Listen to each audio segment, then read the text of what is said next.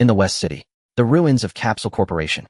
Inside the broken laboratory, Bulma was as usual repeatedly flipping through her research notes. The time machine should be fine, but why hasn't Trunks come back after such a long time? Suddenly a young stranger rushed in hurriedly. The young man was sweating profusely. Before Bulma could ask, he eagerly began to introduce himself. Doctor, hello. My name is Jiao Wei. I'm an ordinary Earthling currently living in the underground shelter across from Capsule Corporation. This is our first meeting. I know you don't know me, but I know everything about you. I'm sorry I can't reveal the reason for now. But to prove I'm not insane and that what I'm saying is not a prank or nonsense, I need to verify the following information with you. Your name is Bulma, your father is Brief, your mother is Bikini, and you have a writer sister named Tights. When you were 15, you met Mr. Sun Wukong during summer vacation, and together you embarked on an adventure to find the Dragon Balls. After that, Wukong destroyed the Red Ribbon Army headquarters, defeated King Piccolo, repelled the invading Saiyans, and eliminated Frieza and his father. Oh, and you went to Piccolo's home planet Namek. After the Namek adventure, you fell in love with the Saiyan Prince Vegeta. Although you never officially married, you had a son named Trunks born in age 766. Before Trunks was born, your dear friend Sun Wukong died of a viral heart disease. Later, the ultimate biological weapons created by Dr. Gero, a surviving member of the Red Ribbon Army, Android 17 and Android 18, appeared. Your companions, friends, and the warriors protecting Earth were all killed in battle against them. The whole world was nearly destroyed by these two monsters. Then, after 20 years, you succeeded in building a time machine and a remote control to stop the androids, preventing this apocalypse. Bulma stared at the young man in astonishment. Even close friends might not know her family situation so well, let alone the companions who had shared adventures with her in her youth. They were all gone now. The smiling faces of her friends flashed through her mind, and Bulma's nose stung. Could it be that one of them survived? But why didn't they come to her earlier, sparing her all this suffering? No. In these 20 most desperate years, only Trunks had been with her. The time machine and the remote control. No third person besides her and Trunks could know about them. Without a word, Bulma placed her hand on the pistol on the table. The young man's narration continued. When Trunks, carrying the good news and your research results, was about to travel back in the time machine to the time before Wukong's death and rewrite history, he was ambushed and killed by Cell. After seizing the time machine, Cell turned into an egg and went to a time 1 year earlier than the machine's intended destination. Don't worry, with Wukong there, that timeline's crisis will surely be resolved. However, this timeline's Earth now faces a new crisis, and peace is still far away. Though the young man spoke quickly, his expression was calm, his thoughts clear, and he showed no sign of stopping. Bulma's heart jolted. She stood up, abruptly pressing the pistol directly against the young man's forehead. Wait, what did you just say? Trunks. How could Trunks have been ambushed and killed? That's impossible. If he's dead, why didn't I find his body? How can you be sure he was killed? The clothes he left behind were perfectly intact, no bloodstains, no signs of battle. The young man flinched, raised his hands high, and quickly explained, Cell's tail can absorb any living thing completely, including hair, nails, bones. Nothing remains except clothes. I don't believe it. I don't believe it. He's only been missing for a year. Clatter. The pistol slipped from her hand and fell to the floor. Her vision blurred. At that moment, Bulma felt the world spin, all strength drained from her body. Jiao Wei suddenly noticed that the woman's face was covered in tears. The situation was a bit unexpected. So Bulma didn't know about Cell. She didn't even know about her son's death. He quickly apologized. He blamed himself for not being better prepared and for stepping right into a minefield. With a slight sigh, Jiao Wei didn't know how to comfort her. The information about this timeline was already scanty. No matter how carefully he deduced from the original story, he couldn't get more details.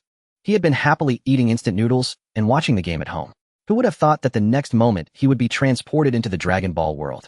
And into this most desperate timeline. No Dragon Balls, no Z-Fighters, no time machine, no Senzu Beans, no coordinates for New Namek. And his current identity was just a native Earthling, a weakling with a power level of less than 5. No Saiyan bloodline, no handy system or cheat that a time traveler should have. He was obviously cannon fodder. Jiao Wei was also miserable. He had nowhere to complain. He was clearly the one who needed comforting more. Yet watching Bulma's sad tears, his heart tightened. This timeline's Bulma had carried too much. After a moment's hesitation, he offered his shoulder to her. She buried her face in his arm, and the shirt sleeve was quickly soaked with hot tears. When Bulma's mood calmed a little, they silently parted. After a moment of deliberation, Jiao Wei spoke in a deep voice. Dr. Bulma, this is not the time for grief. A new crisis has arrived. In the year since the androids were eliminated, many martial arts tournaments have been held around the world. The tournaments are completely rigged, hiding a huge conspiracy. The mastermind is a guy named Babidi. He searches everywhere for powerful warriors, then drains their strength to unseal an ancient demon. Once the demon's seal is broken, the entire Earth, even the galaxy, will be at risk. We must stop Babidi before he gathers enough energy. On this planet, the only person Jiao Wei could turn to for help was Bulma. Bulma suddenly raised her head. Who exactly are you? How do you know so much? My identity is indeed an ordinary earthling. As for why I know everything that happened here, it's because I happen to come from the timeline that knows all of this. To survive, to protect myself, I'm on your side. So please believe me. The concept of time travel wasn't too hard to grasp in the Dragon Ball world. Especially for a scientist like Bulma, who had built a time machine. What will happen in the future? I only know what has already happened. As for what will happen from now on, from the moment we met, it becomes unpredictable. Bulma frowned. So you came to me because you have a solution to the crisis and need my help, right? It seemed he had initially gained Bulma's trust. Jiao Wei nodded appreciatively. Talking to smart people saved effort. Exactly. But I'm not sure if this plan will work. What's your plan? Find the fortune teller Baba and let her bring Mr. Wukong back for one day. For Jiao Wei, the simplest way was to find fortune teller Baba and bring Goku back to the living world for one day. Then teleport to New Namek Wish to Purunga or bring back a new god. Anyway, as long as the Dragon Balls existed, the world could gradually be restored to how it was before the androids appeared. As for the crisis of Majin Buu, it was even simpler. Just tell Goku about the realm of the Kais, let him go there to release Old Kai from his seal, and then have Old Kai contact the god of destruction Beerus. Dealing with a mere Majin Buu, the god of destruction, would only need a single finger, right? Even if we can't contact Beerus, or if he's unwilling to act, we could use the Patera earrings and summon the almighty Vegeta. Of course, before Vegeta steps in, Old Kai must unlock the potential of Goku and Vegeta first. Then when Mystic Vegeta acts, wouldn't he still crush Buu? Thought of this, Jiao Wei grinned widely. Hey, what are you thinking? Smiling so lecherously. Bulma looked wary, quietly stretching her toe to hook the gun on the floor. My plan is like this. Jiao Wei roughly explained his plan. After hearing it, Bulma's brow relaxed considerably. That so-called god of destruction Beerus, is he really as terrifying as you say? Jiao Wei cast a strange glance at the woman. Slapping the god of destruction. You're way more terrifying than him, okay? Later on, the mighty god of destruction practically became your babysitter. The god of destruction is a being who stands at the pinnacle of the universe. With full force, he can even destroy the entire universe. His power is beyond doubt. The key now is whether the first step of the plan can succeed, otherwise everything that follows is meaningless. The plan looked beautiful, but Jiao Wei dared not take it lightly. Dr. Bulma, do you know where fortune teller Baba is? She has a castle palace in the desert. I went there when I was young, I still remember. How far is it from here? Although he was a long-time Dragon Ball fan, Jiao Wei had little knowledge of its geography. His attention was completely drawn to a bunch of fighting dyed-haired monkeys. By airship, it won't take more than 2 hours. Great, let's go right now. Why are you so urgent? The airship's fuel ran out long ago. Even if we refuel, it takes time. Seeing Goku soon. Only then could Jiao Wei set his anxious heart at ease. The apocalyptic atmosphere of this world was too heavy. Living day by day with no guarantee of survival made him extremely insecure. Hearing that there was no fuel, Jiao Wei's heart skipped a beat. He definitely didn't want to go by land. Not only would it take too long, but the dangers on the road were unpredictable. Now was not the peaceful age someone might kill him for even a tiny bit of profit. We don't have much time left. The seal on Majin Buu could be broken at any moment, and then in just a few seconds, all of humanity will be annihilated. Jiao Wei worried that Bulma didn't realize the severity of the problem. Being anxious won't help now. Buying fuel takes time.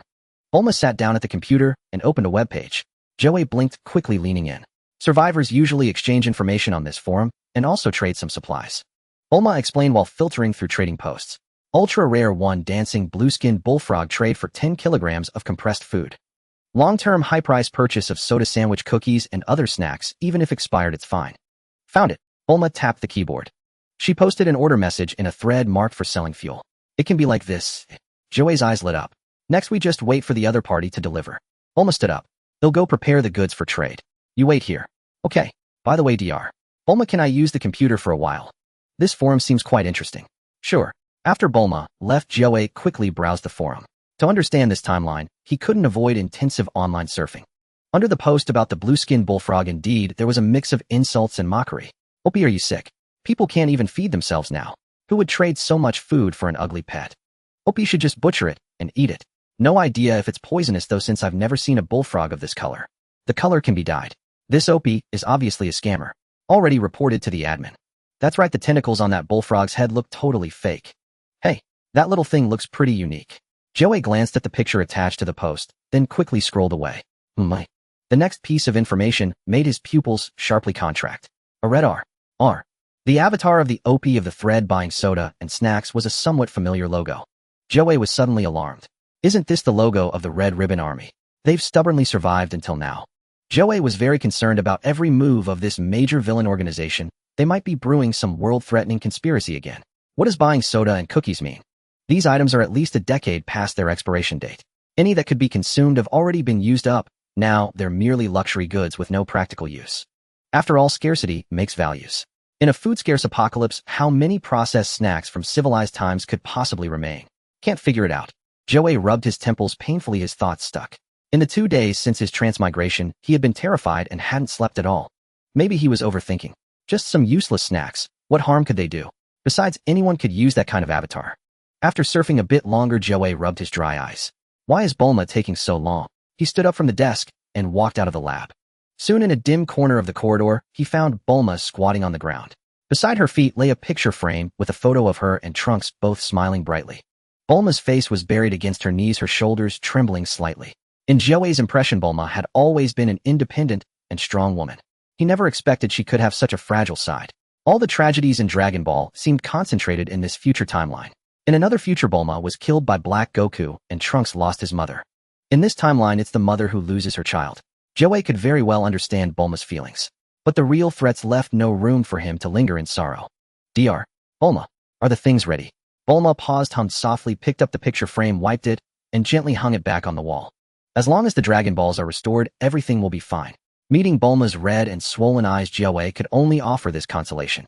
The two returned to the lab in silence. The waiting time was agonizing, especially at the moment when hope seemed within reach. Beep, beep, beeped. A horn sounded from outside. Joey and Bulma both perked up. Finally, it's here. Madam, all the goods you requested are here. 2 delivery men lifted a large iron drum from the vehicle. Thank you for your hard work. Here's what you asked for. Bulma opened the box specifically for storing Capsule Corp capsules, retrieving the last capsule inside, and handing it to the other party, a look of reluctance flickering across her face. Garvey watched from the side, curiosity piqued. Although Capsule Corporation had long gone bankrupt, the supplies accumulated during peacetime should be enough for Bulma to squander for a lifetime. Why did she seem so pained?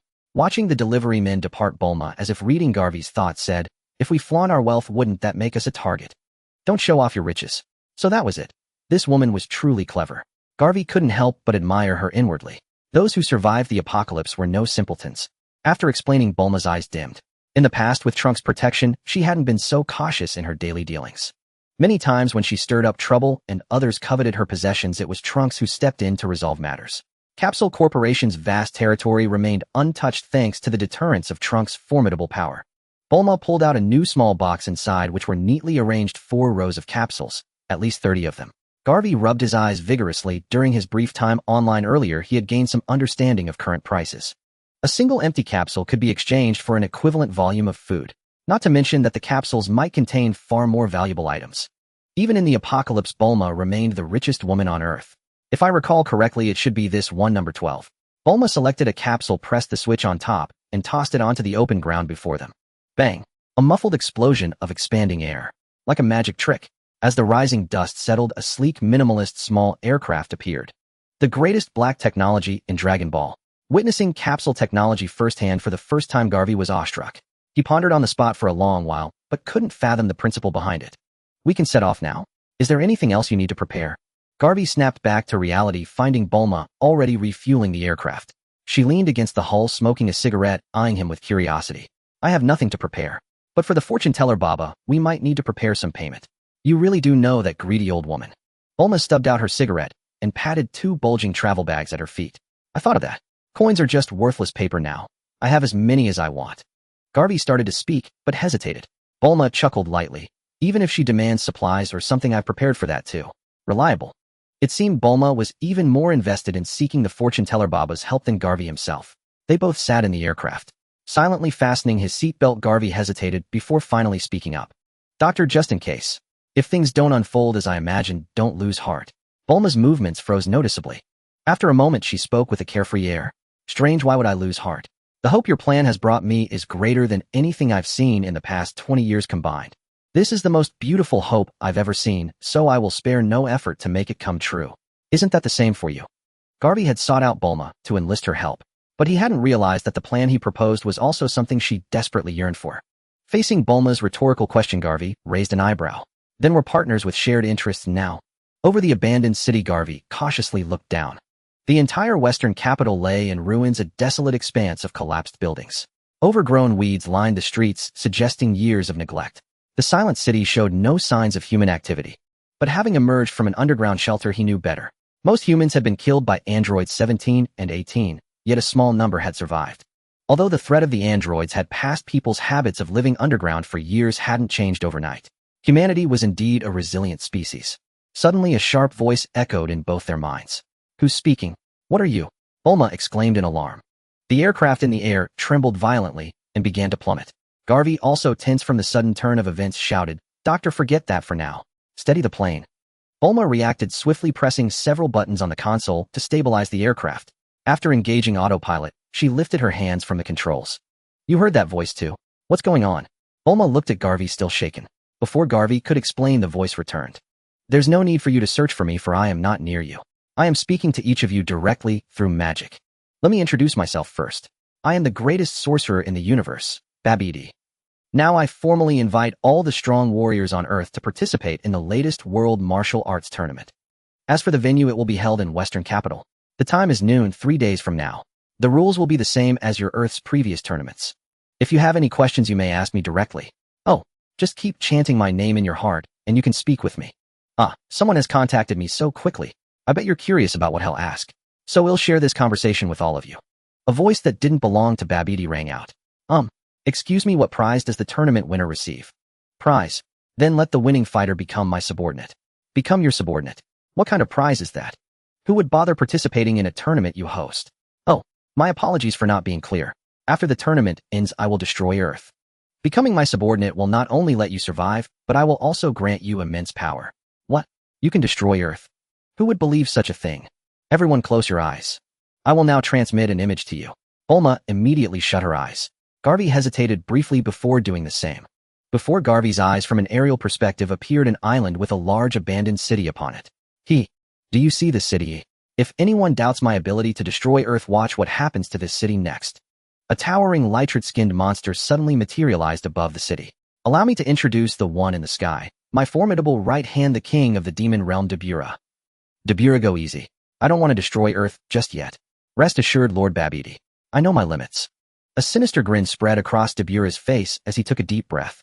Boom! A crimson flame brighter than sunlight erupted from his mouth. In an instant, the entire city, bathed in the red glow, evaporated without even a sound of explosion. Only a massive pitch-black crater remained on the island.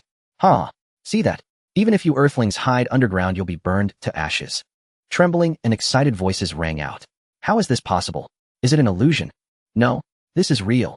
It was a city on the southern island. I saw that red beam of light from the ship, and a hurricane was raging on the sea nearby." "Lord Babidi, since you have such powerful subordinates, why do you want to destroy Earth?" "Yes, we Earthlings have done nothing to offend you, and our world has just endured a catastrophe. We are utterly defenseless. Whatever you desire, just take it. There's no need to destroy Earth." "I came to Earth for one thing only. But that one thing has kept me here for half a year. My time is precious. After all this time, my harvest hasn't even reached half of what I could get from other planets. If I had gone to another planet, I would have already conquered the universe by now. Can you understand my feelings?" Babidi's voice became somewhat gnashing. "So if you want to live, come participate in this martial arts tournament. This is your last chance." With that, Babidi's voice vanished from their minds. Inside the aircraft, Bulma frowned. "That bastard, what does he take our Earthlings' lives for?" Brief, calm down. This is the Earth crisis I mentioned. We only have 3 days left now. We must figure out our next move." Babidi's ultimatum instead slightly eased the pressure on Garvey's shoulders. At least he no longer had to be on tenterhooks every moment. However, 3 days was rather tight. It seemed the order of the Dragon Ball wishes had to be foolproof. Goku, Vegeta, Kami, and Piccolo. These people must be revived. Kami and Piccolo have the highest priority. We need the Namekian Dragon Balls for that. Purunga, the Namekian dragon, can grant 3 wishes, but initially, it could only revive 1 person at a time. Kami and Piccolo share 1 life. Reviving Piccolo might revive Kami simultaneously. Once Kami and Piccolo are revived, Earth's Dragon Balls will naturally be reactivated. However, a crucial point is that in this timeline, Earth didn't welcome the new Kami Dent. The Earth Dragon Balls haven't been upgraded, so Shinron can only grant 1 wish. Although Earth's Shinron can revive a large number of people at once, the restrictions are significant. Those who have been dead for more than a year or have already been revived once cannot be brought back. Moreover, to truly revive someone, the deceased's body must be preserved, otherwise reviving them as a skeleton-like monster would be rather horrifying. Trunks was reduced to ashes and future Gohan had been dead for years. Earth's Dragon Balls didn't seem capable of reviving any important figures. Still, having the Dragon Balls was better than nothing. Whether it was to restore the devastated wasteland of Earth to its former glory or to enhance and boost strength, it would be excellent. The other two wishes of the Namekian dragon could be used to revive the Goku-Vegeta duo.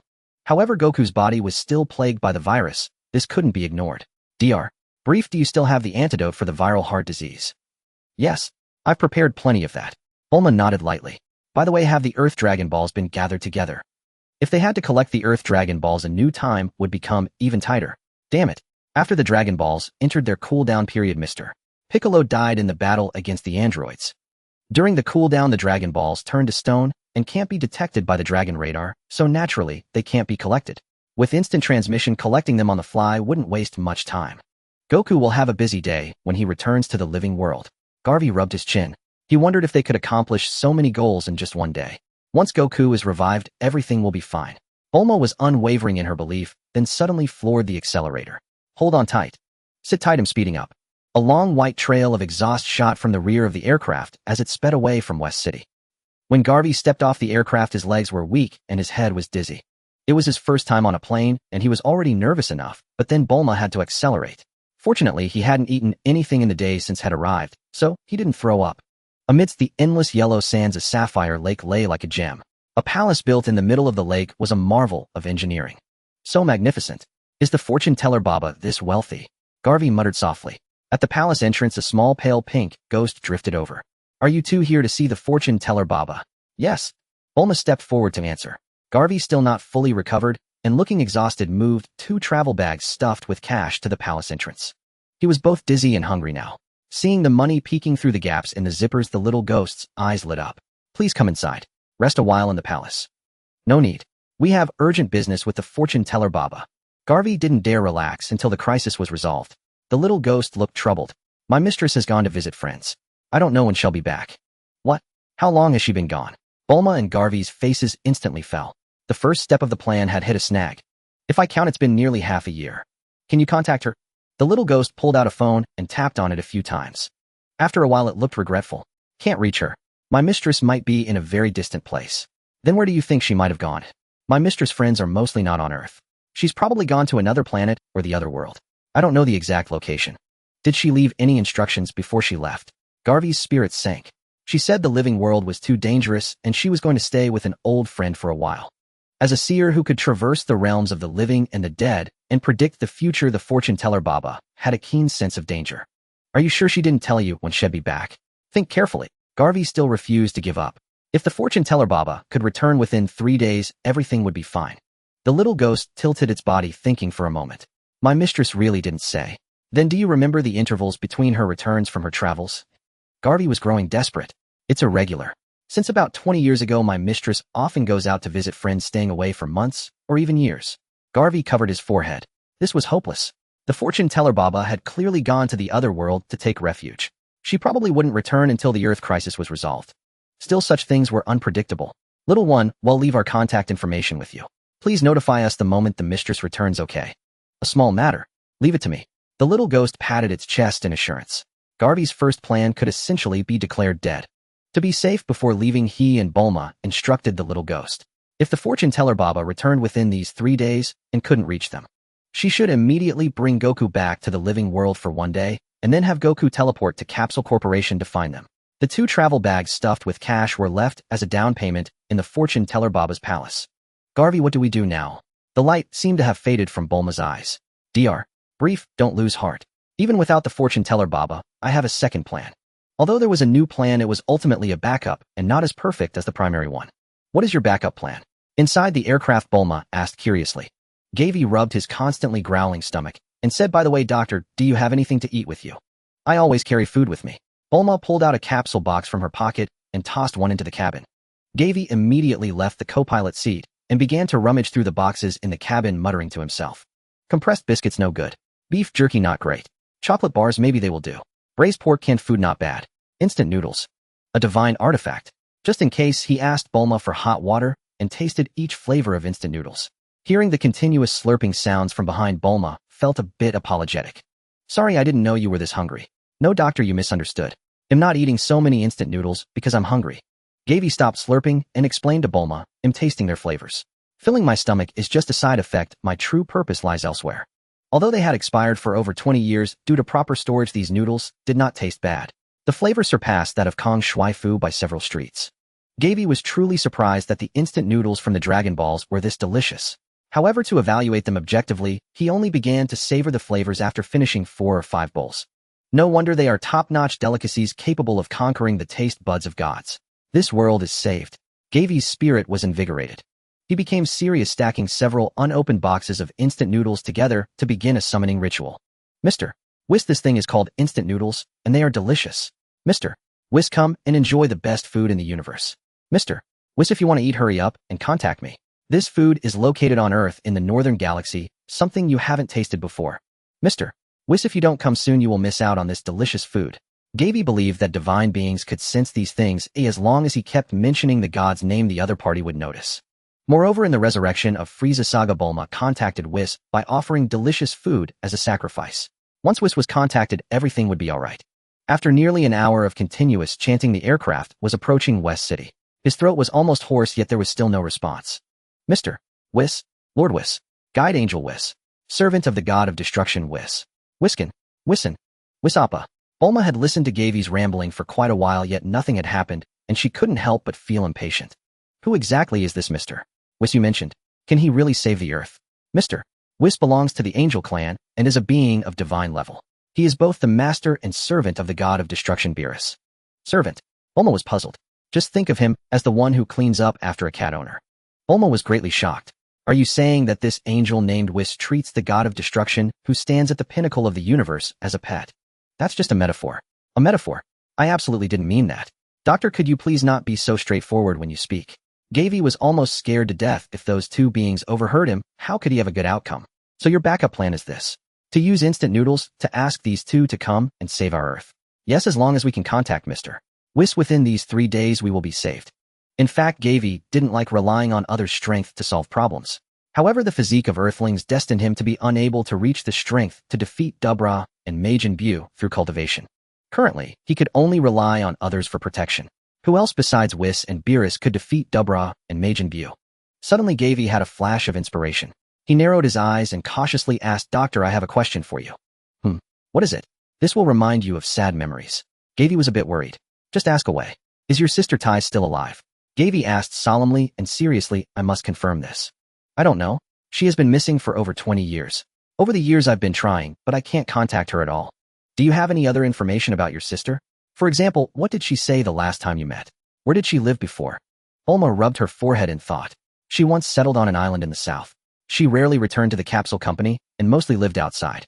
Oh, it seems she made friends with an alien. Gavi's eyes lit up. Let's go to the place where she lived to find her. Are we going now? Gavi thought for a moment. Time was tight, and this matter was as important as contacting Whis, but even more urgent. That's right, we are going now. If we find ties, we can contact the Galactic Patrol Jack. Although Jack's strength isn't that impressive, the Galactic Patrol behind him is an organization that has existed for millions of years. Though this organization acts low-key, its strength seems average. But that's just the surface. Even the Kaioshin entrusted the Devourer Moro to be imprisoned by them. This shows how solid the Galactic King's backing is. Moreover, in the Galactic Patrol, there is an undercover angel named Melis who is training in the lower realm. This makes the Galactic Patrol another powerful ally in Gavi's eyes. If he could connect with Jack, Earth could also be saved. However, the Galactic Patrol members traveling through the universe would also need time to reach Earth. That's why Gavi was eager to find ties. On the way, Gavi explained to Bulma everything he knew about the Galactic Patrol. You said that in the Galactic Patrol there is an elite member named Melis whose true identity is an angel. He is also Mr. Whis' brother. Exactly. It's for this reason that Earth has gained a glimmer of hope. Gavi, I'm really curious about what your original timeline was like. How do you know so much information? You wouldn't be interested. Gavi hurriedly deflected. Bulma pouted. I know this is your secret. I won't pry if you don't tell me. Sorry, but Gavi. Bulma looked at the co-pilot with sincere eyes. I'm really lucky that you found me and brought me hope. Strange, despite calling out continuously for so long, there is still no response. Don't you think using instant noodles as a sacrificial offering to summon a deity is somewhat disrespectful, eh? Bulma expressed her thoughts. Maybe so, Gabe replied uncertainly. Perhaps the allure of instant noodles isn't strong enough. Once we return to Capsule Corporation, I'll take out my precious food to give it a try.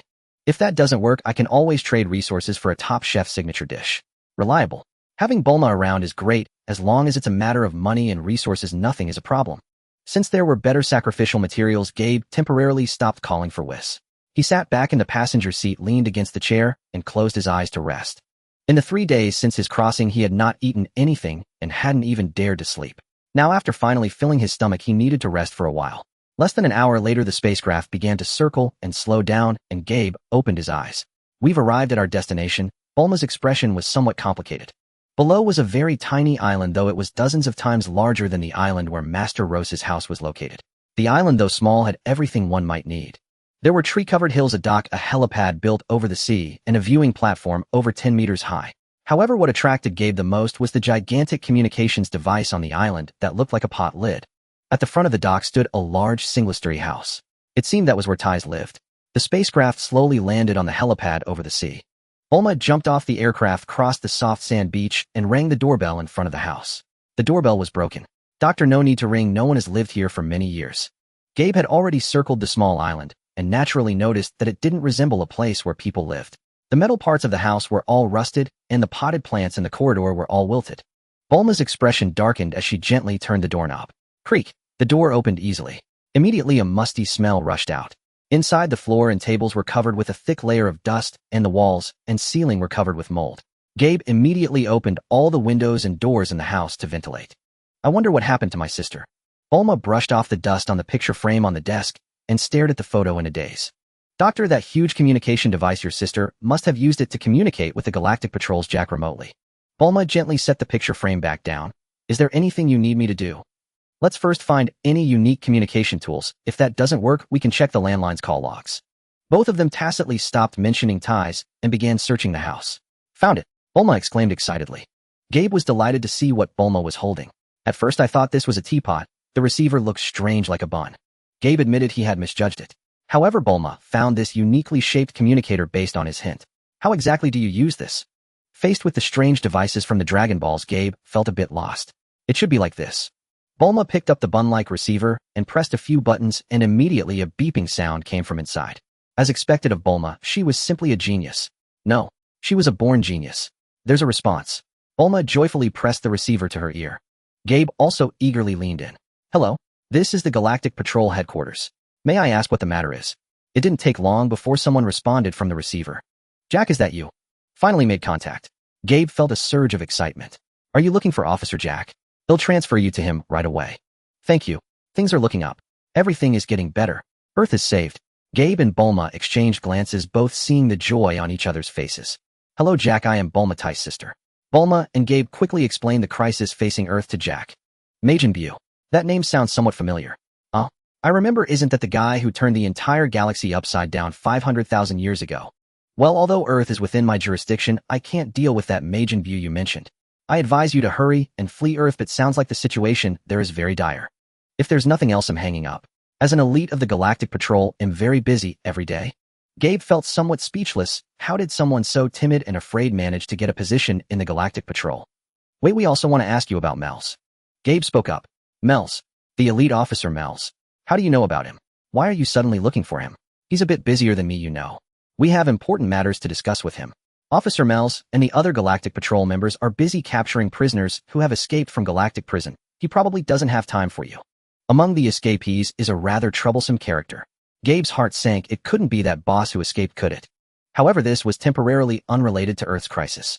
As long as he didn't provoke them, they likely wouldn't notice this tiny, insignificant planet in the remote northern galaxy. However, the probability of Mels coming to help seemed to have decreased significantly. After all, that boss could destroy planets more easily than eating and drinking. His destructive power was no less than that of Majin Buu. Gabe rubbed his forehead, feeling a bit of a headache. It would be best to contact Mels himself to confirm the situation. "Hey, I say, Jack, since Earth is under your jurisdiction and there's trouble, you can't really just pretend you don't see it, can you?" Bulma was very dissatisfied with Jack's attitude. After a brief silence, Jack's voice came from the other end. "I will report this matter to headquarters. Also, in light of Ties, I can take you all away from Earth." "What kind of irresponsible attitude is that?" Bulma's forehead throbbed with anger. "I would never flee Earth like a coward. I won't leave Earth either." Gabe's tone was very firm. Leaving Earth. Although it was a way to save his life, he felt it was inappropriate upon a brief reflection. Staying on Earth, he still had other plans to implement. There was capsule technology, android technology, as well as the time machine, Dragon Balls, and spirit beans on Earth. Gabe simply didn't currently have the means to utilize these things. Once he found a feasible plan, it was not impossible to turn the situation around with these resources. And if he left Earth away from Bulma, where could a normal person like him go, and what could he achieve? Indeed, with Bulma by his side, Gabe felt a strong sense of security. By the way, Jack, if you really want to do something for Earth, then hurry and head to New Namek. New Namek? Is there such a planet? Jocko asked, somewhat puzzled. There must be, and it's in the Milky Way. Search carefully. In the original story, since North Kai could roughly sense the location of New Namek, it meant that the planet's position hadn't strayed beyond the galaxy's bounds. Since it was still within the galaxy, it fell under the jurisdiction of the Galactic Patrol. Finding it should be no problem. Alright, I'll look up its coordinates in the database. The waiting made Gavin a little anxious. He had truly fallen into a mental blind spot, thinking only that reviving the protagonist Goku could alter the world's trajectory. To find the coordinates of New Namek, he could have simply sought help from the Galactic Patrol. He could even ask North Kai or the Supreme Kais for assistance. He wondered if the current Supreme Kai Shin had already arrived on Earth to prevent Babidi from resurrecting Majin Buu. This fellow, who only became the Supreme Kai after the Grand Supreme Kai was absorbed by Buu and all the other apprentice Supreme Kais were sacrificed, was unreliable, yet his importance rivaled that of the Dragon Balls. The Elder Supreme Kai had been sealed within the Z Sword for eons. After his long disappearance, his divine position was inherited by a successor, and the Destroyer's life force automatically linked to the new Supreme Kai. Speaking of which, Beerus was incredibly lucky. When the Grand Supreme Kai led the 4 apprentice Supreme Kais in a battle against Majin Buu, he wasn't killed outright, but absorbed instead. This allowed the slumbering Destroyer to escape unscathed. However, the cat's luck had run out. Although this era's Supreme Kai Shin was kind-hearted, he was too reckless in his actions. In future Trunks' timeline, he sacrificed himself fighting Dabura. In the main timeline, he ignored Beerus' warnings and recklessly traveled to future Trunks' timeline to battle Zamasu. Gavin now worried that Shin might rush in headlong to confront Babidi. Though the Supreme Kai had a battle power of a few hundred million, he was no match for Dabura, let alone Majin Buu. Losing wouldn't matter much, but if Shin were killed, he would take Beerus, who shared his life force with him. Then Whis, the Destroyer's attendant angel, would fall into slumber, plunging the situation into true hopelessness. Thinking this far, Gavin couldn't help but worry.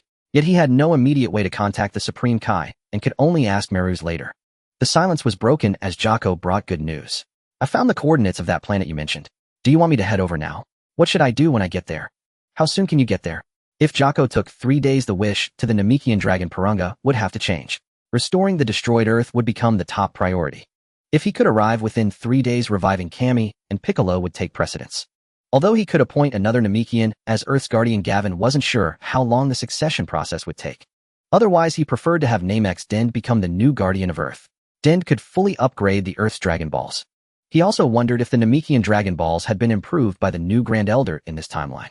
In the original Buu saga, the Earthlings killed by Majin Buu were all revived en masse by the upgraded Purunga. The upgraded Purunga could resurrect all key figures in one go. Even if the Namekian Dragon Balls hadn't been improved, they were still the most crucial hope in Gavin's eyes. ITLL take about 3 days.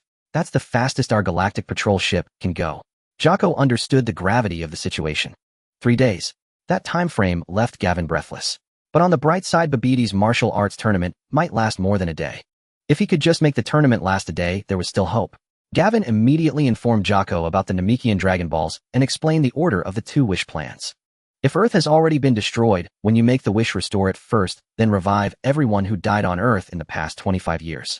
If a mass resurrection isn't possible, prioritize reviving Bulma and Son Goku.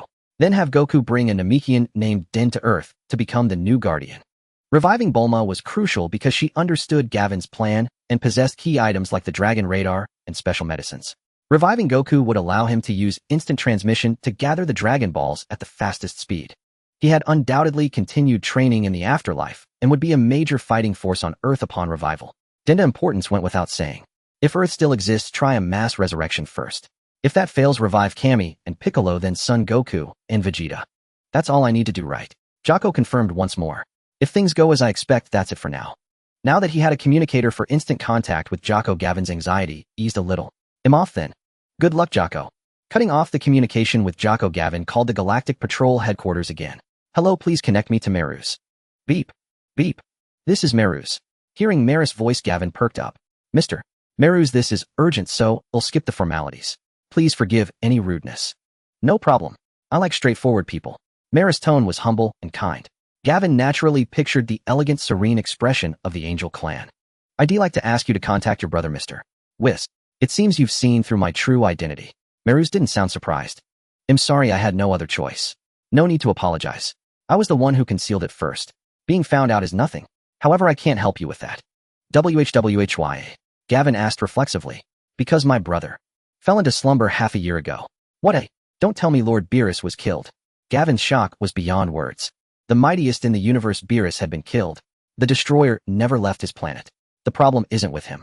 Then that means the current Supreme Kai was killed by Babbidi's group. Gavin immediately thought of this possibility. Supreme Kai Shin, without even seeking allies, rushed in with Kibito and got himself killed the moment Babbidi appeared. Not only did he drag Beerus and Whis down with him, but he also wasted the Patera earrings. Gavin was speechless. Babbidi. That name sounds familiar. But the Supreme Kai wasn't killed by him. The culprit is a Saiyan who destroyed the southern galaxy. So the Supreme Kai had indeed been killed. No wonder he couldn't contact Whis. Gavin's mind grew chaotic. A Saiyan who destroyed the southern galaxy. Wasn't that the setting from the old Broly movie? And old Broly's setting was practically a bug. His power doubled with age. This timeline was over 10 years later than the original Buu saga. That meant Broly's extra decade of life had multiplied his power tens of thousands, even hundreds of thousands of times. How formidable had his battle power become now? The crisis with Buu wasn't resolved yet, and now a Broly had appeared. And this Broly possessed the purest Saiyan brutality and bloodlust, a true villain. Wait, I heard you're pursuing a group of escapees from the galactic prison. One of them isn't named Moro, is it? Gavin probed. You even know about the hidden connection between the Supreme Kai and the Destroyer. Moro's prison break was within your expectations too. Mara's tone finally carried a hint of curiosity. Gavin was frustrated. In this timeline, which had lost its protagonist Goku for over 20 years, powerful enemies hadn't disappeared. They had accumulated one after another. Of course, not all bosses were still alive. At least Frieza and Cell were gone, right? Earth in this world had no Dragon Balls to revive Frieza. Cell had already gone to the main timeline. Wait, mentioning Cell suddenly sparked a thought in Gavin. The soda and sandwich cookies that the Red Ribbon Army acquired. Could they be cola and Oreos? This was clearly prepared for Dr. Jiro's grandson. Oh my god. Could it be that everything he feared was coming true and all the bosses were converging in the same era? Gavin thought if he were Earth head self-destruct right now, he was done playing. Looking at Bulma beside him, her brow relaxed with a faint hope for the future. Gavin couldn't bear to tell her the harsh truth. As for the matter concerning Dr. Jiro's grandson, no tangible threat had yet emerged. For now, Gavi needed to focus his energy on Babbidi. Mr. Meru's Earth is in some trouble, and I hope to have your assistance. Gavi briefly explained the situation regarding Babbidi and Majin Buu. I'll depart immediately and reach Earth as fast as I can. However, I'll be coming in my capacity as a member of the Galactic Patrol. I hope you understand, and please do not reveal my true identity to anyone. Angels must maintain a neutral stance. Though the reason was unknown, Gavi had already come to terms with it. I understand. Just knowing you're willing to come is a great relief to me. You're welcome. There's a reason for my visit to Earth as well. To defeat Moro, we must harness the power of Majin Buu. Please be patient for 70 hours of your Earth time. 5 million years ago, the Grand Supreme Kai did not die in battle. Instead, he was absorbed by Majin Buu, and even now he slumbers within the Majin's body. Meruz could briefly awaken the Grand Supreme Kai's personality within Buu. This would likely lead to a confrontation between Majin Buu and Moro. It was a win-win scenario. Moreover, his timing was precise, proving far more reliable than another member of the Galactic Patrol. You can reach Earth within 3 days? Exactly. Isn't Babbidi hosting a martial arts tournament? Perhaps he'll even make it in time to participate. This news invigorated Gavi. Majin Buu versus Moro. He wondered who would be stronger. Of course, before Meruz arrived on Earth, Gavi absolutely could not allow Babbidi to unseal Buu. But now he had no one else to rely on. Distant water couldn't quench a present fire. Indeed, only that option remained. After ending the communication with Meruz, Gavi and Bulma immediately took a flying vehicle back to Capsule Corporation in West City. The device for contacting the Galactic Patrol was also packed into a capsule and brought back. Doctor, do you know where Dr. Jiro's secret laboratory is in North City? I do recall that place. Bulma smoothed her long hair. Really? I want to go there and take a look. If Gavi remembered correctly, the blueprints for Android 17 were stored in that lab. Android technology was undoubtedly a powerful asset in the Dragon Ball world. And the ultimate creation of that technology was Cell. If Bulma could master this technology, their survival rate before Merus' arrival would increase dramatically. That place has already been destroyed by Trunks. What? Gavi was taken aback. Don't worry. Before it was destroyed, we brought back everything of value. What exactly? The blueprints for Android 17. It was from these plans that I built the controller to stop those two monsters. Gavi let out a long sigh of relief. Bulma never disappointed. By the way, along with the blueprints, we also brought back Dr. Gero's computer and an unactivated android. Which android is it? Curiosity piqued Gavi's interest. Who could this unactivated android be? Android 16, Android 19, 20, or perhaps 21. Gavi quickly dismissed the last possibility. Majin Buu hadn't even appeared yet. How could it be Android 21, who was fused with Majin's cells? They'll take you to see. Under Bulma's lead, they arrived at the underground freezer.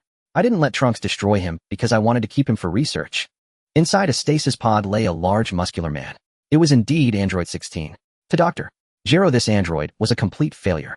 Unlike Androids 17 and 18, who were ordinary humans modified at the cellular level. Android 16 was modeled after Drive, Gero's eldest son in appearance. His core relied on chips and mechanical functions. He was an artificial intelligence, a robot. Though Android 16 possessed immense power and unlimited stamina, he had a deep love for nature, a stark contrast to Dr. Gero's original intentions. He's not evil. We can activate him. Gavi stroked his chin. Really? I've removed the bomb inside him, but isn't this too risky? Bulma remained skeptical. Not right now, but after we have the means to protect ourselves, Gavi said, ever cautious. The means to protect ourselves? What do you mean? Bulma didn't understand.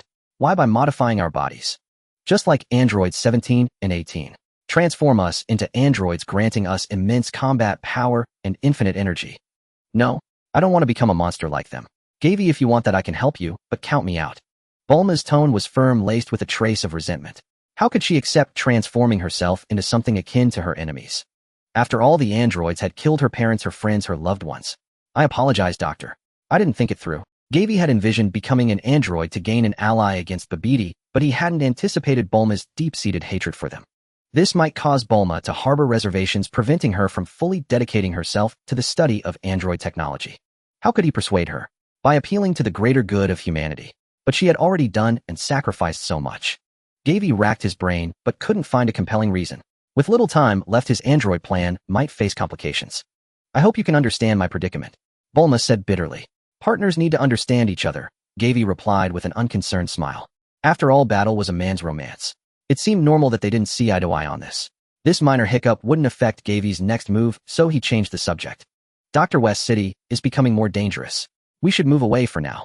Due to Babidi's tournament, more people were flooding into the city.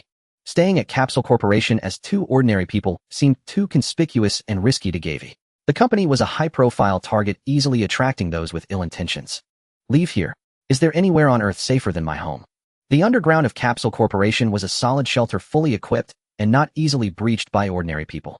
That place is even safer, and it has something we urgently need. Something we urgently need? Why not just tell me what you need? Bulma blinked in confusion. Doctor, what we need is time.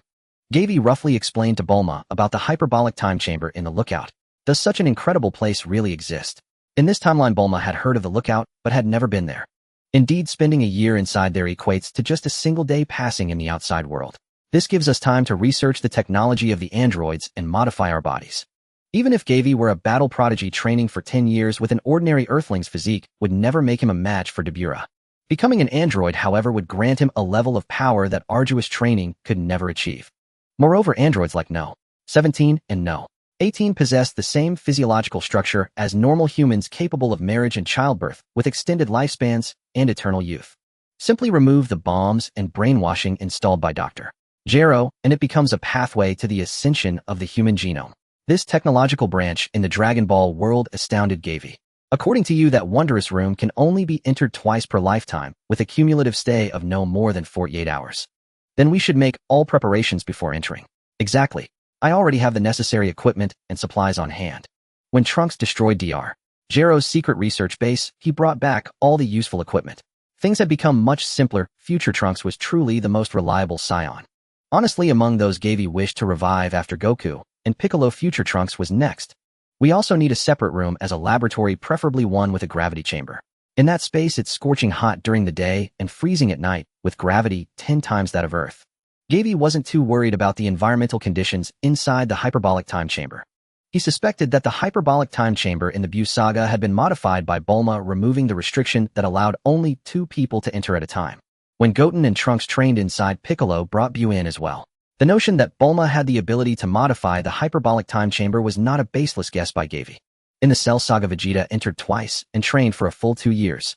By the Zamasu Saga, Vegeta entered the hyperbolic time chamber again for extended training. Meanwhile, the anime plot of Dragon Ball Super also mentioned that Bulma improved the chamber while helping to repair it after Boost destruction. Modifying the internal environment of the space wasn't beyond her capabilities. In short, this woman was the most versatile genius among all scientists. For this reason, Gavi had believed from the very beginning that Bulma could perfectly master android technology. This was also the foundation of his confidence in executing this plan. Gavi, you seem to know everything about what I have in my house. Bulma cast a suspicious glance at him. Ahem. How could that be possible? Dr. Time is pressing. Let's prepare the things and set off immediately. Gavi hastily changed the subject. Bulma didn't seem inclined to probe further into his secrets.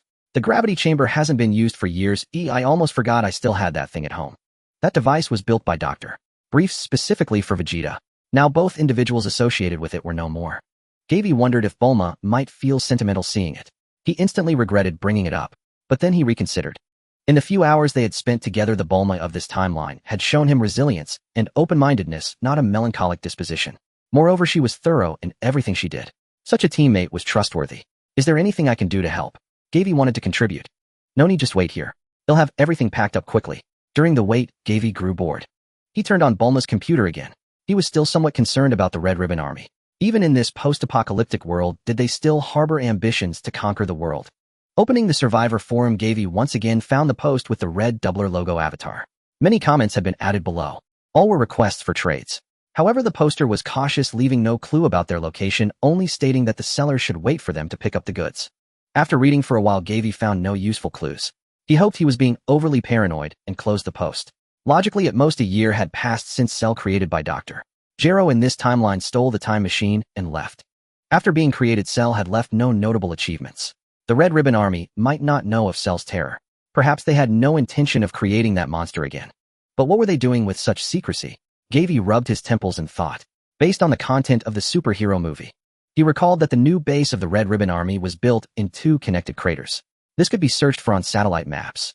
Such natural wonders should be rare, making it easy to pinpoint the organization's stronghold. What are you looking for on the digital map? Unbeknownst to him, Bulma was standing behind Gavi, asking curiously.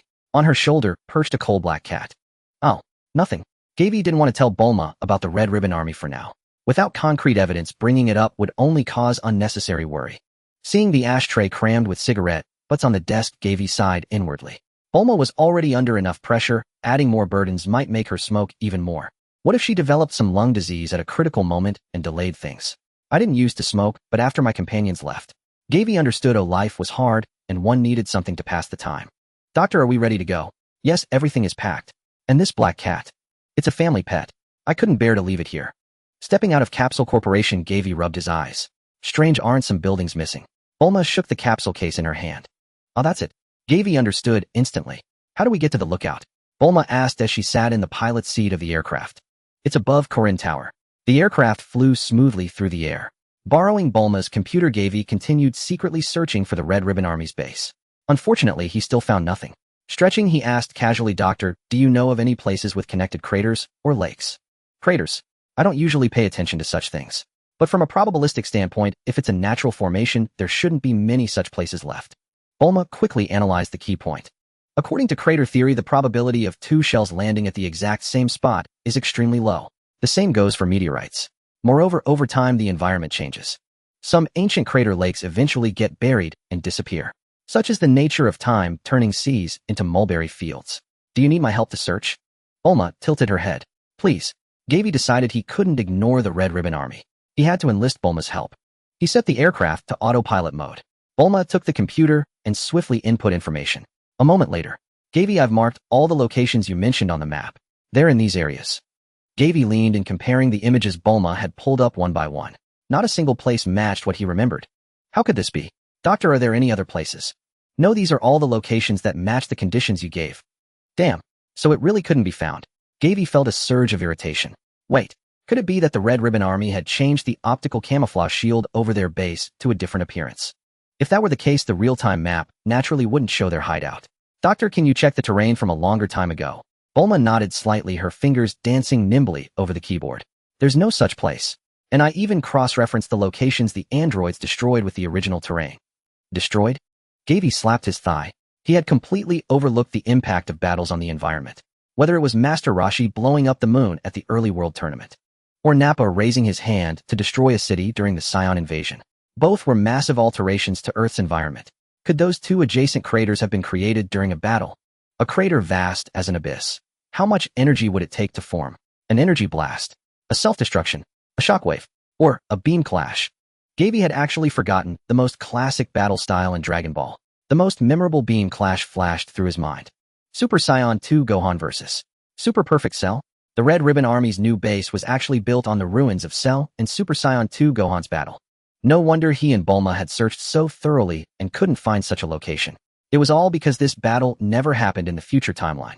This meant he had no way to use the corresponding Dragon Ball plot to find this villain organization's hideout. Nor could he thwart their schemes in advance. He would have to deal with the Red Ribbon Army one step at a time. Sorry, Doctor, I made a mistake. There's no need to search anymore. Such a place doesn't exist. Recalling that century-defining beam clash between Cell and Gohan, Gavi once again felt the pressure of death. In his memory, Dabura's power was on par with Super Perfect Cell. Even if he became an android, he would be no match for Dabura. Was there any way to weaken the Demon King? Gavi was lost in thought. My God, what a tall tower! Bulma exclaimed beside him. Snapping back to reality, a tower before them seemed to pierce the sky, soaring into the clouds. Doctor, the top of Korin Tower is still above the clouds. Gavi reminded her. Bulma immediately ascended the aircraft. After passing through the mist, their view opened up. The top of the tower was now before them. Is this the top of Korin Tower? Bulma looked up at the tower's peak. At the very center of the tower's summit was an elliptical spherical platform. The platform had 2 levels with a dozen thick pillars at the edge supporting an arched dome. That's right, Doctor. Gavi confirmed. Unfortunately, it looks like no one has lived here for many years. He wondered where Korin had gone. Gavi felt a pang of regret. Senzu Beans, that miraculous item, could only be grown by Korin, but he had long since vanished without a trace. In the Future World side story, during the conversation between Trunks and Future Gohan, it was mentioned that Earth had run out of Senzu Beans. As for the reason, aside from the glutton Yajirobe's factor, it was certainly linked to Korin's sudden disappearance. Perhaps finding Korin would allow them to replant Senzu Beans. Korin's whereabouts were briefly mentioned in the Super anime through Yajirobe. He said Korin sacrificed himself to save Yajirobe during Black Goku's attack. In this timeline, there was no Black Goku, so Korin was likely still alive. However, restoring the Senzu Bean supply was not the most urgent matter. Isn't this the lookout? Bulma asked, slightly puzzled. No, the lookout floats above Korin Tower. The aircraft swiftly passed the platform and continued climbing. Above the tower's dome, a straight red pole extended upward, vanishing into the distance. This pole was naturally the power pole. In the early days, to reach the lookout, one had to pass Korin's trial and gain his approval. Any human aircraft that got close to the lookout would be repelled. Now, with the power pole connecting to the lookout and Kami having died alongside Piccolo, Gavi speculated that the barrier-blocking aircraft was gone. Otherwise, he and Bulma would have had to climb the power pole. Wow, there's something up there. A moment later, the two in the aircraft saw what was above, a massive hemispherical platform. So this is the lookout, Gavi murmured. I never imagined such a palace could exist so high up. Bulma's eyes sparkled with wonder. A solitary black figure stood at the edge of the vast circular plaza. He seemed to be watching, or perhaps waiting for something. Seeing the man with skin like charcoal wrapped in a white turban and wearing a vest, Gavi felt an instant warmth. Mr. Popo was still alive. Popo also noticed the visitors in the aircraft. I know him. That's Mr. Popo. Bulma waved excitedly at him. In the Namek arc, on the eve of their trip to Namek, it was Mr. Popo who led Bulma to find the spaceship Kami had lived in as a child. He also taught Bulma the Namekian language. Popo grinned, his thick lips parting, and waved back. Then he pulled out a handkerchief, wiped tears from his eyes, and choked softly. After all these years, I finally see hope for reviving Kami. The aircraft landed smoothly in the center of the plaza. Popo approached. I already know why you've come. Bulma showed a hint of surprise. You know we intend to borrow that magical room. I keep watch over the world below at all times. I am all too aware of the crisis Earth faces. Popo nodded, his face showing reluctance. Due to certain constraints, I cannot interfere in mortal affairs. In the Dragon Ball world, gods and their servants were bound by various restrictions. Gavi had already prepared himself for this. Please follow me, you two. Popo clasped his hands behind his back and led the way. Gavi curiously observed the figure walking ahead. In his memory, Mr. Popo was a mysterious figure. He had a long lifespan and had assisted multiple gods. He had even crafted the statue of Shinran, which the previous god brought to life. Although Mr.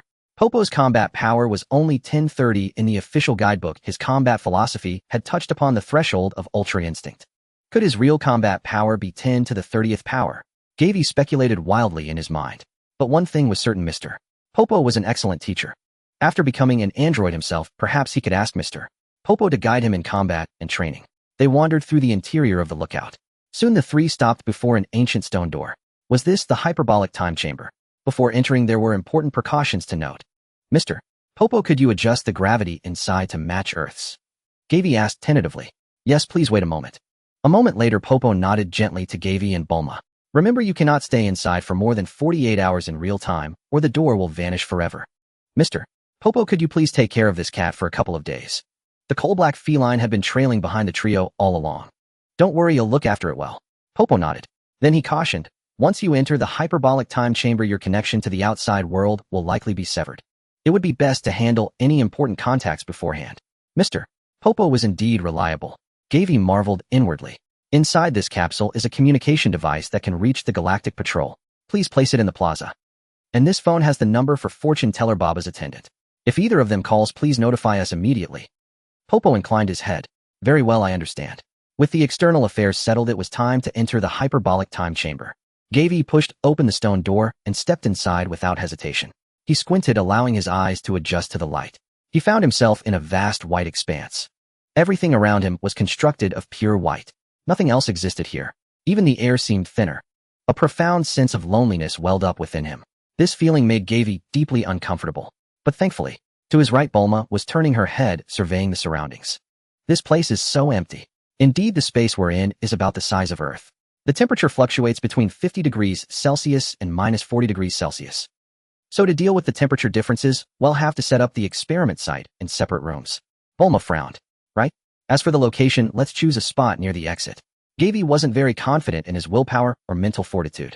What if he got lost deep within the space or started hallucinating? That would be disastrous.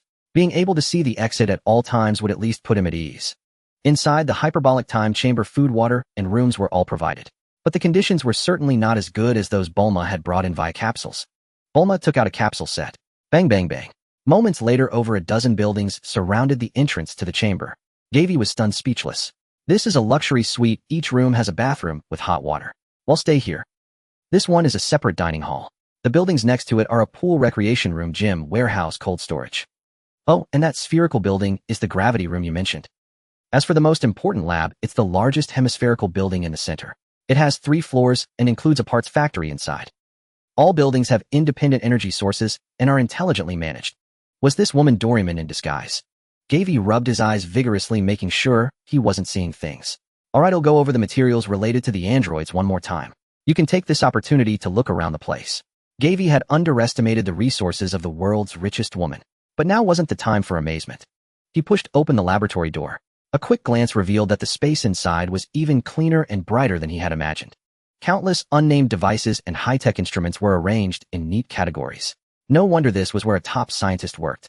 Gavi took a quick tour of every room on all 3 floors. A flicker of joy stirred within him. The android project would surely succeed. As for touring the housing, dining hall, pool, and such under the shadow of the real-world threat, he couldn't muster any interest. After familiarizing himself with the experimental site, Gavi found Bulma. He intended to make one final plea. Gazing at Bulma, Gavi spoke slowly, his tone gentle, yet resolute. Dr. Technology has no morality. It's the user who determines whether it's good or evil. Before Gavi could finish, Bulma interrupted. I know what you're worried about. Rest assured. I believe you're asking me to research this technology only to protect yourself, not to harm others. Since I've agreed, I'll give it my all. Bulma's stance had softened, but she still seemed hesitant about becoming an android. You know, if we truly succeed in saving the world, all your fallen comrades will be revived. The moment Gavi's words fell, Bulma looked up. On her face, which had weathered the years yet retained its charm, was a look of utter confusion. Gavi, I don't understand. The dead do not age. They will return exactly as they were at the moment of their departure. Hearing this, Bulma seemed to recall something and let out a hearty laugh. But surely they wouldn't resent an old woman who brought them back, would they? Gavi slapped his forehead. Why had Bulma suddenly become so dense? Doctor, you've got it wrong. What I meant is that android technology isn't just about gaining immense power and infinite energy. It can also grant eternal youth and a long lifespan. Bulma fell silent, standing still for a long moment. Gavi caught a glimmer of a strange light in her eyes. He quickly pressed his advantage. Doctor, your comrades have been dead for at least 20 years. If they revive, their ages won't change, but their appearance will be vastly different from yours. If they showed up at your birthday party, the scene might be a bit awkward. How old are you this year? At least 55, right? Bulma's forehead veins bulged as she angrily cut him off. Shut up. Gavi, if you're lying to me, you're dead. With a fierce flick of her white lab coat, Bulma stormed over to her computer chair and picked up the research blueprints for Android 17. Inside the hyperbolic time chamber, the sand in the two massive hourglasses by the entrance flowed silently. 2 months passed in the blink of an eye. By now, Bulma had fully mastered the essence of Dr. Gero's android technology. Through his studies alongside Bulma, Gavi had also developed a unique understanding of this technological path. Though he contributed less, even the most brilliant scientists couldn't do everything alone. They needed assistance to help. Gavi played that role. All theories were now understood, and all preparations were complete. Today was the day they would enter the incubation pods and undergo the formal transformation. Gavi was about to lie down in the transformation pod filled with green nutrient fluid, but he suddenly felt the atmosphere in the lab was strange. Through the incubation pod, he could see Bulma at the opposite workstation, her expression somewhat twisted. She occasionally let out eerie, unsettling sounds. Could it be? Damn it. Could it be that Bulma had suffered from mental contamination? Although no one in Dragon Ball had ever encountered problems within the hyperbolic time chamber, the possibility existed, and Garvey had been on guard against it. When willpower waned and concentration faltered, hallucinations or other aberrant behaviors could manifest. Unable to set his mind at ease, Garvey quietly crept out of his chamber and tiptoed toward Bulma. As the distance between them narrowed, Garvey finally saw clearly. Before the computer screen, Bulma wore a lecherous grin, muttering to herself. Adjust the age one more time, really the last time. Oh, my being younger feels so good. Make the eyelashes a bit longer. Tighten the skin a bit more, make it springy hee. Make this and that bigger, firmer, perkier ah hee. Carefully skirting around the cultivation chamber, Garvey silently stood behind Bulma. She was tweaking the values of various body parts on a 3D preview model. Garvey, weren't you already inside the cultivation chamber? Suddenly discovering an uninvited guest behind her, Bulma's expression flustered. Garvey immediately spotted the problem. Gazing at the monitor at the latest character appearance Bulma had sculpted, he couldn't help but break out in a cold sweat. It was the spitting image of Bulma at 16. Lowering the age so drastically was bad enough. The key was that certain parts had received significant enhancements. Unbearable, utterly unbearable. Garvey covered his face. That Bulma, she was simply too shameless. However, in any case, nothing bad had happened. He had no standing to criticize her either.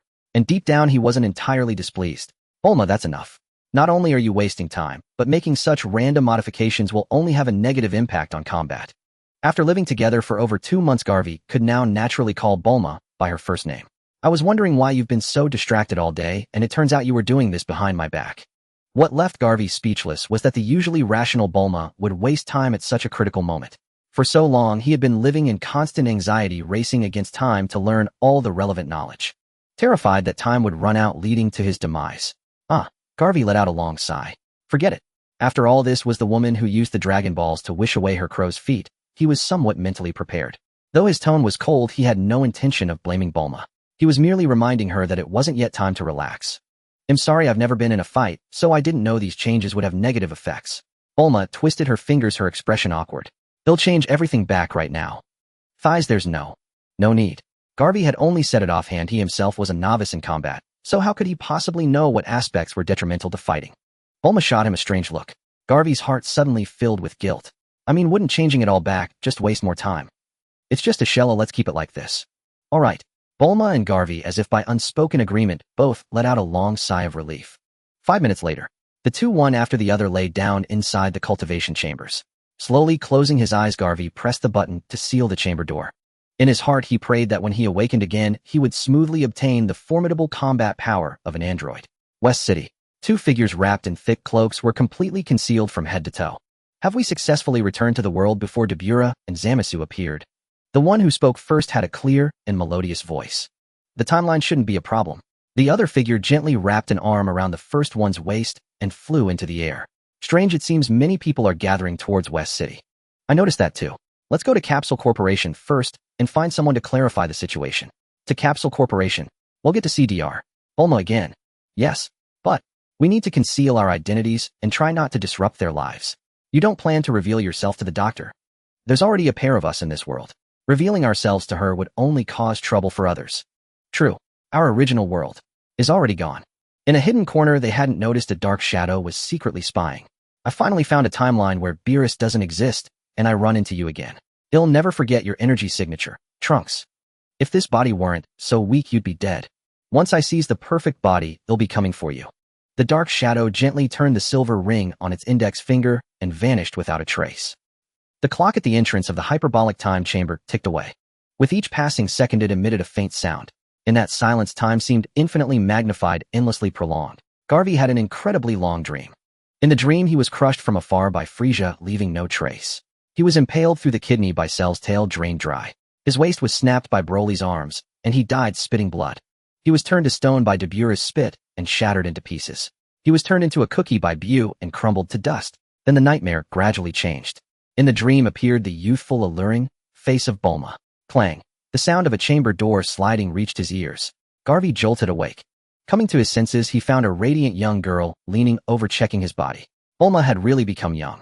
The feeling was like watching an aging screen goddess from the past suddenly return to 18, leaving Garvey filled with emotion. Garvey, your body is in excellent condition. The young girl wore a white lab coat, her aqua blue hair simply tied back. Though clad in a loose outer garment, it couldn't hide her stunning figure. Bulma, did we succeed? A trace of unease stirred in Garvey's heart. Transforming himself into an android was a crucial step in preventing Babidi from unleashing Majin Buu. He didn't want all their hard work to go to waste. The first phase of the transformation was a complete success. The first phase of android modification involved upgrading all ordinary cells in the body to super cells. It allowed a human to directly break through their former physical limits and become a super warrior. Super cells not only possessed powerful self-repair capabilities, but also served as the carrier for a nanoscale energy reactor. By simply absorbing air through the pores, the reactor within the cell would naturally fuse the absorbed matter, providing the body with a nearly limitless supply of energy. But it wasn't truly limitless energy. Even an elementary school student knows that matter and energy are conserved. The key was that the rate of energy generation within the cells far exceeded the rate of consumption.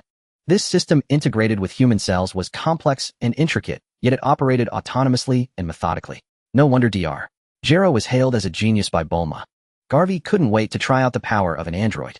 How long have we been in the cultivation pod? Bulma raised a finger. The minor modifications to our cells took an entire year. A year? Well, it felt like only a dozen days to me. A year in the hyperbolic time chamber equated to a single day outside. The two had spent a year and 2 months within this space. By this calculation, less than a day and a half remained before the Babidi martial arts tournament commenced. He wondered if any momentous events had transpired during that day outside. What of Meru's Jocko and the fortune teller Baba? Had new crises arisen on Earth? Let's go outside and test our physical attributes. They exited the laboratory and ventured to a spot a fair distance from the hyperbolic time chamber's entrance. Davy lightly clenched his fist, feeling an immense surge of power throughout his body. Veins bulging on his arm, he drove his fist into the ground. A thunderous boom echoed as rubble scattered, leaving a massive crater in the hard earth. But every action had an equal reaction. Davy shook his hand, frantically wincing in pain. Bulma apologized. Removing the sense of pain is part of the second phase of modifications. It's best to avoid injuries for now.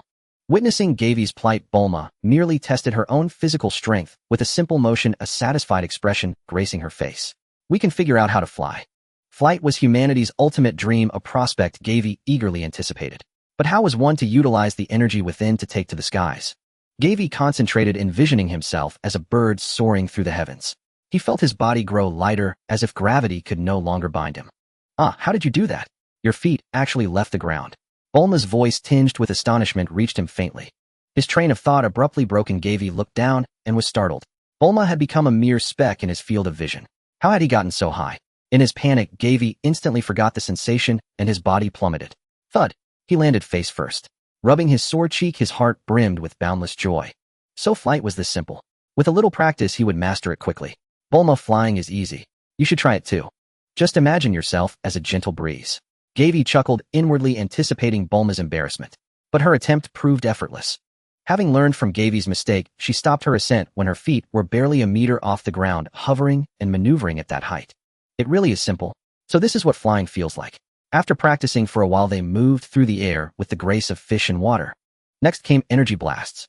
For Gavy, who had no close combat training, ranged attacks would likely be his primary fighting method. Bulma, let's move apart. I'm worried I might lose control of the energy and hurt you. Any attempt at this stage is perilous. He waited patiently until Bulma, who had been sent away, vanished from sight. Gavy's blood boiled with excitement. He had been waiting for this moment. His heart pounded 100 times more intensely than during his first flight. The stances and techniques for firing blasts were etched into his memory, awaiting this earth-shattering instant. Planting his feet firmly, Gavy assumed a fighting stance, his inner otaku spirit blazing as he roared. Ka, me. Ha me, ha. Next technique. He pressed 2 fingers lightly against his brow. Ma. Kenko, Sapo. And another. Raising one arm high, palm flat. Kienzan. And yet another. Standing on one leg, twisting his torso sideways, his left hand clasping the outside of his right. Garlic cannon. Gavy then sequentially attempted the Masenko, the Kikaho, the final flash, and the solar flare. Each attempt was accompanied by a passionate roar. The result, not a single energy blast was fired. Damn it, where was the problem? Gavy lay on his back in defeat, questioning his existence. A sudden explosion echoed from afar, startling Gavy. Had Bulma succeeded? Even an old otaku like him hadn't managed it yet. How could he accept this? He quickly flew towards Bulma. The gray smoke from the large crater hadn't yet dissipated. Bulma stood before it, turning her hands over in disbelief. She had indeed succeeded. A pang of jealousy struck Gavy. Gavy, you were shouting loudly just now, but I couldn't hear clearly. Were you talking to me? Bulma smoothed her disheveled hair, a puzzled look on her face. Cough, cough, cough. No, I wasn't shouting anything. It's good you didn't hear clearly. Gavy nearly choked on his own saliva. He hadn't expected Bulma to detect the commotion from such a distance. Did becoming an android enhance one's hearing? Thankfully, she hadn't made out what had yelled, otherwise Gavy wouldn't know how to face her. He quickly refocused. Bulma, did your attempt succeed? It was very simple, nothing as dangerous as you described. Bulma looked at him perplexed. I overthought it. Can you teach me this simple method? Was this woman a genius in this field too? Gavy was reluctant, but had to admit defeat. Firing an energy wave requires mobilizing every cell in your body, guiding the gathered energy through your internal pathways. First, sense the energy flowing around your cells and consciously gather it. Bulma's single sentence enlightened Gavy. Unlike flight, emitting energy spheres required utilizing the Bodhi's circulatory system. It seemed his understanding of being an android was still superficial. Following Bulma's method, Gavy soon condensed an egg-sized sphere of light in his palm. When he hurled it at the ground, it blasted a small crater. Though successful, Gavy felt no elation. He needed further exploration to familiarize himself with his android body before leaving the hyperbolic time chamber. However, the second phase of modifications wasn't complete, so he couldn't fully devote himself to training. The second phase included controversial functions like pain nullification, emergency shutdown devices, and bomb implantation, all of which Bulma had scheduled for this stage. Notably, an android's energy could not be sensed by others. This was because their cells automatically and perfectly suppressed any energy leakage. This was a boon for Gavy. He wouldn't need to learn to conceal his aura. Gavy, I feel the second phase of modifications will make us less and less human, and they're all unnecessary changes.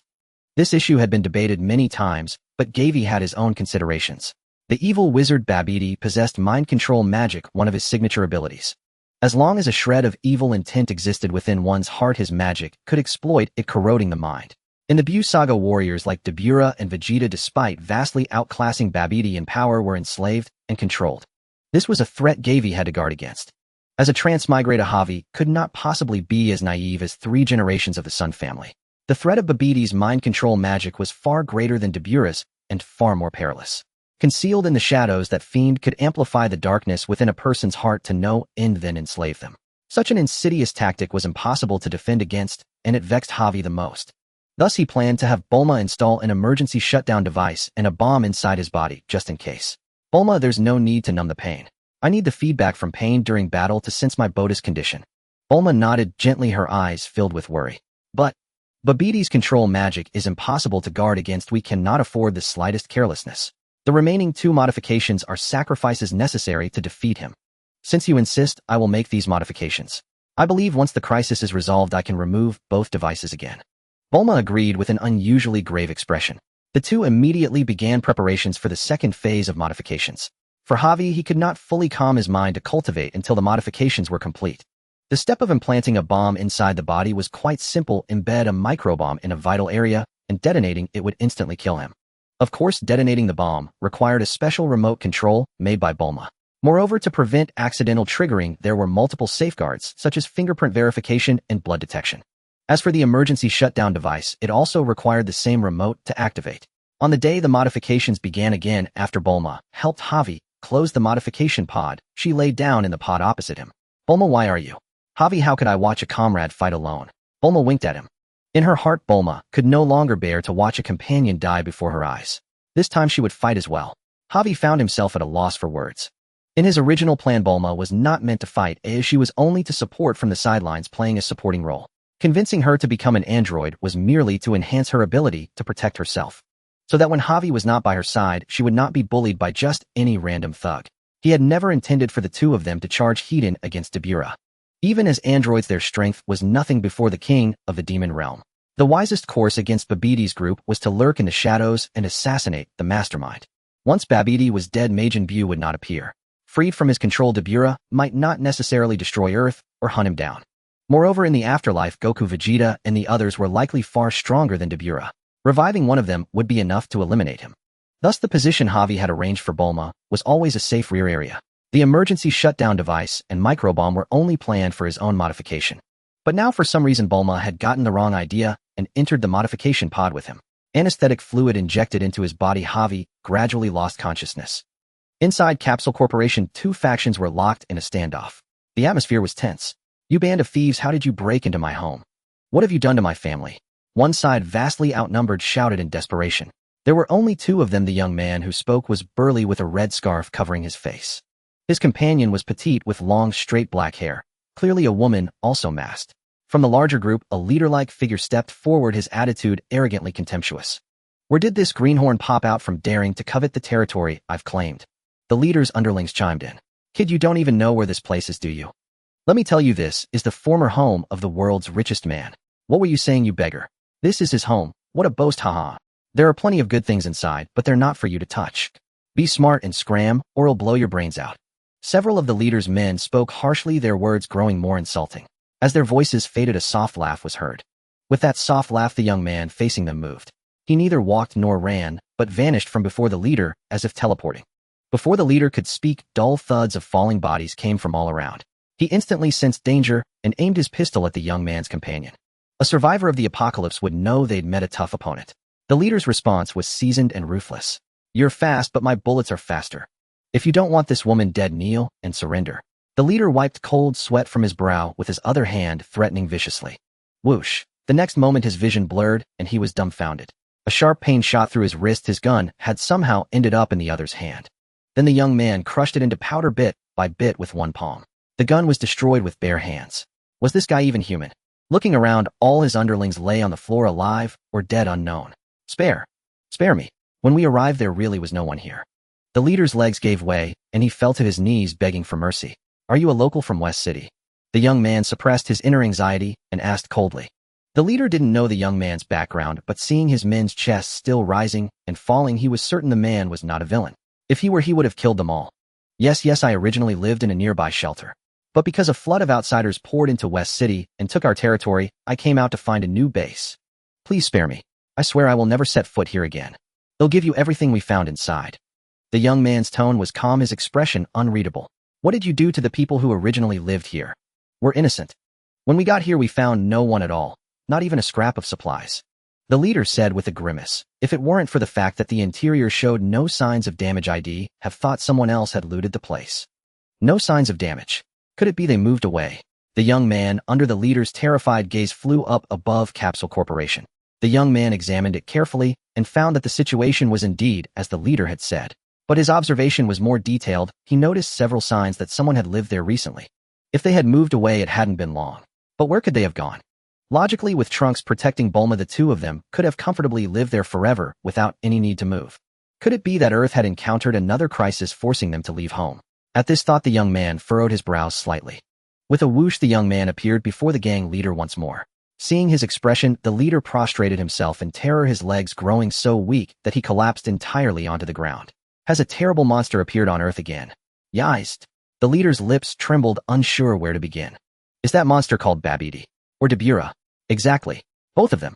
You must have seen them that day, right?" The leader sensed something amiss but couldn't articulate it. "Seen what?" A flicker of worry crossed the young man's face. He seemed to have arrived too late and missed crucial information. Moreover, the timing of Babidi and Dabura's appearance was much earlier than in his own timeline. "I saw. That guy named Babidi said he was going to hold a martial arts tournament, threatening all of humanity to participate, and then he said he would destroy Earth." The leader explained while sneaking glances at the young man, his heart growing more anxious. Hearing this, the young man's brows knitted tightly. Not only had the timing shifted, but this timeline's Babidi acted differently from his memory.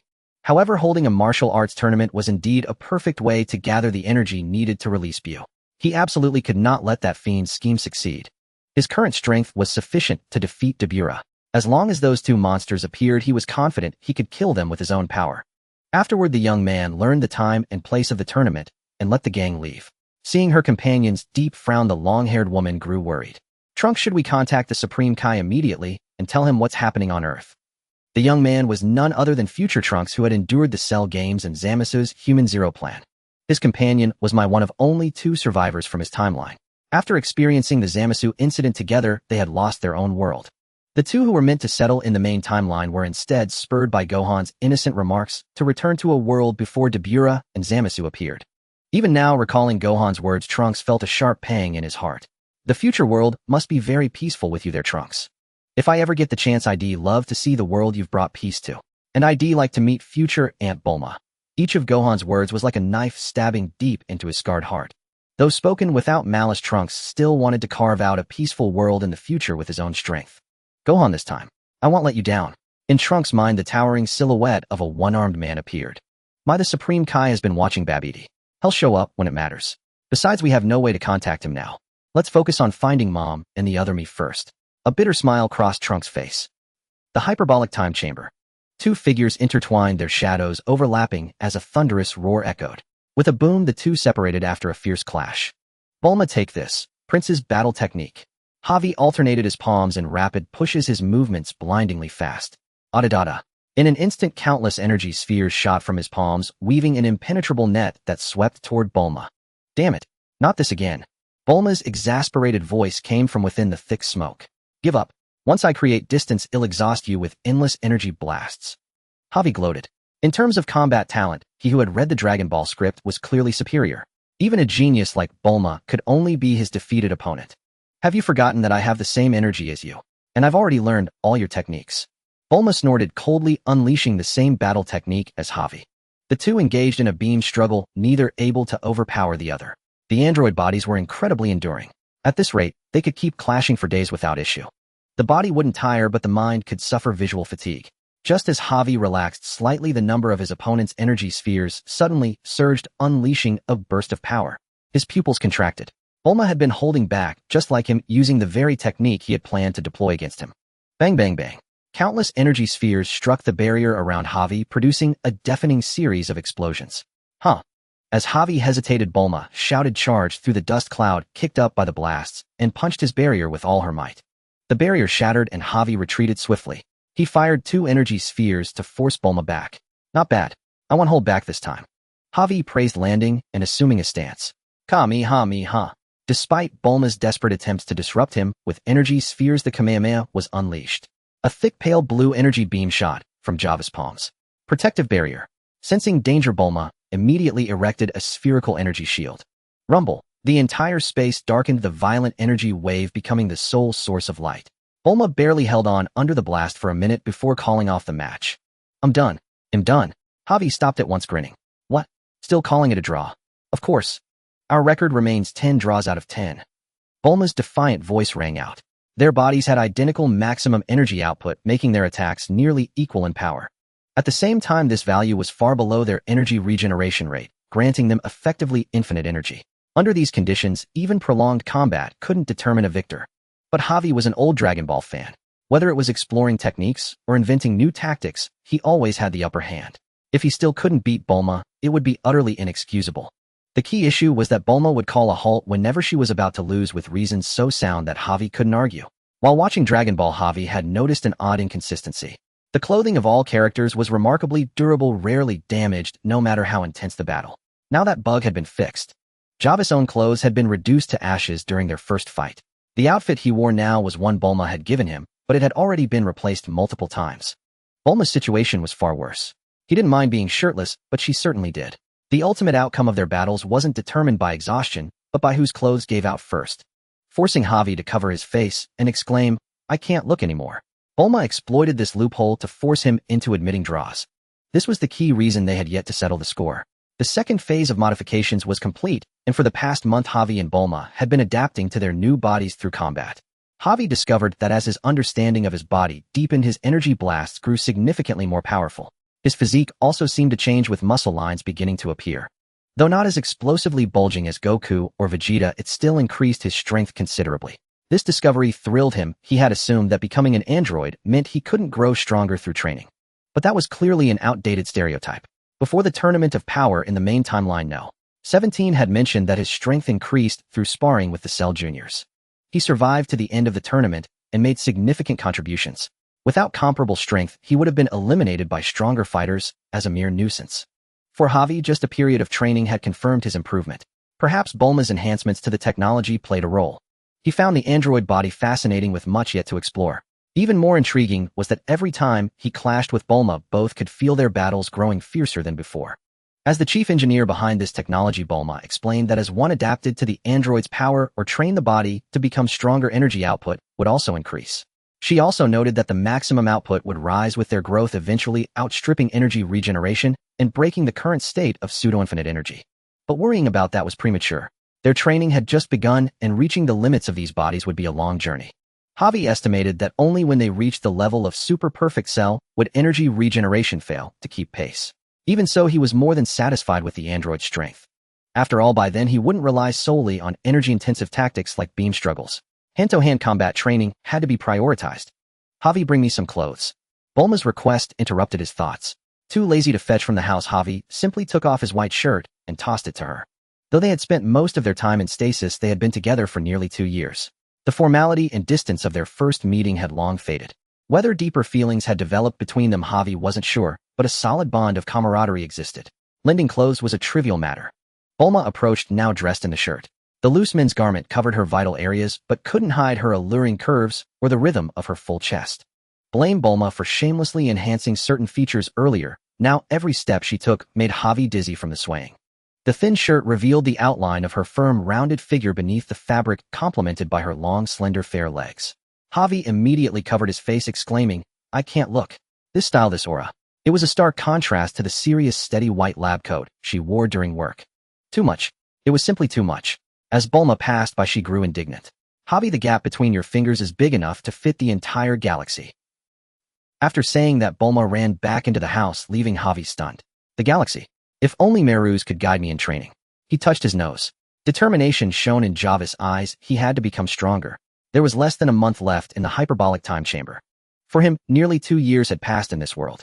2 years really flew by. Javi mused, a hint of helplessness rising in his heart. Even as an android with a quantum leap in power, he was still insignificant before the many villains of the Dragon Ball world. As things stood, Dabura loomed like an insurmountable mountain before him, let alone enemies like Broly or Moro. He didn't know how strong the classic Broly was now, but Moro was genuinely troublesome. In the original story, after Merus sacrificed himself to seal Moro's key ability, Goku, in his perfected Ultra Instinct state and absorbing the full divine power of the Grand Supreme, Kai finally defeated him. Java's current strength was probably a notch above the first traveling Trunks, around the level of Super Saiyan 1 mid-grade. The gap to perfected Ultra Instinct was immeasurable. In short, Moro was from a far later version. Javi decided not to stay in the hyperbolic time chamber any longer. Though his growth rate was encouraging and he had mastered techniques like the Kamehameha Mekanka Sappo and Kienzan, he was still limited by insufficient training time. Catching up to Dabura in such a short period was unrealistic. Even Goku and the others had progressed from Super Saiyan 1 to 2 only after numerous life-or-death battles and years of arduous training. Without guidance, Javi found it difficult to improve his close combat skills. To defeat Dabura, he would need to directly weaken his opponent. Weaken the opponent. A spark of inspiration flashed in Java's mind. But what method could he use to reduce the enemy's strength? In Dragon Ball history, instances of weakening an opponent were rare. However, cases of reducing one's own power came to mind. The most memorable was on Namek, when Jinyu swapped bodies with Goku. At that time, Jinyu's power level was 180, but he couldn't match Goku's 180 under the Kaioken. After severely injuring himself, Jinyu used his body-swapping technique to exchange with Goku. His power level plummeted to 23000. Part of that was due to Jinyu's inability to use the Kaioken, but mostly because he couldn't adapt to Goku's body, preventing him from unleashing its full potential. Later, when Jinyu tried to swap with Vegeta, his technique hit a Namekian frog thrown by Goku, and he ended up switching with the frog. Just before Namek's destruction, Purunga transported everyone except Goku and Frieza to Earth, including Jinyu. Afterward, he lived on Earth as an alien frog. In the Dragon Ball Super Resurrection F arc with the return of the Emperor of the Universe, Jinyu swapped bodies with Tagoma, becoming even stronger. After lamenting his tragic fate to Frieza, he even demonstrated his new pre-battle poses. Ultimately, Jinyu was killed by Vegeta, granting the prince a long overdue quintuple kill. Was the weak, pitiful, and helpless Jinyu of this world still alive? If he could make Jinyu seize Dabura's body, perhaps this troublesome king of the demon realm could be dealt with easily. During dinner, Garvey and Bulma sat, facing each other, savoring the delicacies Bulma had hoarded. Garvey, whenever I have free time lately, I've been pondering the principles behind this mysterious space's construction, but I'll need to go outside to study it for a while. However, this isn't my area of expertise. At best, I can only make some improvements based on the original design. Garvey nodded gently, already satisfied with everything Bulma had accomplished, unwilling to demand too much. Well, let's set this matter aside for now. Going outside to study the spirit time chamber wasn't something that would yield results overnight. With less than half a day remaining until Babiti's martial arts tournament began, attempting to improve the spirit time chamber in such a short time was indeed nothing short of a fantasy. By the way, the development of your battle suit is complete. Although our bodies are formidable, our current clothes can hardly withstand the impact of combat. Every time we train together, we end up in a mess. Bulma opened a box on the table. The battle suit was crafted in the old style of the Frieza Force, devoid of shoulder pads and thigh guards, retaining only the torso armor. The inner lining was a black bodysuit paired with a set of gloves and combat boots. The suit's excellent flexibility and defensive capabilities were no longer of great importance to the two of them. But the reason for its development, as Bulma had said, was that ordinary clothes were too fragile and easily damaged. They couldn't risk their clothes tearing apart in the midst of battle. Garvey found it odd that Bulma hadn't made one for herself first. However, upon reflection, he understood there was a ready-made template for male battle suits, whereas designing a female version required more thought. Bulma, do you know Captain Jinyu? Back then he was a blue frog. Garvey wanted to probe for information about Jinyu, and he was also curious about the answer to this question. In the original manga of the Namek saga, Bulma never actually encountered Jinyu. However, in the anime adaptation by Toei to pad the runtime, they forcibly added a scene where Jinyu swapped bodies with Bulma. At that time, Jinyu, unable to defeat Vegeta, attempted to swap bodies with him, but his skill beam struck the Namekian frog thrown by Goku. Thanks to Goku's plea for mercy, he barely escaped Vegeta's wrath. Later, after swapping bodies with the Namekian frog, Jinyu happened upon Bulma. Bulma thought the frog was remarkably intelligent and seemed to want to communicate, so she built an animal language translation device for it. But when the frog wore the device, the first words uttered through the translator were the incantation for soul swapping. Jinyu thus seized Bulma's body. Fortunately, Gohan was quick-witted and recognized the enemy's true identity on the battlefield. Just as Jinyu sought to swap bodies with the more powerful Piccolo, he threw Bulma in frog form into the path of the exchange beam. Thus their bodies were restored. Jinyu. That wretched blue frog is called Jinyu. Bulma's face darkened, as if recalling an unpleasant memory. Garvey couldn't help but chuckle. So Bulma indeed had such an embarrassing dark past. However, if Bulma had this experience, things would be much easier. It saved Garvey the trouble of explaining Jinyu's special ability. After the battle on Namek, that frog came to live on Earth. That villain came to Earth. Did he continue his evil deeds? Bulma was somewhat puzzled by Garvey's implication. I'm not sure if he's been up to any mischief, but to defeat Dabura we might need to borrow his peculiar ability. Garvey explained to Bulma how swapping bodies would lead to a decline in combat prowess due to unfamiliarity with the new form. You want that frog to take over Dabura's body. Bulma immediately guessed Garvey's plan. Exactly. The question is, can you build a frog attractor or something to help me find Jinyu? The Earth was vast. Where could he find the frog that Jinyu had turned into? As a weak frog, what were the chances of surviving the apocalypse? For all he knew, it might have already been roasted and eaten by survivors desperate for food. After all, the diet of people in the apocalypse was far more varied than in peacetime. At this thought, Garvey began to lose hope. Bulma pondered for a moment, then spoke. Making an attractor for a specific creature isn't difficult, but dispersing them globally would require an astonishing number of devices.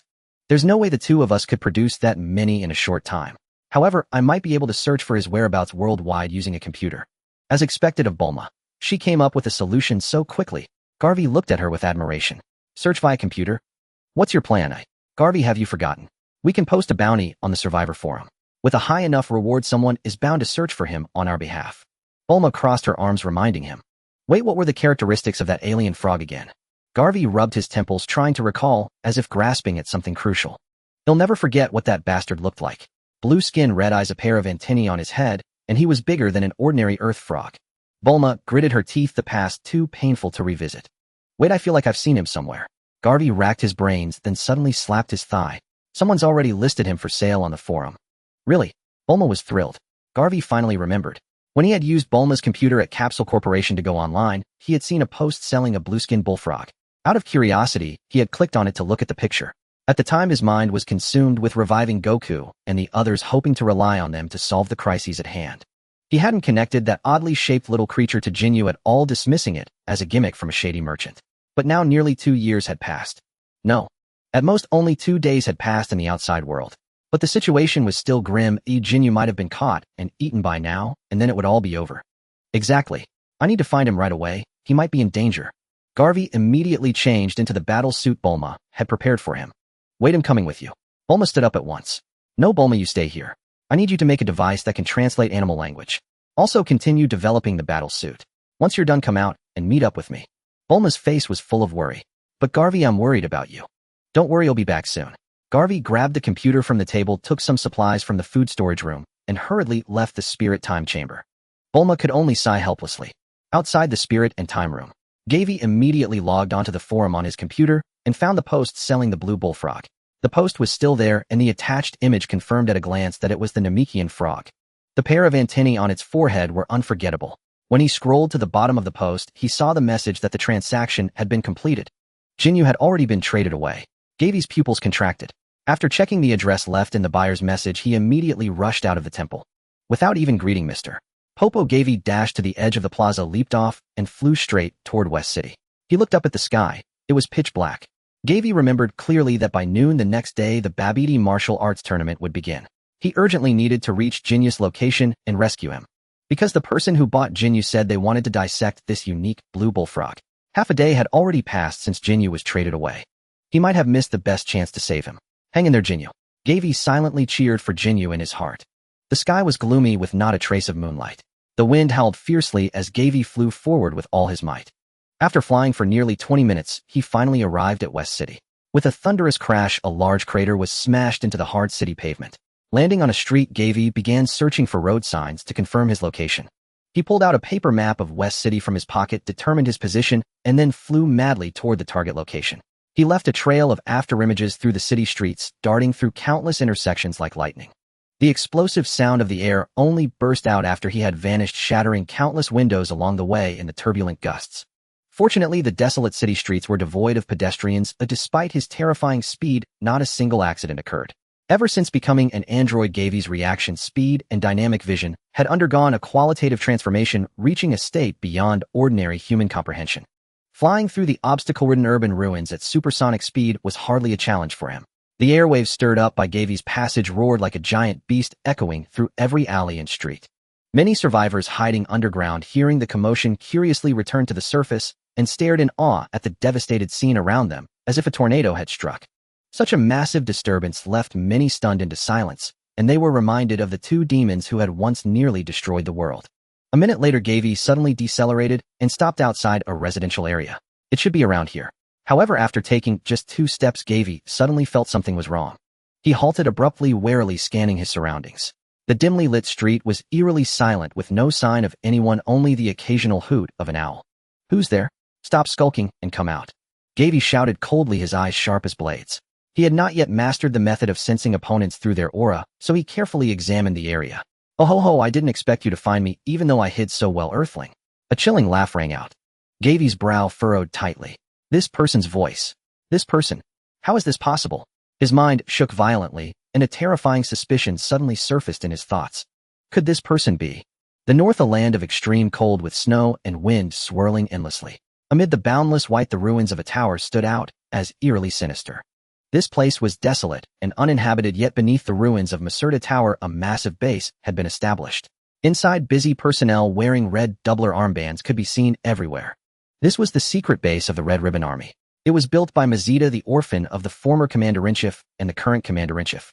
In a luxurious office, a man with slicked-back black hair sat behind a desk. He had a mustache on his upper lip and wore a purplered suit. He was Vegeta, the supreme leader of the Red Ribbon Army. Though his upper body sat upright, his 2 short legs dangled in the air, swinging back and forth. He was browsing files on the computer, a heavy expression on his face. This world will finally be back in our hands. A smile curled at the corner of Mazda's lips, his eyes brimming with confidence and anticipation. "Sir, your coffee is ready." A knock suddenly sounded at the office door. "Come in." The door opened, and a man with a coxcomb hairstyle and glasses walked in.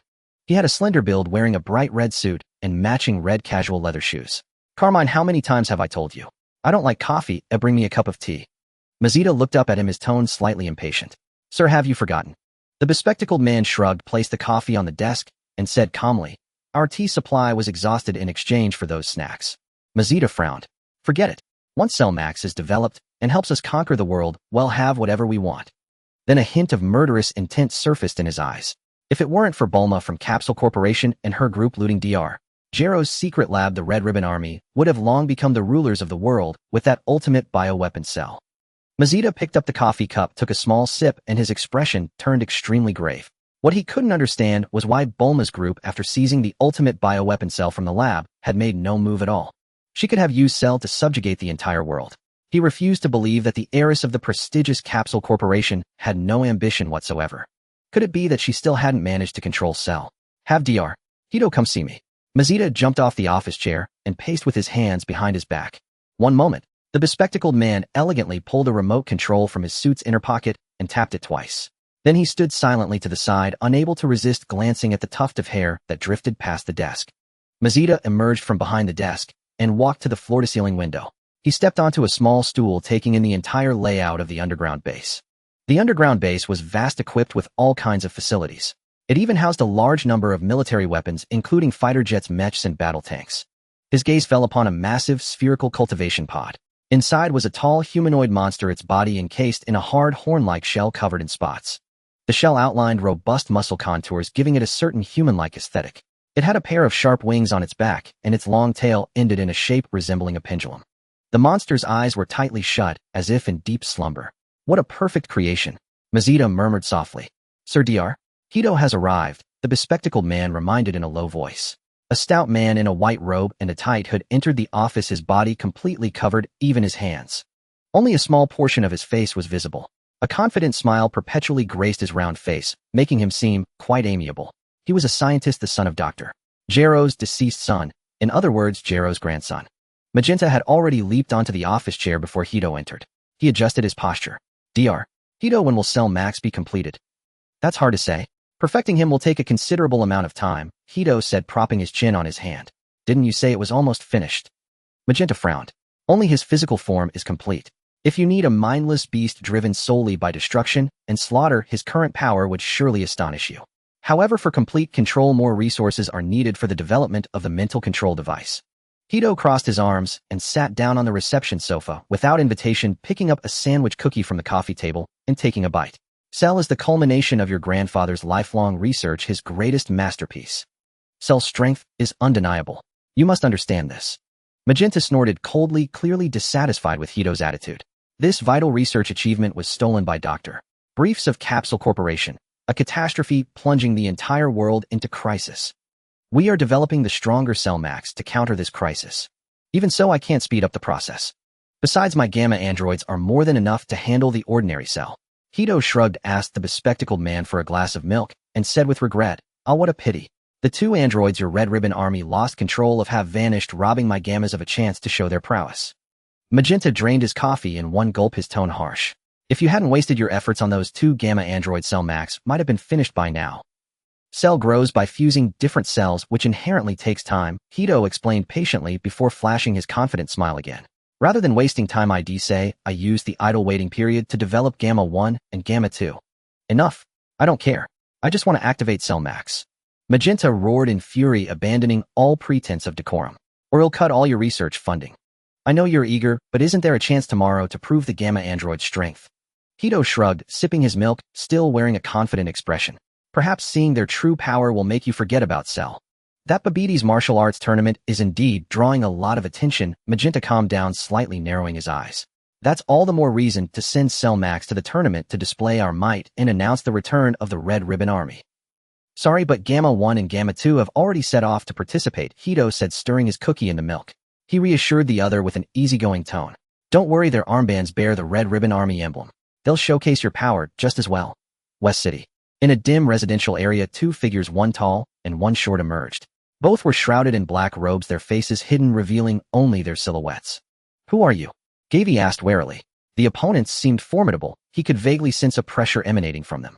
That outfit of yours looks familiar. Are you from the Frisia Force? The tall figure spoke, his voice low and hoarse. As he spoke, he launched an attack at Gavi. His movements were swift as lightning, closing the distance in an instant and reaching out with his right arm to grab Gavi's chest. Gavi's expression shifted, and he quickly dodged to the side. However, the opponent was extremely skilled, accelerating to his utmost limit in a flash. Just as Gavi thought he had evaded, the tall figure's left hand shot out and seized his shoulder. Ugh! Gavi grunted in pain as a sharp ache shot through his captured left shoulder. The immense force nearly crushed it. He immediately activated his barrier at full power, repelling the giant hand gripping his shoulder. Gavi fired a key blast at the ground, raising a cloud of dust, and used the chance to create distance. He hadn't expected his first real battle to come so suddenly. His mind raced fight or flee. And who exactly was this tall figure? How do you recognize the Frisia Force uniform? Gavi gathered his power covertly.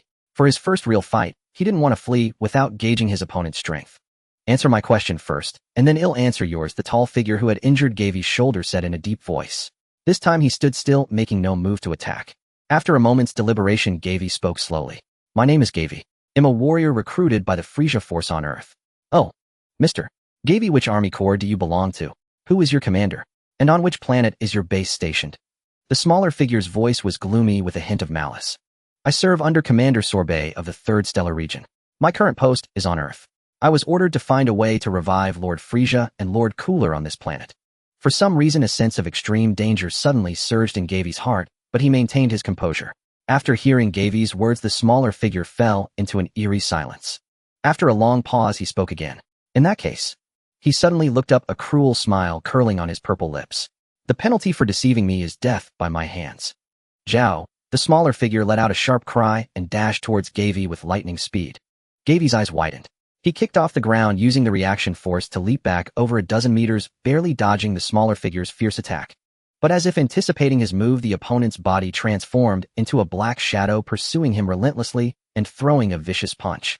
Gavi blocked hastily, a searing pain erupting in his right arm as if it were about to explode.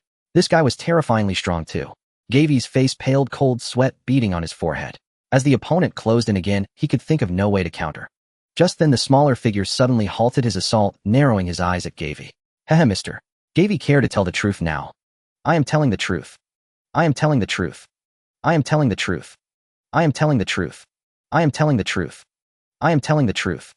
Smack smack. A short figure stepped forward 2 paces. Mister Gavi, you still don't grasp the current state of Frisia's army, do you?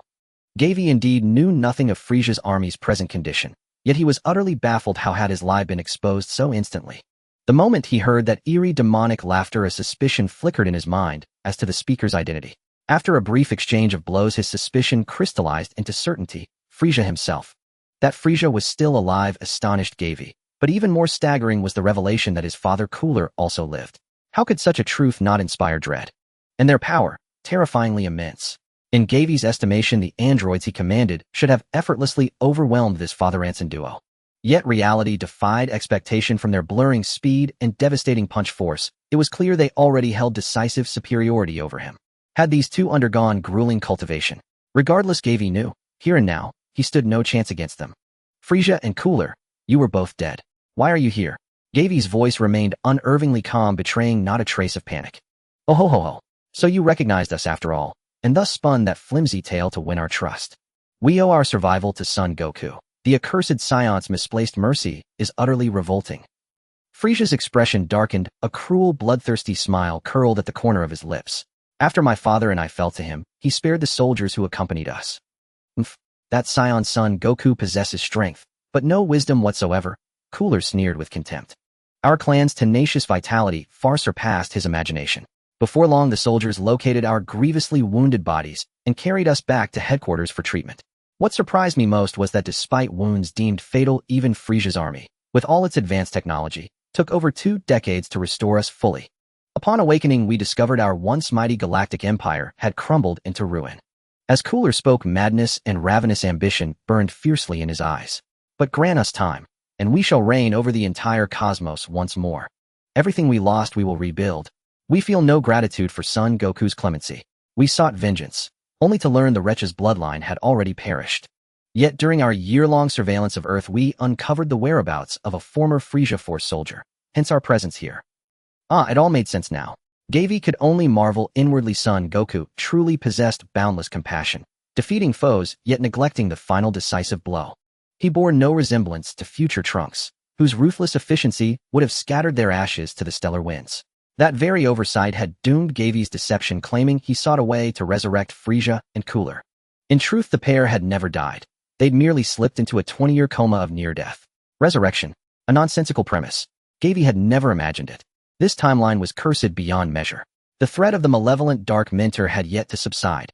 Now a cosmic imperial dynasty rose anew in Father Ranson form. From Morels, they'd even learned of Moro the Star Reader's rampage, and Broly's ascension to legendary Super Saiyan. Why must Earth endure such ceaseless calamity? Frieza and Cooler's arrival clearly had purpose. Was their target Captain Ginyu? Yet Gavi paused. This seemed improbable. Given the overwhelming might they now displayed, why would such sovereigns journey across the galaxy solely for one insignificant Ginyu? There had to be a deeper motive. Mr. Gavi, we've answered your questions. Now it is your turn to enlighten us, Frieza said, arms crossed, leaning idly against the stone wall. Wait, Captain Ginyu is in your custody. Indeed. Your identity intrigues me further, Mr. Gavi. I trust your explanation won't disappoint. Frieza raised a single finger, conjuring a radiant energy sphere, and hurled it skyward. Instantly, the night over West City dissolved beneath blinding light. Bathed in daylight-bright radiance, Gavi spotted a blue frog dancing wildly deep within a residential district. Ginyu. His heart sank. His mission had ended in total failure. Ginyu had been intercepted first, and Gavi was powerless to reverse it. Worse, he now stood perilously exposed. Yet among all villainous sovereigns, Frieza and Cooler were negotiable, reasonable even. They did not shriek mindlessly or obliterate stars without cause. No rabid, irrational tyrants. Gavi's thoughts raced. He spoke, voice low and steady. I am not an ordinary human. I am an android, crafted by the Red Ribbon Army to defeat Son Goku. Humph. No wonder your strength dwarfs that of other Earthlings, Frieza scoffed. Gavi continued, after Son Goku destroyed the Red Ribbon Army, we vowed revenge. But fate intervened. He died of illness before my development was complete. My hatred for Son Goku rivals yours without question. Privately we called him Scumrod, or Dog Kong. Gavi snarled, teeth clenched. Frieza's brow furrowed. Scumrod. Yes, scum. Had he not existed, we wouldn't have squandered decades seeking ways to surpass him. The Red Ribbon Army could have ruled this planet far sooner. Even when you and your father descended upon Earth, we contemplated alliance. As Gavi spoke, Frieza's eyes flickered faintly upward. A true sovereign, Frieza's logic operated on a plane far removed from common thought. He focused solely on essentials, unswayed by rhetorical flourishes. Through a year of meticulous surveillance, he had acquired exhaustive knowledge of this world. Frieza's voice, cold and detached, held sharp skepticism.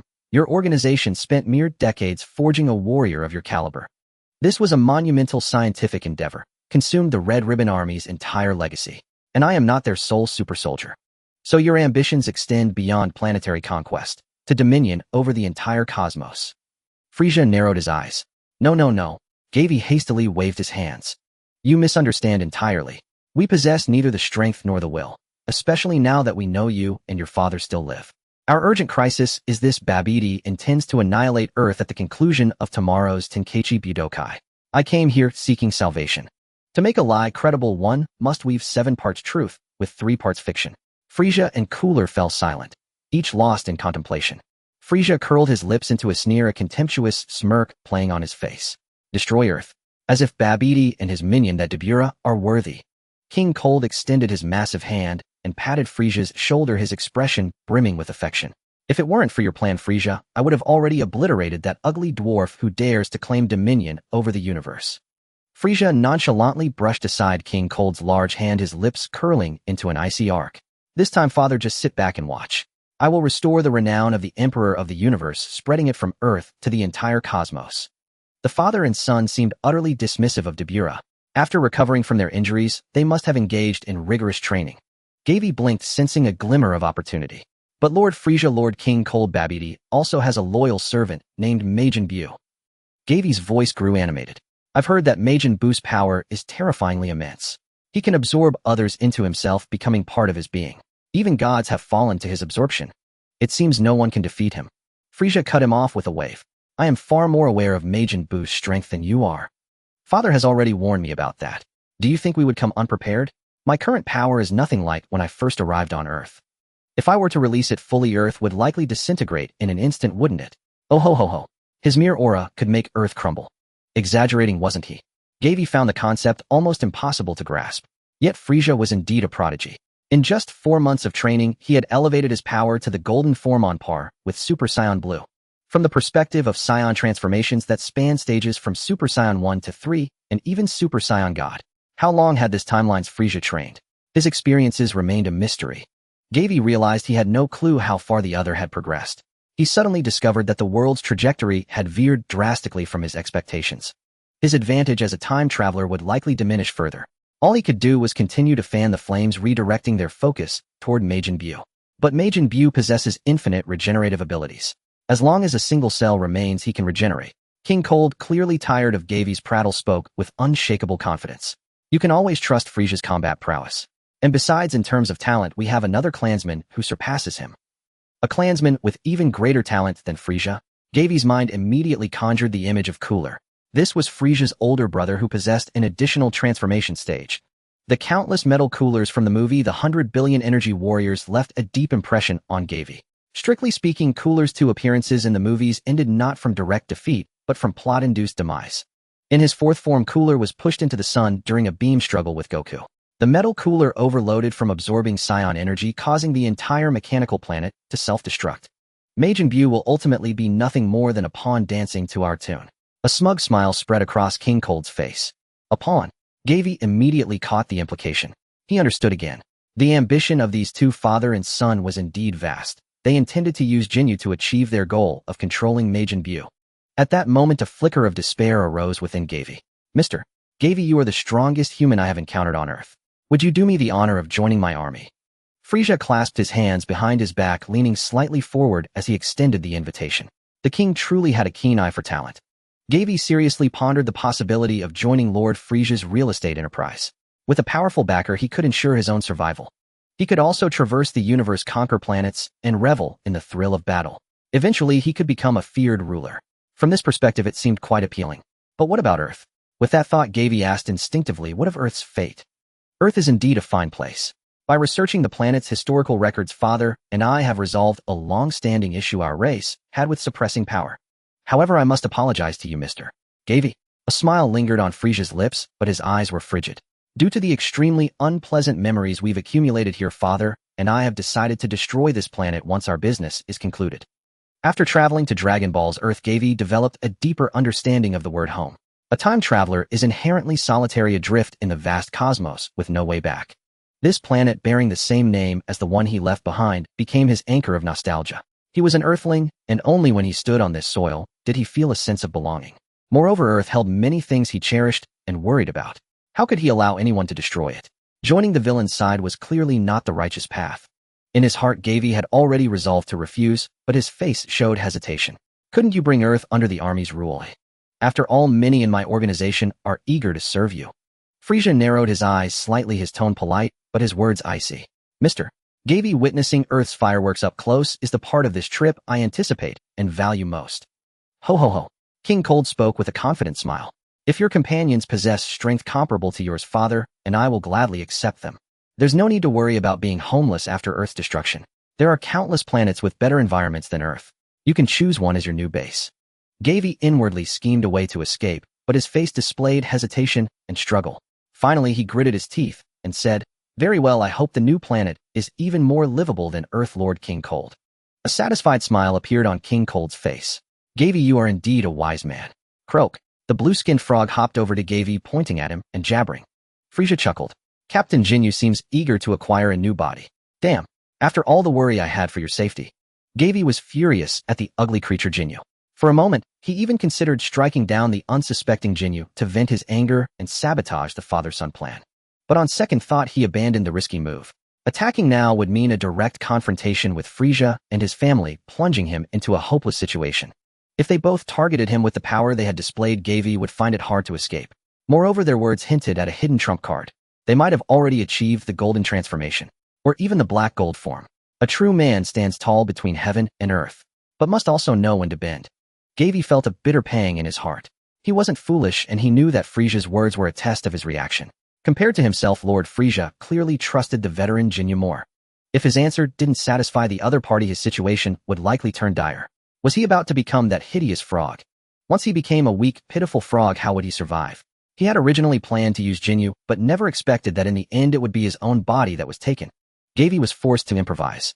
Even on the remote planet Earth, I have heard of Captain Jinyu's fame and have regarded him as my idol. To be able to lend my body to the captain is my greatest honor. Great King, to be honest with you, I once even fantasized about joining the Jinyu force. Gavi's face was filled with excitement. To that end, I specially prepared a set of the most powerful pre-battle poses. Please, Lord Frieza, enjoy it. Shame or no shame, to avoid becoming a frog, Gavi was willing to risk it all. But as a longtime Dragon Ball fan, he had never learned the awkward dances of the Jinyu force members. Could he only resort to that one move? Super Saiyan masked hero. Gavi directly plagiarized Gohan's idea. He had seen this pose from the opening of the Dragon Ball Buu saga countless times, and he knew it by heart. He just didn't know if it would suit the tastes of those present, or if it could awaken the Great King's forgotten memories. There were 14 poses in total, and all of them were extremely Chinibyo. As Gavi struck the poses, he felt his cheeks burn with embarrassment. Jinyu, on the other hand, became even more agitated at the sight, waving his claws and hopping around, as if directing Gavi's movements. King Cold stood frozen in place. This set of poses, though I don't understand it, seems to have quite the presence. Frieza's expression instantly turned strange, as if he had recalled something. He flickered, grabbing the hopping Jinyu. Captain Jinyu, Mr. Gavi is an important new member of our army. It would be quite impolite to take over his body. Ho ho ho. Gavi breathed a silent sigh of relief. Staying around this father-and-son duo, Frieza and King Cold, was far too dangerous. He had to get away quickly. Great King, are you satisfied with this pre-battle dance I invented? Gavi looked at Frieza with anticipation. Jinyu, held in Frieza's grip, nodded approvingly at Gavi, even giving him a thumbs up with both claws. Gavi completely ignored Jinyu's approval. If it were possible, he would kill this despicable frog without a second thought. Hey, you're full of drive, full of spirit. Frieza's lips twitched, his smile seeming a bit forced. Gavi's eyes immediately lit up. Are you sure? Do you think I'm qualified to join the Jinyu force? It seemed the crisis of switching bodies with Jinyu had been averted. A vein pulsed faintly on Frieza's forehead. Jinyu, still held in Frieza's hand, had bulging eyes, a bright red frog face, and his entire body was being squeezed out of shape, as if he could barely breathe. Frieza released his grip, irritably dropping the frog with rolled back eyes onto the ground. Ahem, the selection of Special Forces members can wait until after tomorrow's important business is done. Does tomorrow's operation require my companions and me to participate? Gavi pressed on. Frieza frowned slightly. You? Gavi immediately straightened his back, his expression sincere, his tone earnest. Yes, we can assist you from the shadows. Frieza let out two ho-hos, a cold smile curling on his lips. Fine, but you must register for the tournament and fight with all your might. The Great King never did more work than he had to if he could order his underlings. Gavi's heart skipped a beat. Frieza indeed knew about the method to break Majin Buu's seal. The unsealing process required collecting vast amounts of pure energy. In Gavi's estimation, even if Babidi absorbed the energy of all Earthlings, it wouldn't be enough to unseal Majin Buu. This timeline wasn't like the main timeline, where high-quality batteries like Gohan, Goku, and Vegeta conveniently delivered themselves.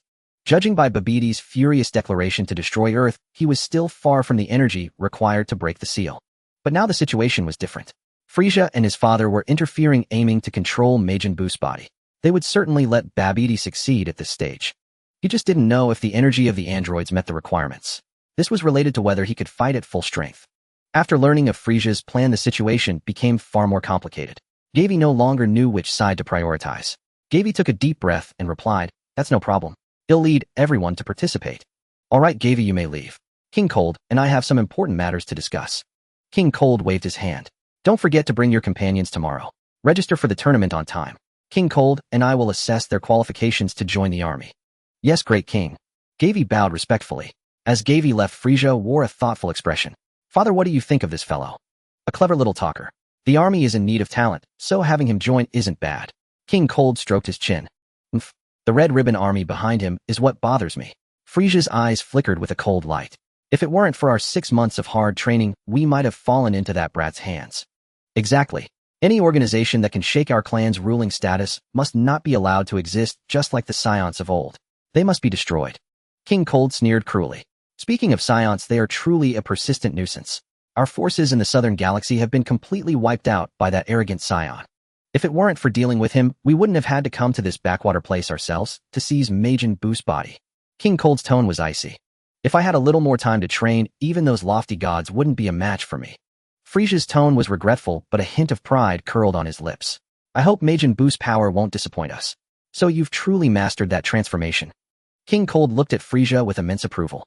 Ho ho ho, it took me 6 months of intense training to fully comprehend it. Frisia's face radiated intense pride. I look forward to your performance at tomorrow's martial arts tournament. Patting Frisia's shoulder, King Cold narrowed his eyes. Before that, shouldn't we find a body for Jinyu that can speak? Frisia glanced at the frog lying on its back at his feet, completely unconscious. No need. I've already ordered the translation device to be brought here. Then he let out a resigned sigh. If only Captain Jinyu could change his personality.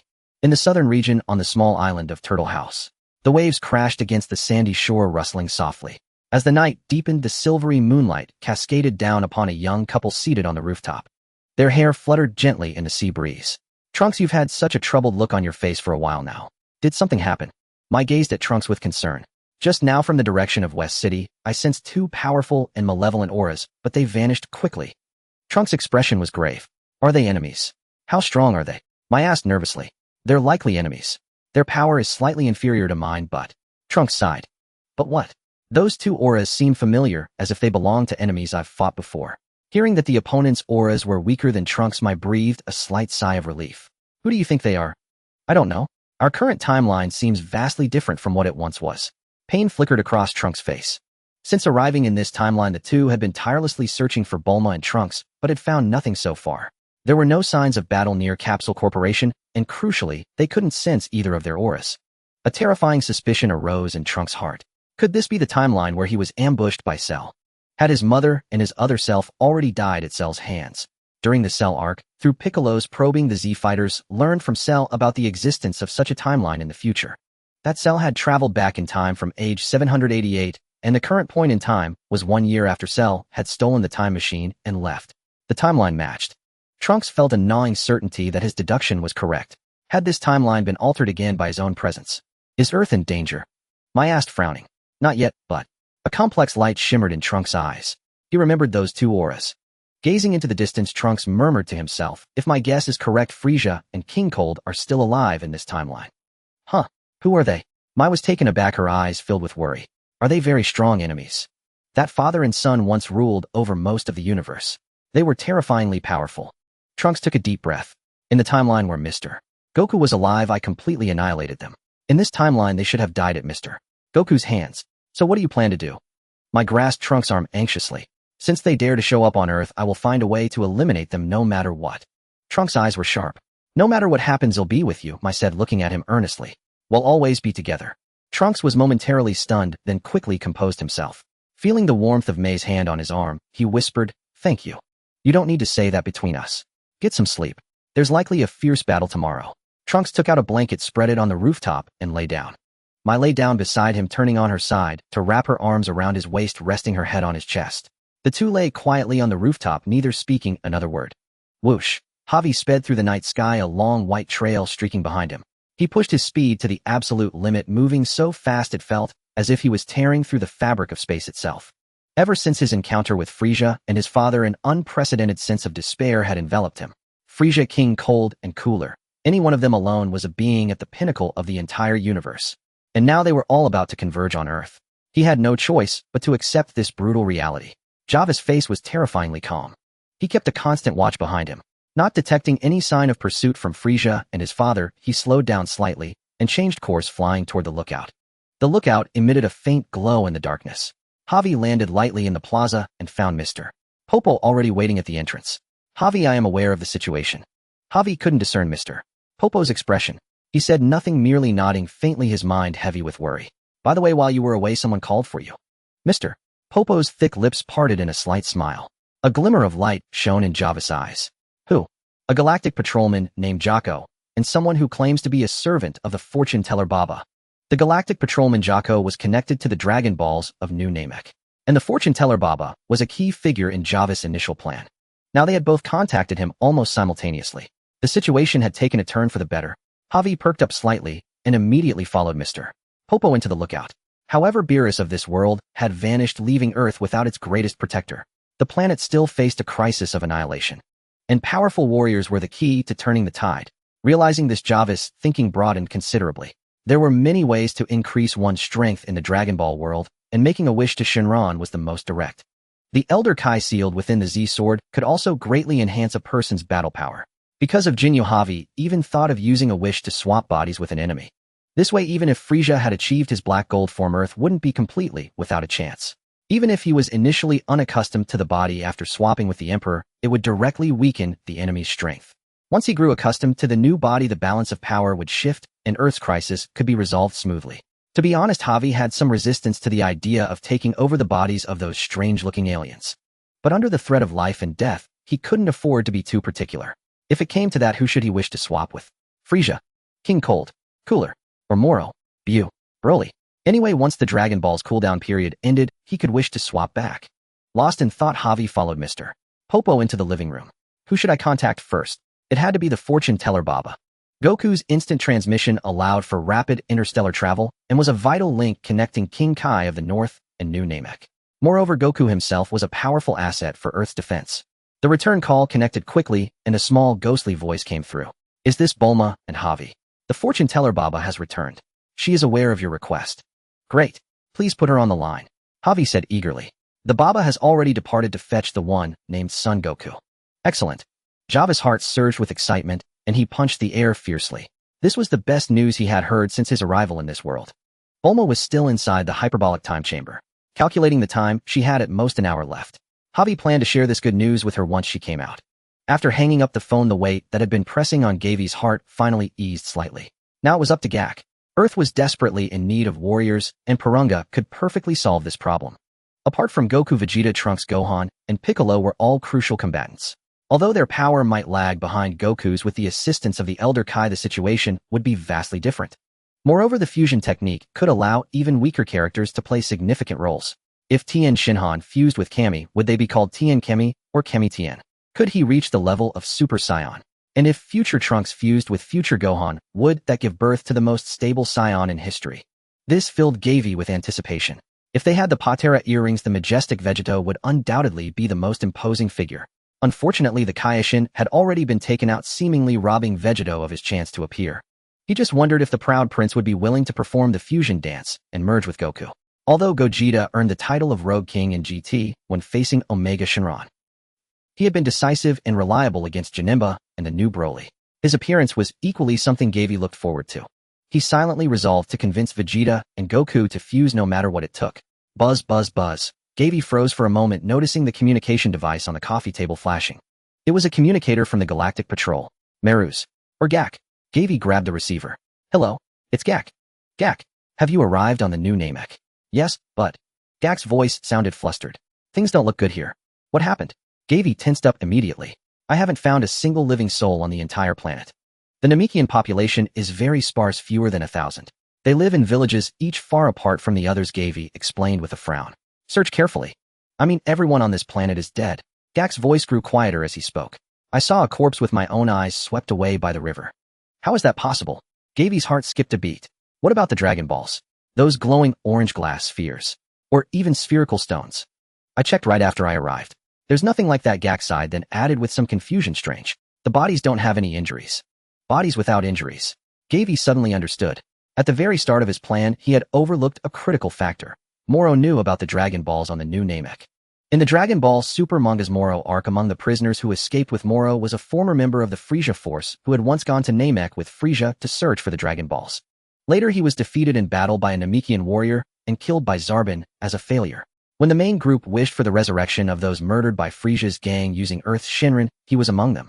After leaving the Frieza Force, he committed crimes on a planet under the Galactic Patrol's jurisdiction, was imprisoned, and later recruited as a subordinate by Moro. After providing Moro with information about the Dragon Balls, they began searching for the new Namek's location. Judging by the current situation, Moro had already visited this planet and drained all its life energy. He might have even used the Dragon Balls to make 3 wishes. In the original story, Moro only used 2 wishes, one to restore his magic to its peak, and the other to release all prisoners from the galactic prison.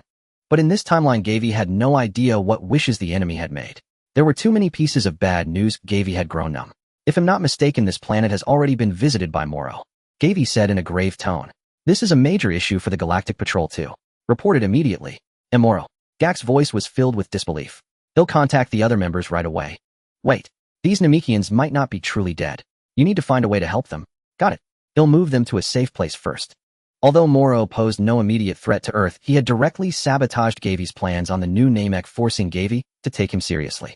He would start by uncovering Moro's secrets. One of his wishes must have been to restore his peak magic. So what were the other wishes? Invincibility, youth, becoming the strongest in the universe. There's one more thing I want to ask you. Gavy pondered as he spoke into the communicator. Has there been a massive prison break at the galactic prison? Gak replied blankly, I haven't received any such notice. If that happened, it would cause an uproar across the entire galaxy. How could there be no news? By the way, why are you asking? That meant Moro's other two wishes remained a mystery. This uncertainty was something Gavy deeply loathed. It meant his advantage as a time traveler was almost gone. Gavy had originally thought that without Goku and Vegeta's reckless actions as giant power batteries, Moro's rise would be slower. Now it seemed he had miscalculated. Nothing. Please take care of rescuing the Namekians. I'll ask Meruz about the situation. Without the Namekian Dragon Balls, it was a devastating blow to Gavy. Those who had died could not be revived. Moreover, the dream of wishing for power had vanished. Gavy immediately dialed the Galactic Patrol. Please connect me to Meruz. Buzz, buzz, buzz. There was only a busy tone on the line. Gavy tried 10 times in a row but got no response. A bad signal. Or had something unexpected happened? Calculating the time, there were less than 12 hours until Maris' scheduled arrival on Earth. And the martial arts tournament hosted by Babidi was only 10 hours away. If he needed to arrive early, Gavy's time would be even tighter. Why couldn't he reach Meruz? Had he learned of Moro's return to peak power and gone to stop him from causing havoc? Gavy couldn't help but worry. Picking up his phone, Gavy dialed the little ghost's number again. That's right. After Grandma returns, he'll need her to make another trip. Gavy patiently explained to the little ghost on the other end why Earth was so desperately short of warriors. We've prepared all the payment Grandma needs. Please tell her not to worry about that. Okay, so for the second trip, Grandma needs to bring back Vegeta's son Gohan, Trunks, Piccolo, and Cammy, right? Considering that someone who had died once would be completely annihilated if they died again, Gavy did not include the relatively weaker Z fighters. As for Piccolo and Cammy, their significance was no longer tied to the Dragon Balls. What Gavy needed from them now was their combat power and wisdom. What Gavy needed from them now was their combat power and wisdom. What Gavy needed from them now was their combat power and wisdom. What Gavy needed from them now was their combat power and wisdom. What Gavy needed from them now was their combat power and wisdom. That's right. It's them, Gavin confirmed. Please, I beg you, make sure to convey my new commission to the fortune teller Baba. No problem. The little ghost's voice came through the receiver. After hanging up the phone, Gavin took a few deep breaths. This was all he could do. Mr. Popo had been silently listening all along. Gavin looked at Mr. Popo and let out a bitter smile. Mr. Popo, please don't mention the matter of Namek to Bulma. Being unable to revive deceased loved ones is undoubtedly a cruel reality for Bulma, who had just glimpsed a ray of hope. Every planet must meet its destiny. Earth likely cannot escape this calamity. Mr. Popo's face darkened. But I won't give up, Gavin declared, turning to walk toward the courtyard. Mr. Popo, while there's still time, please teach me how to sense chi and combat techniques. Gavin had long been aware of his lack of combat experience. His brief skirmish with Frieza and his father had made the disparity even clearer. In terms of timing, offensive strategy, and on-the-spot reactions, he was completely outclassed by both. He had utterly failed to bring his true combat power to bear. The method of sensing chi was equally crucial. It would allow him, lacking a scouter, to gauge an enemy's strength through their energy and lock onto them in battle. Very well, Mr. Popo stepped forward. In that case, I will teach you everything I know. The clouds dispersed, casting a layer of silver moonlight over the courtyard before the temple. It illuminated two figures standing at the edge of the square. Attack me first, Mr. Popo declared, hands clasped behind his back. But Mr. Popo, my strength and speed far surpass yours now. Although he lacked a power scouter, one could roughly gauge a character's strength by comparing them to the classic transformations of Saiyans. When the androids first appeared, their power was at least enough to overwhelm the second stage of Super Saiyan. Gavin estimated his own power was only slightly inferior to Super Saiyan full power. Even without any hand-to-hand combat techniques, his raw strength and speed alone would be enough to crush Mr. Popo. It's fine, Mr. Popo smiled. Just don't fly or use energy blasts. All right, Gavin nodded. He hesitated no longer. In an instant, he dashed to Mr. Popo and threw a right punch straight at his face. Mr. Popo's lips curled slightly. He bent his knees and leaned back to dodge. Bang! The mist fist struck the tree trunk behind Mr. Popo, causing it to explode into splinters. Gavin came to an abrupt halt, the bricks beneath his feet cracking into a spiderweb pattern. Such immense power. Mr. Popo's eyes showed a flicker of surprise, then returned to their calm demeanor as he sighed softly. But no matter how great the power, it's useless if it can't hit its target. Gavin had only been testing the waters. He hadn't used his full strength. After all, with a battle power in the hundreds of millions facing someone barely over 1,000, he could hardly help but worry about killing him with a single blow. Mr. Popo was someone Gavin respected. He figured that by holding back some of his strength, he could more intuitively recognize his own lack of combat experience during their sparring. Otherwise, if he simply relied on his physical prowess to dominate, wouldn't it defeat the purpose of learning? Gavin kicked off the ground, fiercely launching himself at Mr. Popo. His movements were as swift as lightning as he punched straight for Mr. Popo's chest. Yet he only felt a blur before his eyes and a slight dull pain in his chest. Then an irresistible force sent him flying, crashing heavily into the ground. Boom. The entire courtyard shook, sending tiles and rubble flying. Mr. Popo stood motionless in place. Gavin hadn't even seen what happened. Though your physical abilities are astonishing, your application is far too crude. Mr. Popo said calmly, I merely dodged your attack and gently nudged your body. Interesting. Gavin picked himself up from the ground, brushing off the dust.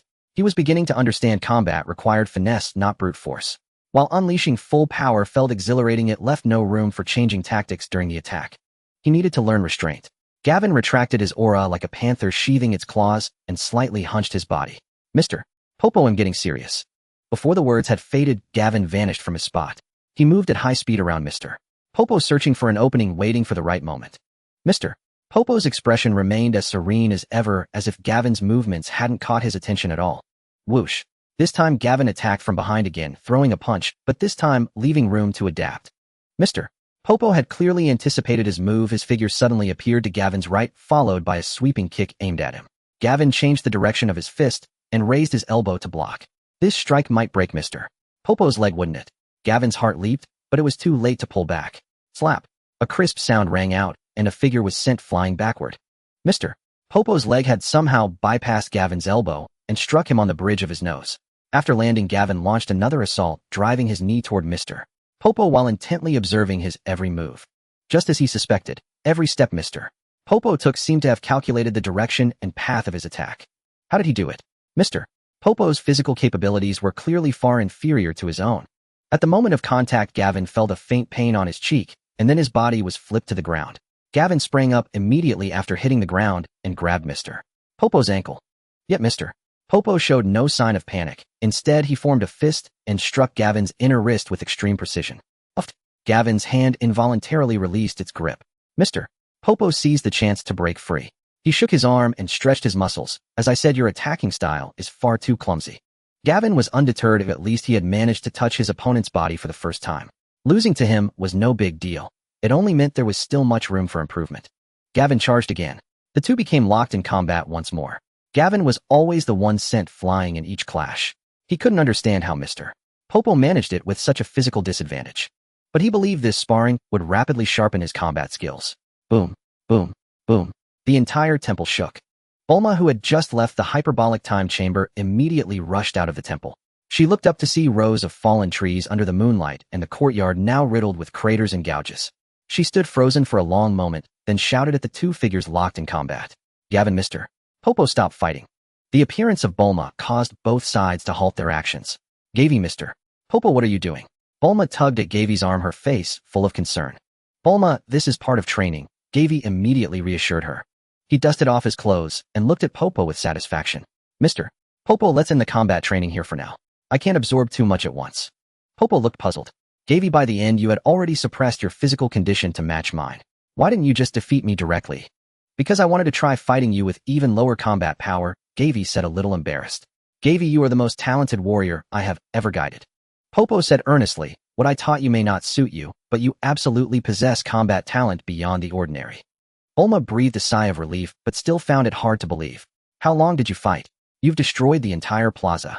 Less than 10 minutes. A hint of admiration crossed Popo's face. You are a born warrior. Perhaps you can truly work miracles and defeat those powerful enemies. You flatter me, Mr. Popo. Gavi was not complacent, but rather apologetic.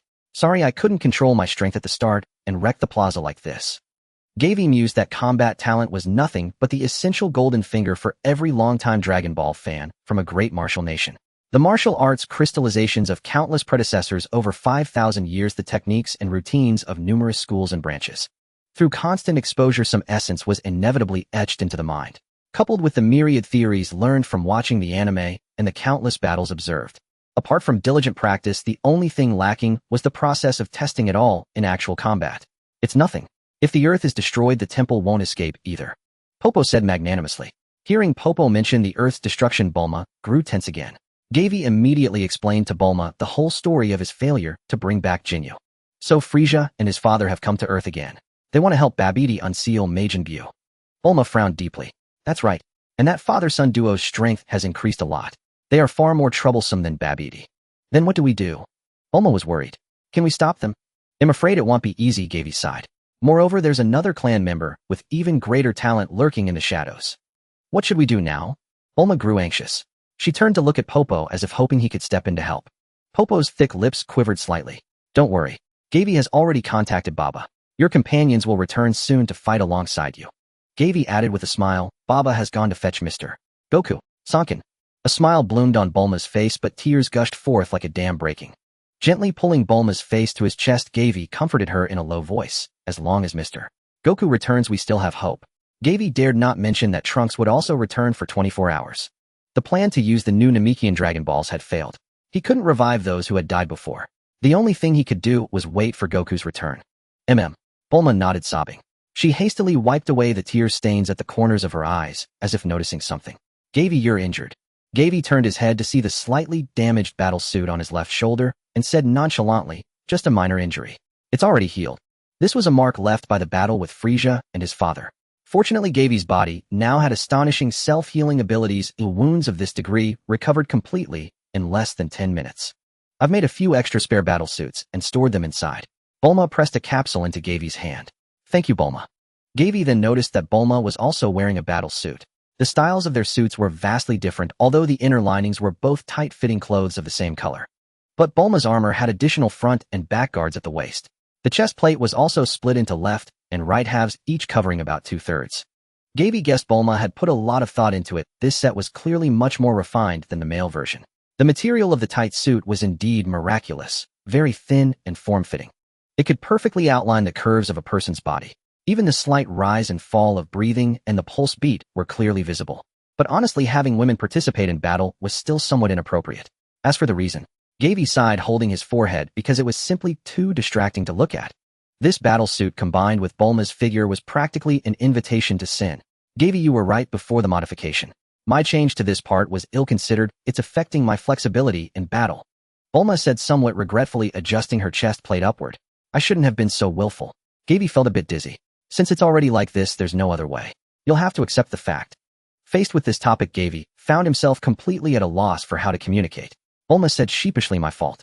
At the time, I was solely focused on making up for a minor regret from my youth. Well, everyone longs to regain their youth and make up for past regrets. Understandable. Gavi let out a deep sigh, feeling helpless. One could only say this was indeed the woman who used the Dragon Balls as a plastic surgery tool. Gavi slightly averted his gaze, looking at another modified part of the battle suit. The front and back guards at the waist covering the vital areas was indeed a necessary modification. Otherwise, it would be even more indecent. But these were minor details.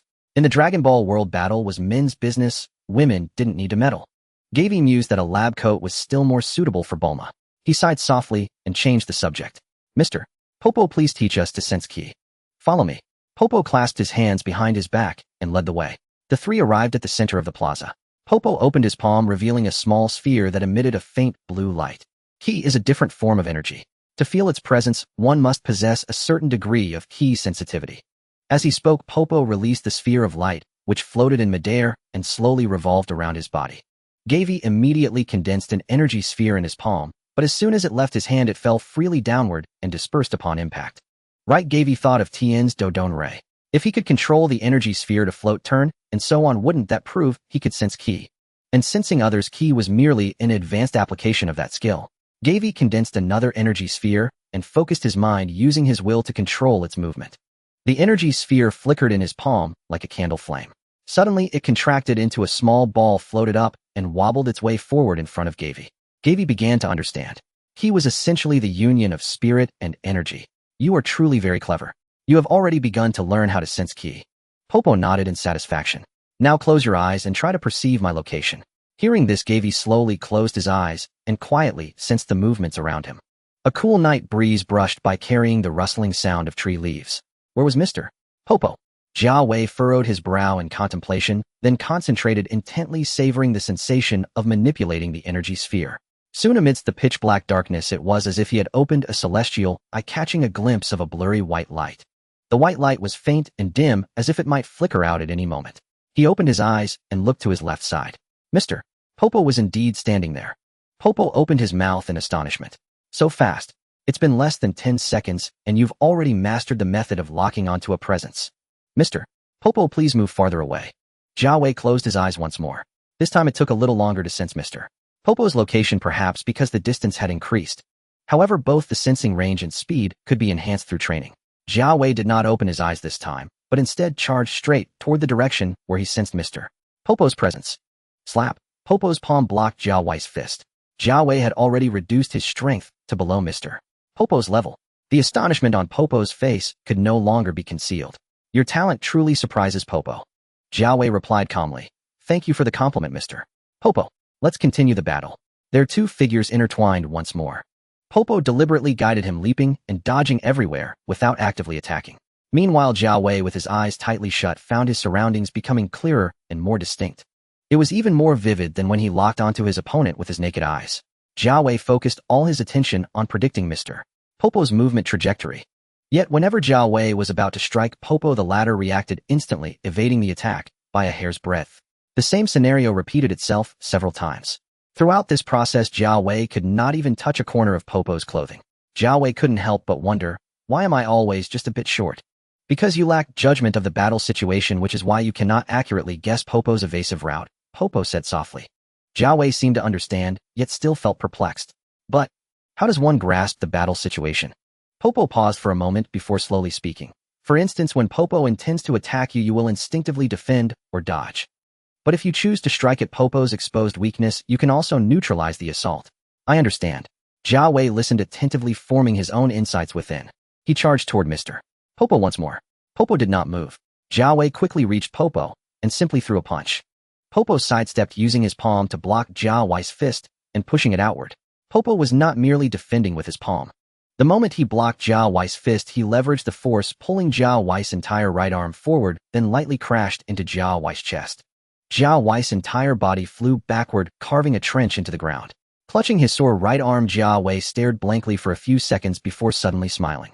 Skill over brute force, using 4 ounces to deflect 1,000 pounds. Mr. Popo's martial arts mastery was truly exceptional. Indeed, learning to borrow an opponent's strength is also very useful. Popo asked with a smile, do you have any more questions now? Jia Wei shook his head. I know how to defeat you now, Mr. Popo. His gaze was calm, yet his body shot forward like a bolt of lightning. Popo's expression remained composed. He lightly tapped his toes and soared into the air like a swallow skimming the water. However, Jia Wei had already anticipated Popo's leap and prepared in advance. He abruptly raised his knee, driving it directly toward Popo's waist and abdomen.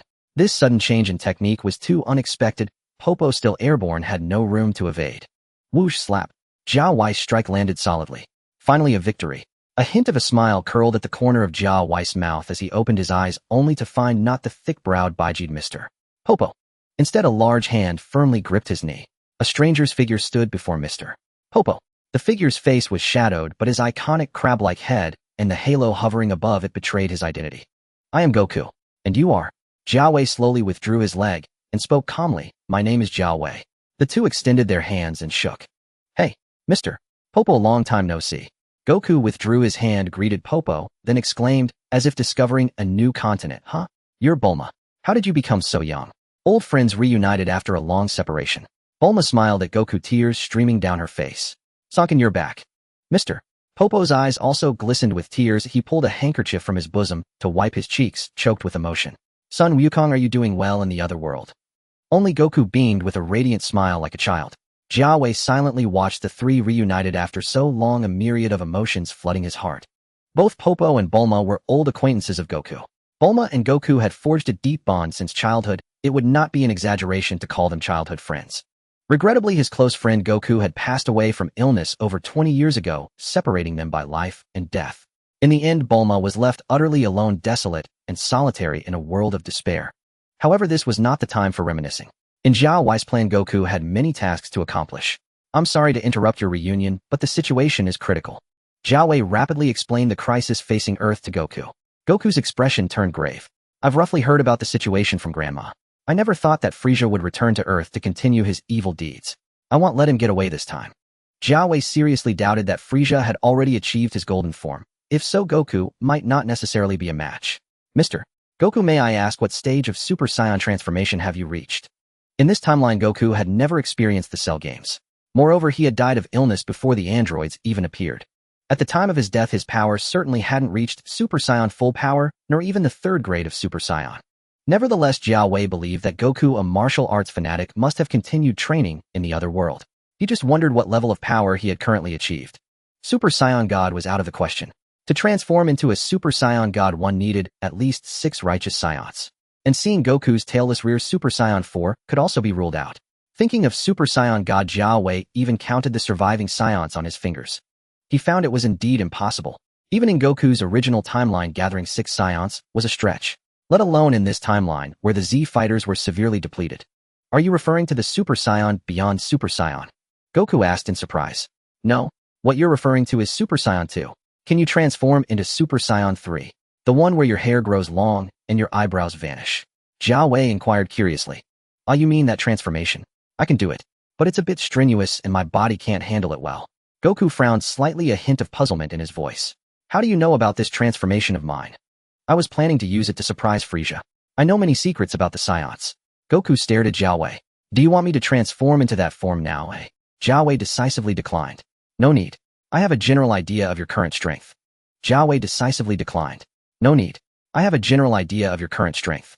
What changes can Wukong's return bring to the situation? According to Gabe's initial plan, he intended to send Wukong to the king of the other world to lift the seal on the old king and then summon Beerus. However, after a series of events, it seems that this opportunity to seek Beerus has slipped away. Fortunately, there is still the old king of the other world who can unleash a person's potential beyond their limits. This is one way to enhance strength in Dragon Ball, and the increase is substantial. Additionally, the old king of the other world possesses a pair of Patera earrings. This further highlights the importance of this ancestor. However, reaching the king of the other world now presents a significant challenge. In the original story during the Buu saga, even the North Kai did not know of the existence of the king of the other world, let alone the location of his residence. Wukong also sensed Gohan's energy while training in the king of the other world after returning to the underworld, which allowed him to teleport to that place. Currently, there should be no living beings in the king of the other world. Without any living energy, mortals would likely be unable to reach there. Thus, seeking help from the old king becomes an impractical route. Another task that requires Wukong's intervention is to revive the Dragon Balls of Earth. However, New Namek has suffered a disaster, and the life energy of the entire planet has been absorbed by Moro. Even the Dragon Balls of Namek have fallen into Moro's hands, severely disrupting Gabe's plan to use the Dragon Balls to revive Piccolo and Kami. Fortunately, there is still another way to revive the Dragon Balls. That is to find a Namekian to serve as Earth's new Kami. Gabe pondered and asked Mr. Wukong, can you teleport to New Namek? New Namek? Are you referring to the new home of the Namekians? Wukong asked, puzzled. Exactly.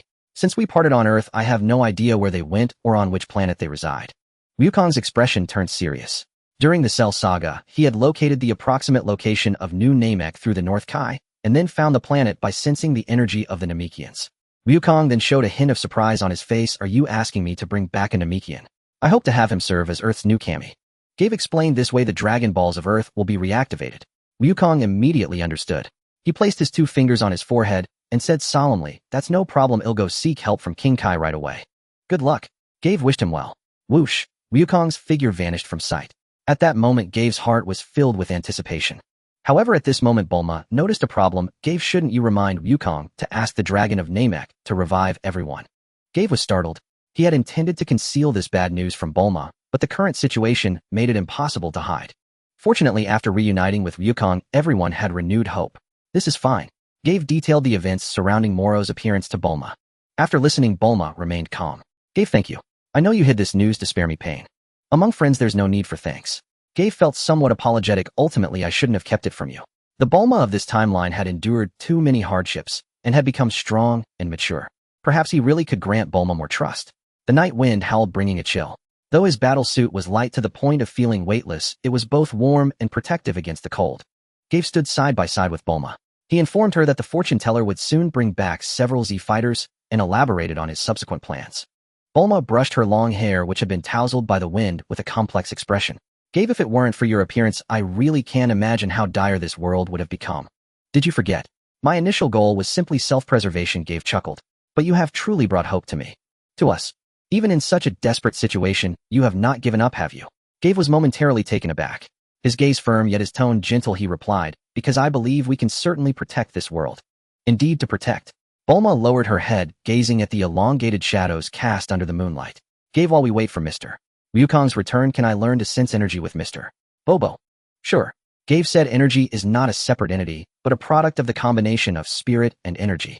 Energy has always been running within you, and it can be controlled by your own spirit. Bulma listened intently, a faint smile on her face. Clouds rolled by the wind, rustled the trees. The moonlight was bright, and the stars twinkled. After some time of learning, Bulma had grasped the method to sense energy. Mr.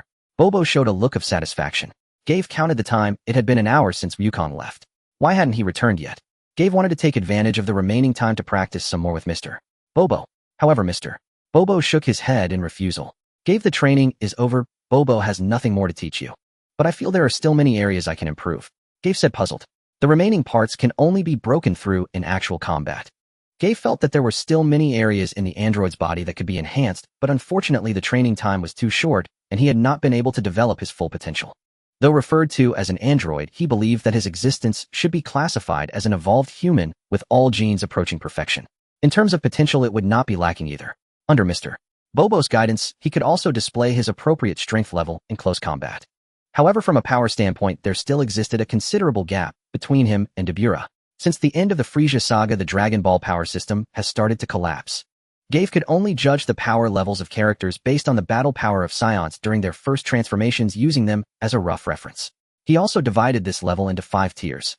Taking Super Saiyan 1 as an example, the levels can be categorized from weak to strong, as beginner, intermediate, advanced, peak, and full power. Gave speculated that he was currently at the peak level of Super Saiyan 1. At the start of the Cell games, both Wukong and Gohan reached full power. Dabura's strength was comparable to that of Perfect Cell, at least at full power of Super Saiyan 1. And it was highly likely that he was on par with Super Saiyan 2 at the beginner stage. Should he return to the hyperbolic time chamber to continue training to enhance his strength? Perhaps after a month of hard training, he could elevate his power level slightly. Just as Gave was feeling conflicted, whoosh, Wukong's figure appeared beside Mr. Bobo in an instant. Mr. Wukong, how is the situation over there?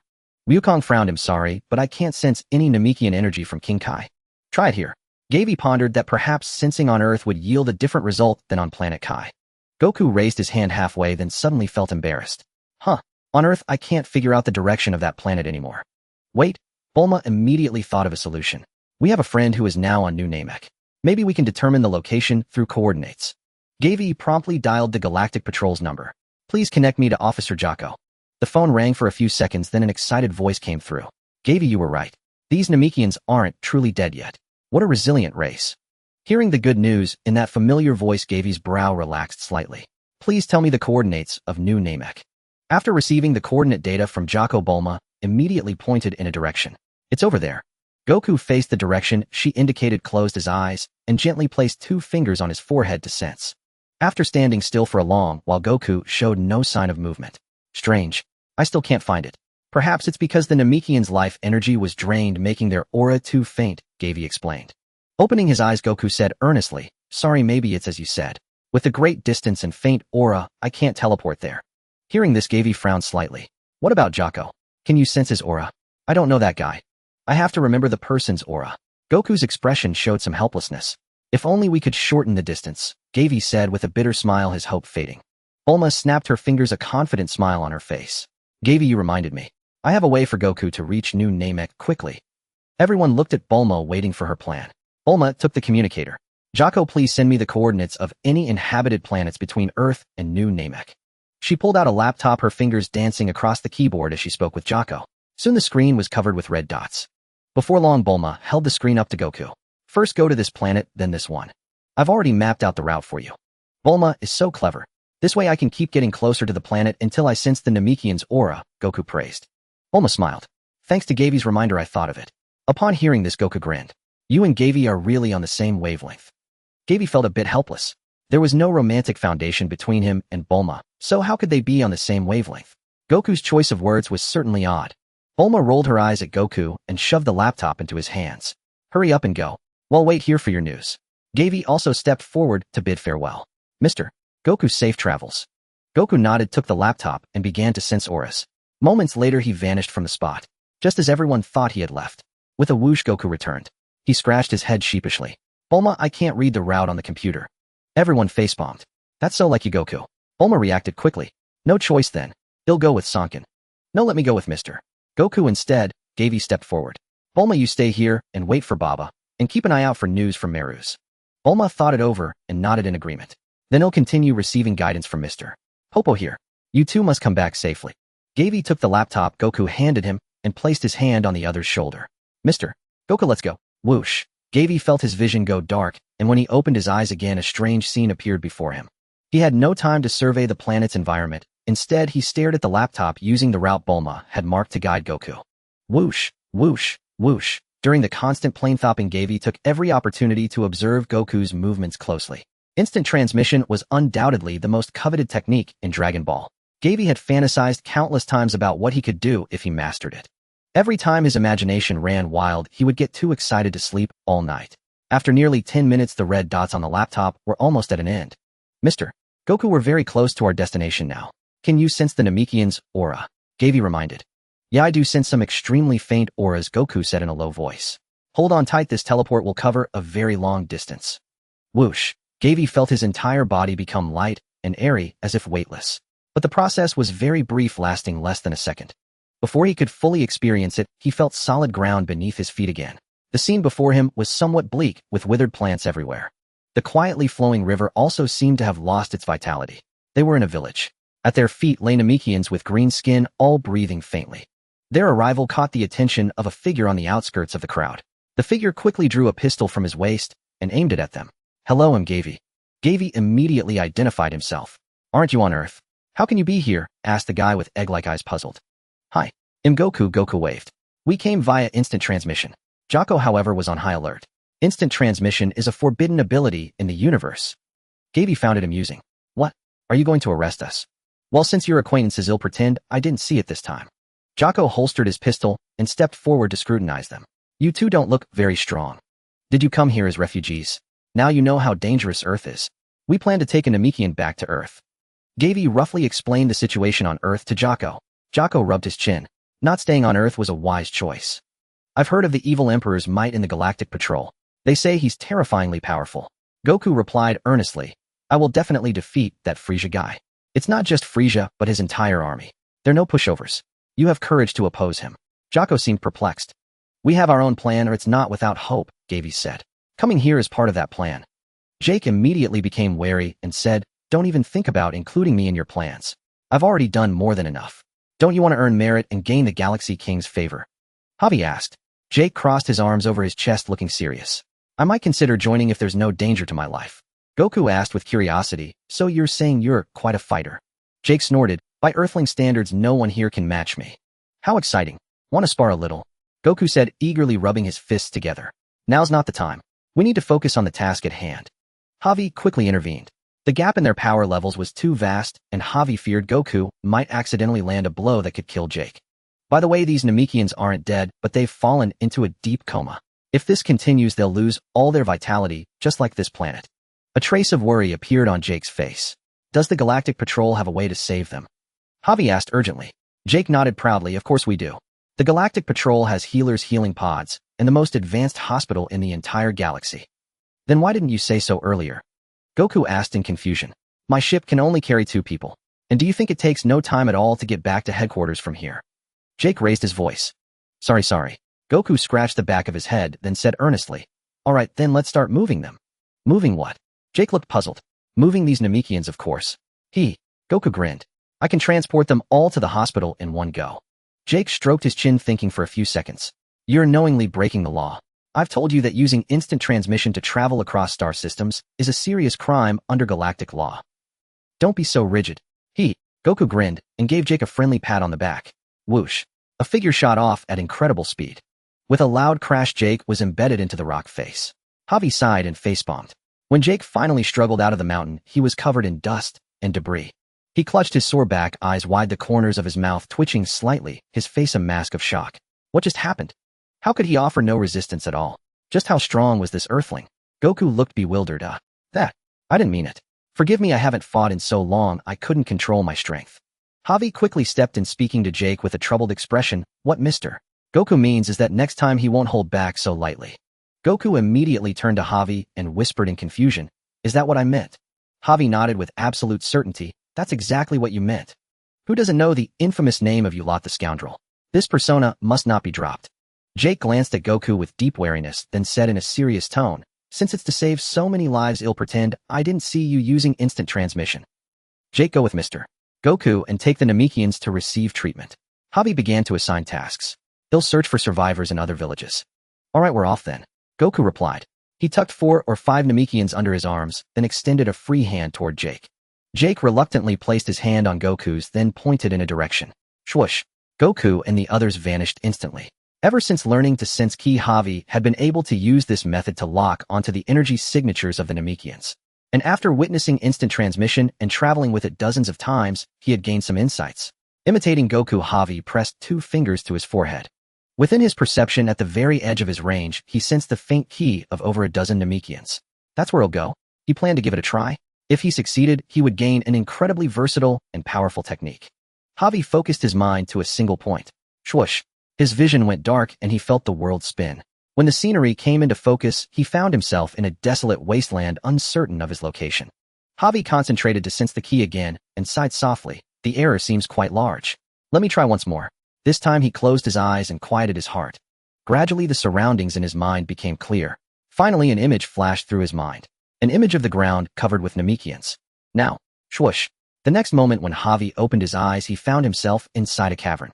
At his feet, over a dozen Namekians lay scattered on the ground. Success! Javi felt a surge of joy, then quickly checked the condition of each Namekian. They all still had a faint pulse, and he breathed a sigh of relief. Fortunately, after Moro made his wish, he drained their life energy and left. Otherwise, the Namekian race would have been wiped out this time. Wait. Javi slapped his forehead hard. Speaking of surviving Namekians, he had overlooked one key figure. The one who had also created the Dragon Balls. He just didn't know if that person was still alive or if something had happened to his planet. But with his own abilities alone, he couldn't locate him for now. He would have to ask Jake later. With time to kill, Javi decided to continue practicing instant transmission. The flora and fauna on this planet were already extinct, so the Namekians should be safe staying in this cave.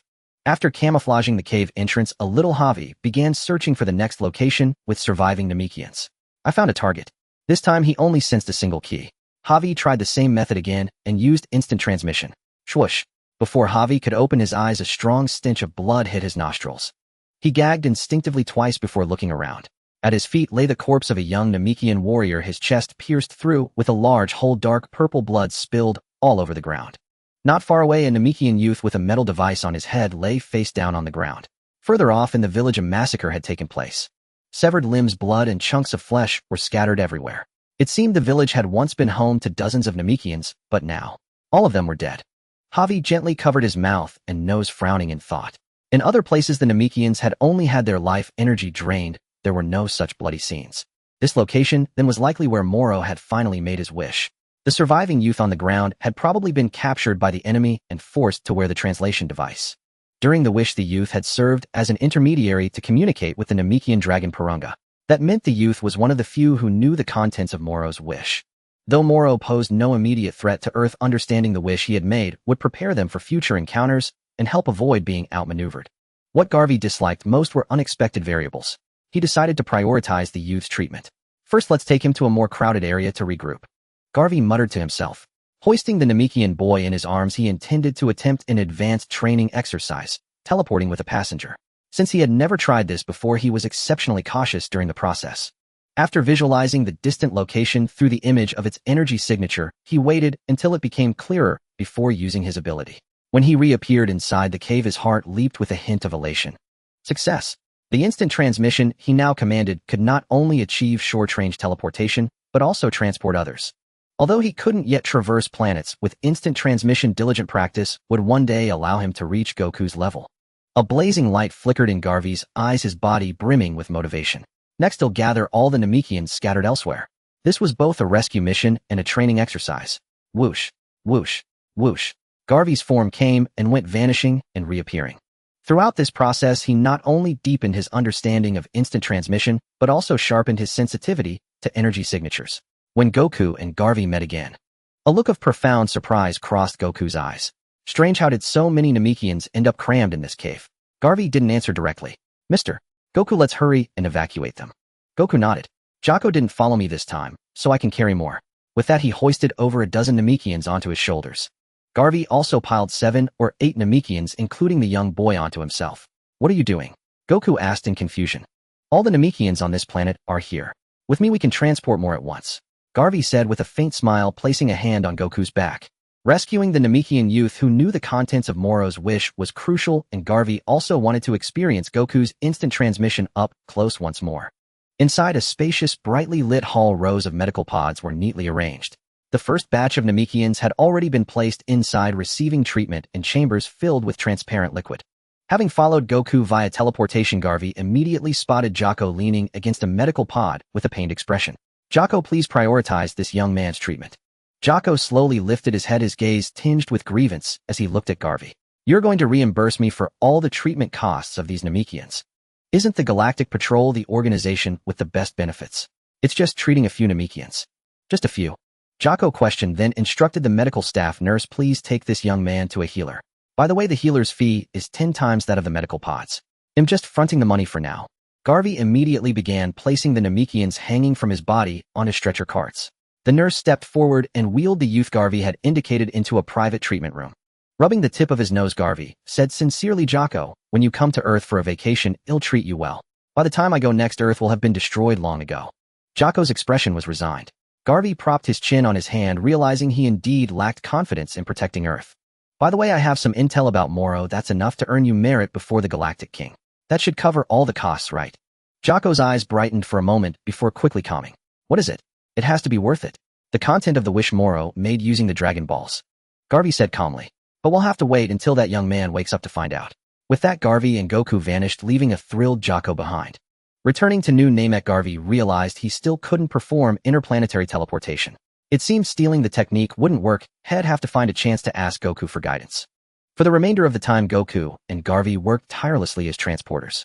Fortunately, this race had a small population, fewer than 200 individuals. Soon they had evacuated all the survivors from New Namek. Back at the hospital, Garvey reminded Jocko, your spaceship is still on that planet. Aren't you going to retrieve it? You can drop me off there on your way back to Earth.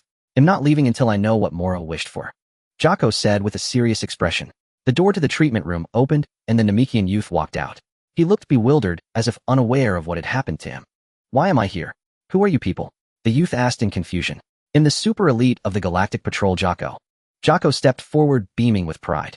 These two are Garvey and Goku. The three of us saved you and your people. My name is Eska. Thank you. The youth showed a pure smile and thanked them shyly. Eska, I have a question for you. Jocko's expression was full of anticipation. What wish did Moro make using the Namekian Dragon Balls? The youth seemed to recall something painful, his face filled with terror. His wish was, take your time. No rush. Garvey comforted him. Goku chimed in, don't be afraid. In the end, that guy will be defeated by us anyway. Goku was as naive and optimistic as ever. Garvey mused that just wishing to restore his peak magical power made Moro a formidable opponent. For now, no warrior on Earth could stand against him. If he had also wished for something like being the strongest in the universe or immortality, that would be beyond the reach of mortals. Garvey prompted Eska, did Moro ask to restore his peak magical power? I remember now, Eska suddenly exclaimed. The first wish was to restore his peak magical power, the second was to maintain eternal youth and vitality, and the third was to have an inexhaustible supply of magic. Goku frowned. It seems Moro is even tougher to deal with than I expected. Garvey felt a sense of helplessness inside. What was wrong with this Moro? All three wishes were used to strengthen himself. That was utterly ruthless, leaving no room for anyone else to survive. Fortunately, the Galactic Patrol stood in the way, or Earth would face another catastrophe. He wondered if Meru's could hold up against him. Thinking of this, Garvey grew curious about Meru's whereabouts. But the most urgent matter was reviving Earth's Dragon Balls. Garvey asked in a low voice, Esko, among your people, is there one named Dand? How do you know Dandy? Esker asked in astonishment. Without waiting for Java's answer, he began searching among the rows of healing pods. Dandy is a good friend of Mr. Goku's son, Javi explained. Found him. That's Dandy, Esker exclaimed joyfully, pointing at a young Namekian inside a healing pod. Wow, Dandy has grown so much, Goku said in surprise. The young man had a sickly green complexion and lay motionless with his eyes shut tight. Javi sighed. Jocko, he's the one Mr. Goku and I came to find. Please have the healers revive him. Medical staff quickly opened Dandy's pod and transferred him to the treatment room. Watching his kinsman being wheeled away, Esker looked confused. What do you need Dandy for? Our planet is in grave danger. We need Dandy's help. Goku immediately explained the situation on Earth to the young Namekian. After listening to Goku's story, Esker fell into deep thought. After a long moment, he looked up at Javi and Goku and said solemnly, if what you say is true and Dandy can help, he would be more than willing to go to Earth. By the way, Javi, can Dandy really create Dragon Balls? Goku asked doubtfully. Of course he can. He's a non-combat genius among the Namekians with incredible healing abilities. He's the perfect candidate to become Earth's new guardian. Javi stated with absolute certainty. Even without considering Dandy's ability to create and improve Dragon Balls, his healing power alone was invaluable, especially in the absence of Senzu Beans. Moreover, according to the Grand Elder, Dandy, like Piccolo, was an exceptional heir of the Dragon Clan. Javi suspected the Dragon Clan had a deep connection with the Dragon God Zalama. As the creator of the Super Dragon Balls, Zalama's status seemed on par with the Omni King's. Unfortunately, his identity remained shrouded in mystery, with no one knowing his true origin. However, one thing was almost certain: Zalama had a profound connection with the Namekians, and as prominent members of their race, Dandy and Piccolo surely held secrets worth uncovering. So Javi decided that even if he had to tie Dandy up, he was bringing him to Earth. Less than 5 minutes later, the treatment room door opened again. You are Mr. Goku. Is that you? The young Namekian exclaimed excitedly. It really is Dandy, Goku remarked. It's been years. You've grown so much. Yes, it's been over 20 years. Dandy replied with a shy smile, then asked, how are Gohan, Mr. Krillin, and Mr. Piccolo? They're all gone, Goku said seriously. How can this be? Dandy was utterly shocked. Javi quickly explained the crisis facing Earth and what they needed Dandy to do. Well, explain more on the way, Javi said solemnly. Esker chimed in. Dandy, they saved our entire clan from New Namek. They are our saviors. Thank you, Dandy said sincerely, then looked worried. But what about my people? This is the best hospital in the entire galaxy. You can rest assured, Jocko said proudly. After hearing this, Dandy nodded immediately. All right, since time is critical, let's leave at once. Dandy, everyone hold on to me. Goku began to sense for key. Safe journey. I hope you'll bring me to visit Dandy sometimes. He'll miss you, Dandy. Esker waved goodbye. Whoosh. In an instant, Javi and his group vanished from the hospital lobby. The next moment, they appeared on a strange, unfamiliar planet. Sorry, Jocko. Instant transmission only works where I can sense living beings. New Namek is gone, so your ship will have to stay there for now, Goku said, scratching his head apologetically. Javi couldn't help but chuckle inwardly at Goku's pure-heartedness, though he knew the Saiyan wasn't being spiteful. Damn it, that was my brand new spaceship. Jocko fumed, grinding his teeth. Sorry. I really am sorry, Goku said with a sheepish grin. Why not come back to Earth with us? Javi suggested. No way. Jocko refused flatly. Then we'll just leave you here, Goku asked tentatively. No, take me back to the hospital, Jocko snapped. What a troublesome guy. Goku sighed helplessly and teleported Jocko back. After regrouping, the three of them sped off toward Earth. Shoo! As the first rays of dawn illuminated the dilapidated plaza of the Lookout, Javi and his group suddenly appeared. Javi, Sankan, you're back. Bulma rushed over joyfully. A warm smile spread across Java's face as he stepped forward and gently embraced her. Any news from Baba? Javi asked, releasing Bulma. Yes. She said we should come pick them up, mister. Popo replied. Gohan and the others are back. Great. They'll go get them, Goku said with a pure smile. The moment he finished speaking, he vanished. Javi was about to ask about Merus when Goku reappeared beside Mr. Popo, accompanied by several figures. Dandy was momentarily stunned, then his face lit up with excitement. Gohan, Mr. Piccolo. Tears welled up in Bulma's eyes. Trunks, Gohan. I never thought I'd see you again. Mr. Popo once again pulled out his handkerchief, dabbing at his streaming tears. Lord Guardian Popo is so happy to see you again. There should have been 5 people returning, but only 4 were present. Gohan, Trunks, Piccolo, and Kami were all there. The missing one was Vegeta. Where had the proud Saiyan Prince gone? Javi wondered. Vegeta won't be coming back, Kami explained immediately. When evil people die, their souls are extracted in the afterlife. Once their sins are cleansed, their memories are erased, and they are reincarnated. I'm sorry. I never imagined the catastrophe 20 years ago would be so terrible. I failed to preserve Vegeta's body, so he could train in hell. Kami's explanation was clear and dispelled Java's doubts. In the early days, Vegeta was a true villain, ruthless and murderous. It wasn't until after his death at Frieza's hands that he slowly began to turn over a new leaf. Unfortunately, before he could fully atone for his sins, he was killed by the androids. Vegeta's disappearance meant that in this timeline, the invincible Vegeta and Gogeta would never exist. It was undoubtedly a significant blow to Earth's fighting force. Perhaps we'll meet again in another timeline. Javi sighed regretfully. I will do everything in my power to protect this timeline, my prince. You need not worry. You need not worry. Trunks was still immersed in the joy of reuniting with his mother. Upon hearing the news about Vegeta, his spirits only dipped slightly. The people of this timeline seem to have not yet developed any bond with Vegeta. Piccolo in particular harbored deep prejudice against him, remarking, "Even if we revive that guy, there's no guarantee he'll fight alongside us." "Uncle Piccolo, please try to be a little considerate of Trunks' feelings," Gohan cautiously advised. The Guardian continued to clarify for everyone. Trunks himself couldn't have returned either. His body was completely absorbed by the monster. Later at my request, King Yama agreed to help reconstruct his body. By the way, King Yama places great importance on this Earth crisis, so before our departure, he specially healed Gohan's severed arm. Gohan touched his regenerated arm, a look of profound emotion on his face. Why haven't Krillin, Tien, and Yamcha returned? Piccolo frowned slightly. He stood far from the group, appearing somewhat aloof. Gavi looked at Piccolo. Their strength is insufficient to deal with the current crisis. I heard Frieza and his father have come back to Earth to cause trouble. Piccolo asked with a cold sneer. Correct. Besides Frieza and his father, we also have to face the troublesome opponents Babidi and Dabura. Gavi said in a deep voice. This looks like a tough battle. I can't wait. Goku said, rubbing his hands together, eagerly looking as if he could hardly contain himself. The opponents are incredibly powerful. If we judge based on the strength Frieza displayed when he first arrived on Earth, we will pay a terrible price. Now let's each report our current level of power, Gavi said with a grave expression. I hope no one holds back. This crisis concerns the fate of the entire planet. Following that, Gavi proposed his own system for measuring power levels and tallied the strength of everyone present. The strongest was Goku, who had broken through to Super Saiyan 3. Gavi dared not let Goku transform to display his power to everyone, as the Super Saiyan 3 transformation might shorten the time Goku could remain in the living world. Crucially, he suspected that Frieza and his father, after a year of monitoring Earth, had already learned to conceal their ki and sense the ki of others. Furthermore, even after Gavi learned to sense ki, he could not detect either of their energies on Earth at all. Therefore, he was very worried that if everyone released their ki, it would expose the lookout to the enemy's perception. Everyone reported their power levels. After careful comparison, Gavi made a ranking.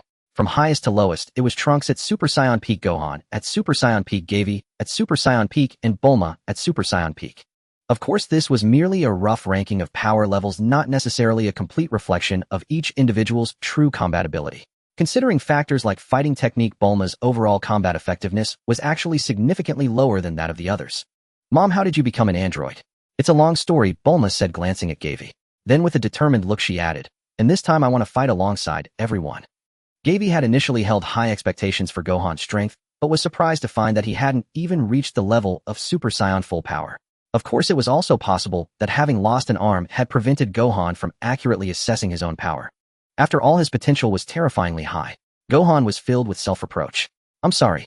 During my time in the afterlife, I didn't train seriously. My power only increased by a little. As for Piccolo, he hadn't even reached the level of Super Saiyan. His face stiff, he snorted coldly. I've been training relentlessly in the afterlife, but increasing power for a Namekian isn't as simple as a Saiyan transforming. Gavi felt it was time for Piccolo and the Guardian to merge back into one. Even if Piccolo learned the Kaioken, its power boost was far inferior to a Saiyan's transformation. Piccolo's current strength was completely unable to keep up with the evolving threats. The Guardian's only remaining purpose was to serve as the Earth's Dragon Balls. Since the Guardian was already dead, even though he had returned to the living world, the Dragon Balls had not been reactivated. A more suitable successor had already been presented by Gavi. Guardian Goku and I have brought back the new candidate for Guardian. His name is Dend. Gavi stated bluntly. His words sounded almost like a call for usurpation. Mr. Popo's expression instantly became extremely tense. He pulled out a handkerchief and clutched it tightly in his hands. The Guardian, however, was completely unconcerned. I understand. Piccolo and I, or rather Piccolo's father, were originally one.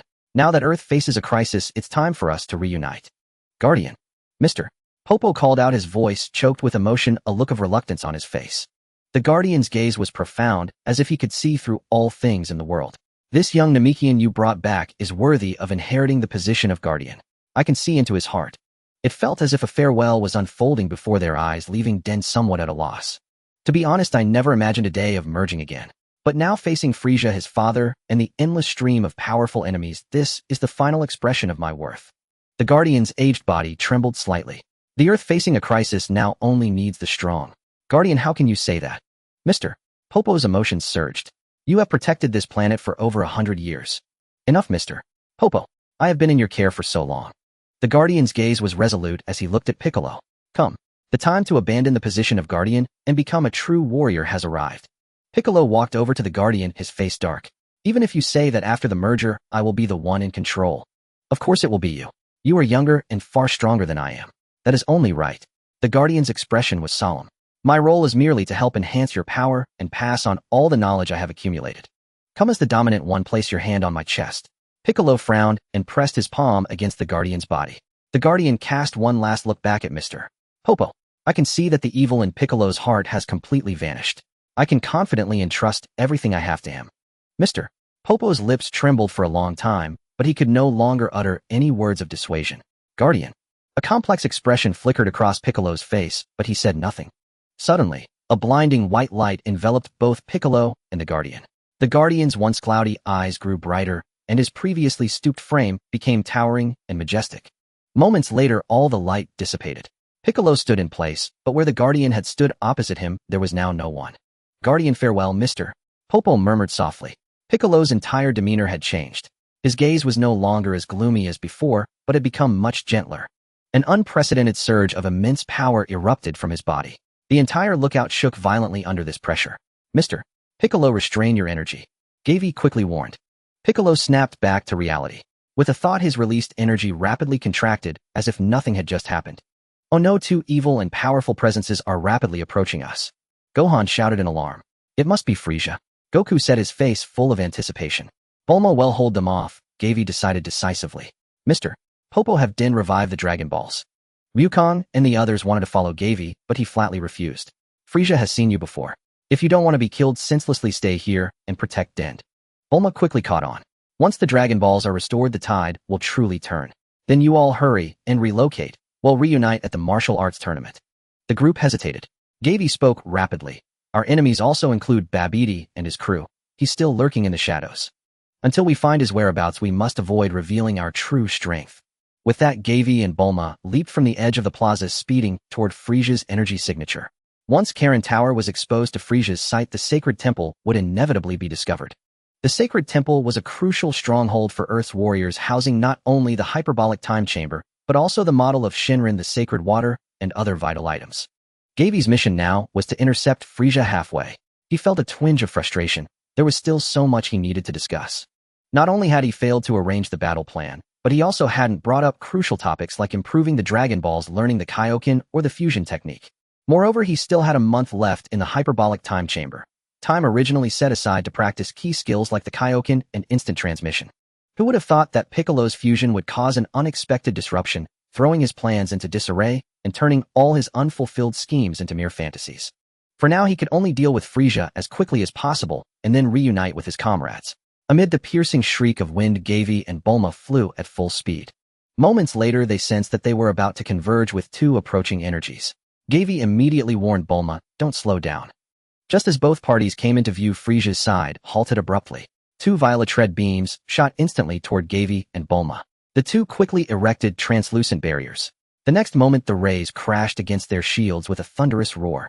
The entire space rumbled and a powerful shockwave spread outward, snapping countless trees in the forest below. Gavi and Bulma were forced to a halt, hovering in midair. Oh ho ho, if it isn't Mr. Gavi. Frieza smirked, eyeing them with keen interest. Sensing Frieza's overwhelming aura up close, Bulma trembled slightly. Gavi dismissed his barrier and said calmly, Lord Frieza, Lord Cooler, I didn't expect to see you here. This is the comrade I mentioned. We were on our way to the tournament arena. Not spotting Jinyu, Gavi breathed a little easier. He feared that if Jinyu were present, he might recognize Bulma as one of Goku's companions, potentially arousing Frieza's suspicion. And who might this beautiful young lady be? Frieza asked with a genial smile, eyeing Bulma. Bulma. So you're Lord Frieza. Seeming to grasp Gavi's intent, she also dropped her barrier. A flicker of astonishment crossed her delicate face. Clearly her first time seeing Frieza in person. Despite his monstrous appearance, Frieza's smile was quite polite. A pleasure to meet you. With a beauty like you as his companion, Mr. Gavi is truly a fortunate man. Gavi felt a pang of helplessness. Nothing had even happened between him and Bulma, yet so how was he fortunate? The Emperor's choice of words was far too misleading. Cooler glanced at Bulma and said coldly, Our army doesn't recruit based on looks, Gavi. You understand what I mean? Of course. I understand. Gavi shot Bulma a meaningful look and said calmly, Bulma, just show them a little of your power. Bulma caught on immediately. A pure white energy sphere coalesced in her palm. To Cooler's astonishment, the sphere grew larger and brighter, like a miniature sun, turning the surroundings into a blinding white. Frieza laughed admiringly. Ho ho ho, what immense power. If that energy sphere detonated, it would surely be a most beautiful firework. Cooler narrowed his eyes. Bulma, is it? Stop now. I acknowledge your strength. But I don't know how to stop. Bulma's panicked voice rang out. Gavi, what do I do? What? How can this be? Gavi exclaimed, though a glint of approval flashed deep in his eyes. Bulma was truly clever. In this situation, she had coolly seized an opportunity to buy time. The energy sphere continued to swell, distorting the surrounding scenery in its searing glow. How does she possess such astonishing power? Cooler's earlier arrogance had vanished, replaced by a grave expression. Even Frieza's composed smile gradually faded. The aura of destruction spread outward, tearing at the space around them, and the group swayed slightly, as if caught in a hurricane. Gavi felt that Bulma should stop now. Any further, and things might spiral out of control. If it detonated and pierced the planet's crust, the entire world would be destroyed. Mister, Gavi, find a way to make her stop. Frieza frowned at Gavi. Alright, I'll try. Gavi immediately flew to Bulma. Up close, he saw that Bulma was gritting her teeth with fine beads of sweat on her forehead and neck, her entire body trembling violently. So her earlier plea for help hadn't been an act. This was bad. Suppressing his panic, Gavi wrapped his arm around Bulma, preparing to use instant transmission to escape. At the same time, he shouted in alarm, no, she can't control it anymore. It's about to explode. Earth is going to be destroyed. What? Damn it. Frieza's eyes widened.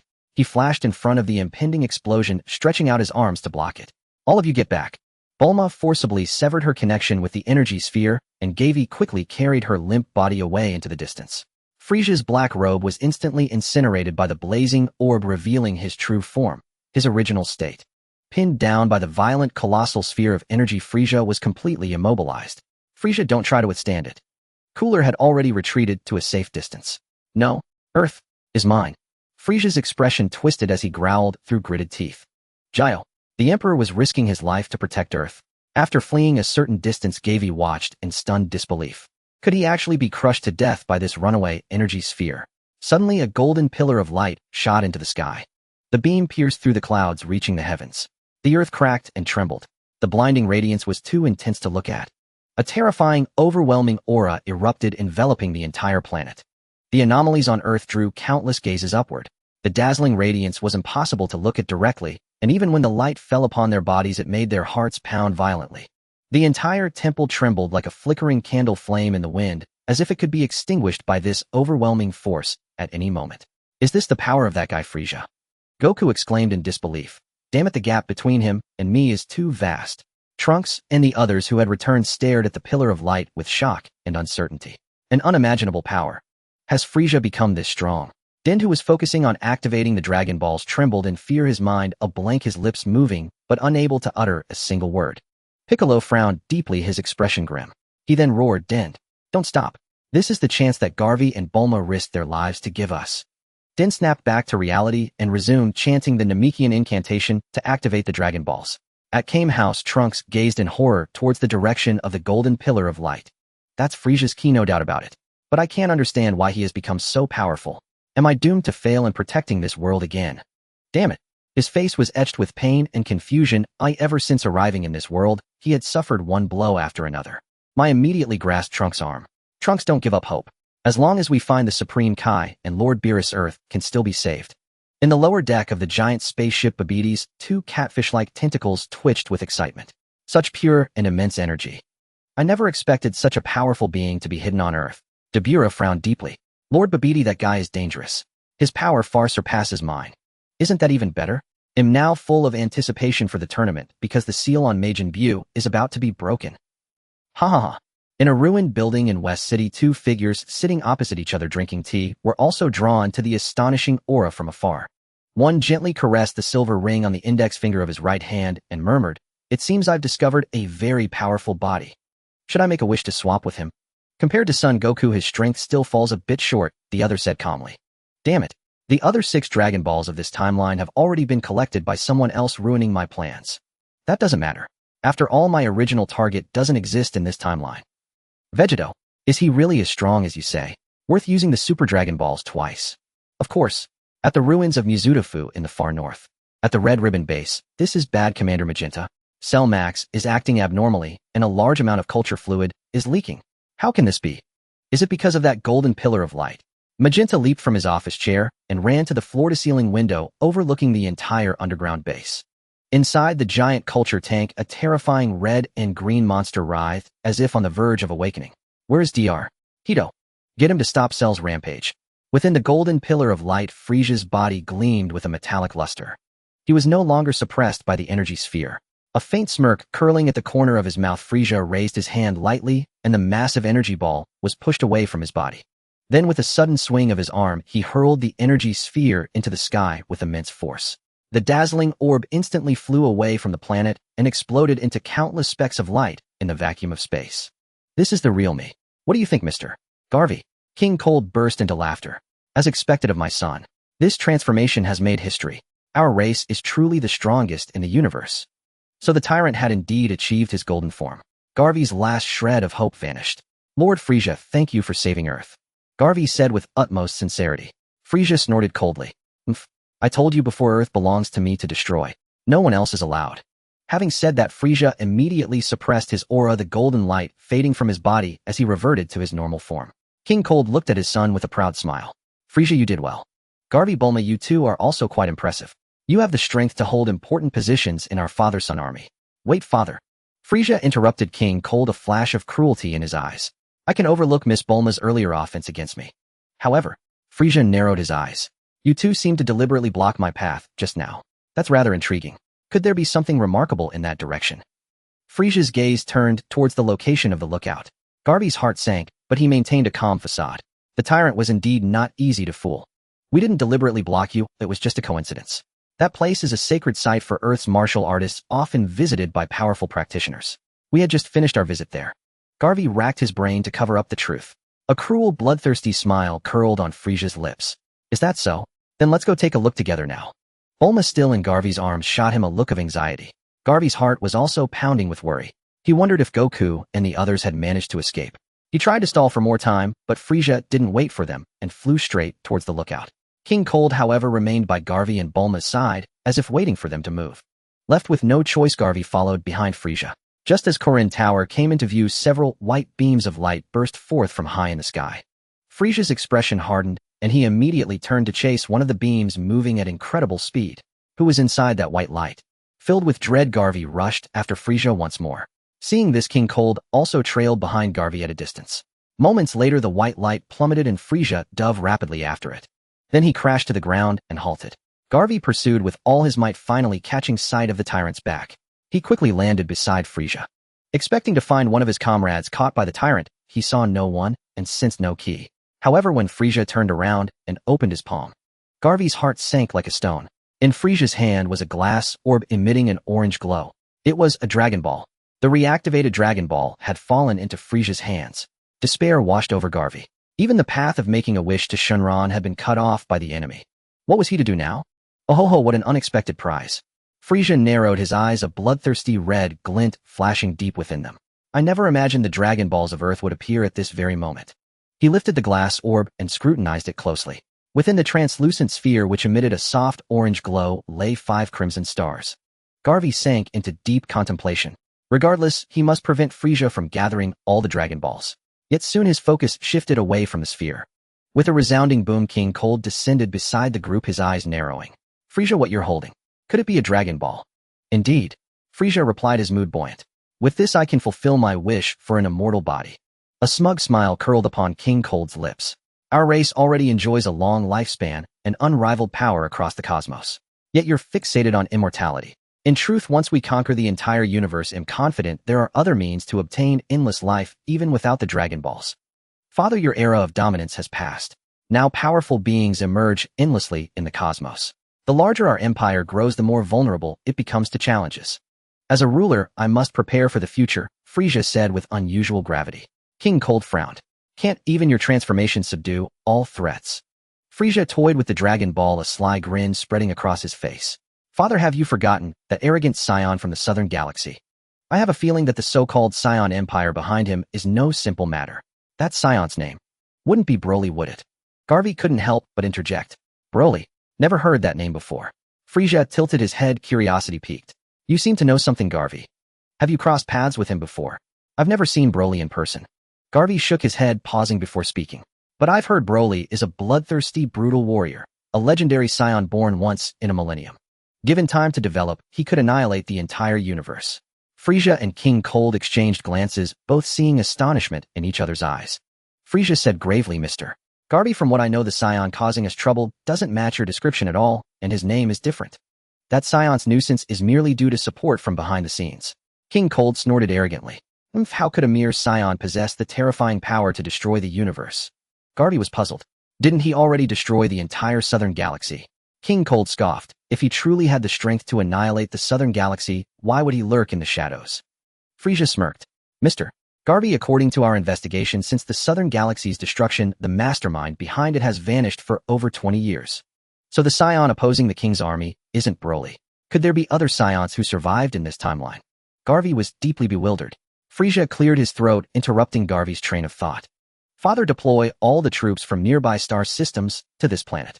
Even if we have to dig 3 feet deep, find every last Dragon Ball on Earth.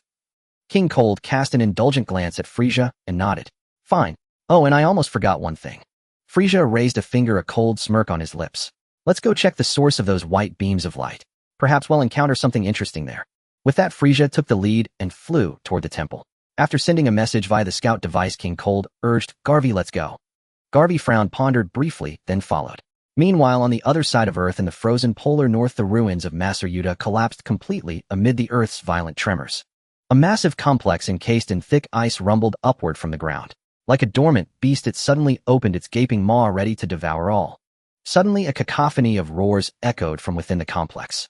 One after another, black fighter jets streaked through the sky, like meteors darting out of the yawning base. The Dragon Balls have reappeared. We're one step closer to ruling the world. In a spacious, bright office, Vegeta waved his arms excitedly.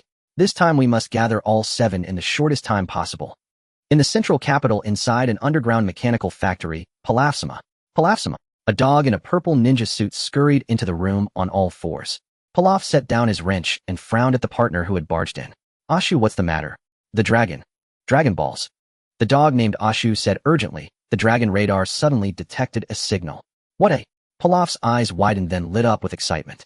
He took the radar from Ashu, rubbed his eyes in disbelief, thinking he must be seeing things. Over 20 years had passed since he and his companions were turned into babies by the dragon. Throughout those 2 decades, he had thought constantly about finding the Dragon Balls to fulfill his grand dream. Yet they had vanished without a trace, as if they never existed. Today, just as he was about to don the mecha he had developed and head off to the Western Capital's martial arts tournament, he unexpectedly learned the Dragon Balls had reappeared. Hurry and inform Mai. There's a signal nearby. We'll find it immediately.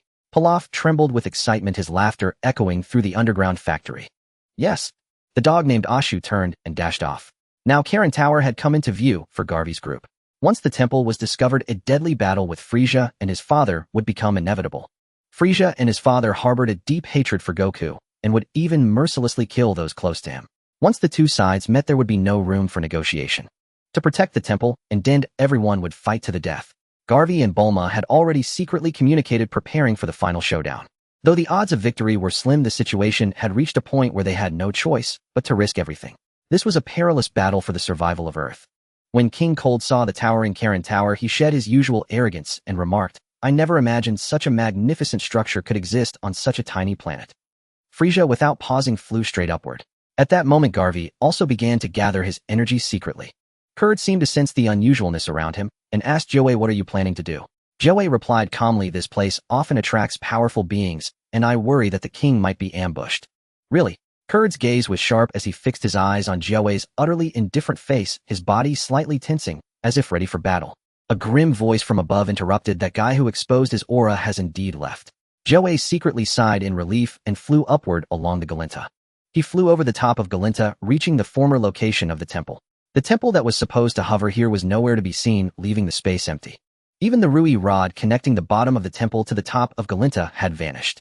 Perhaps Dondi had concealed the temple again after becoming a deity. Of course, it was also possible that the entire temple had been relocated elsewhere.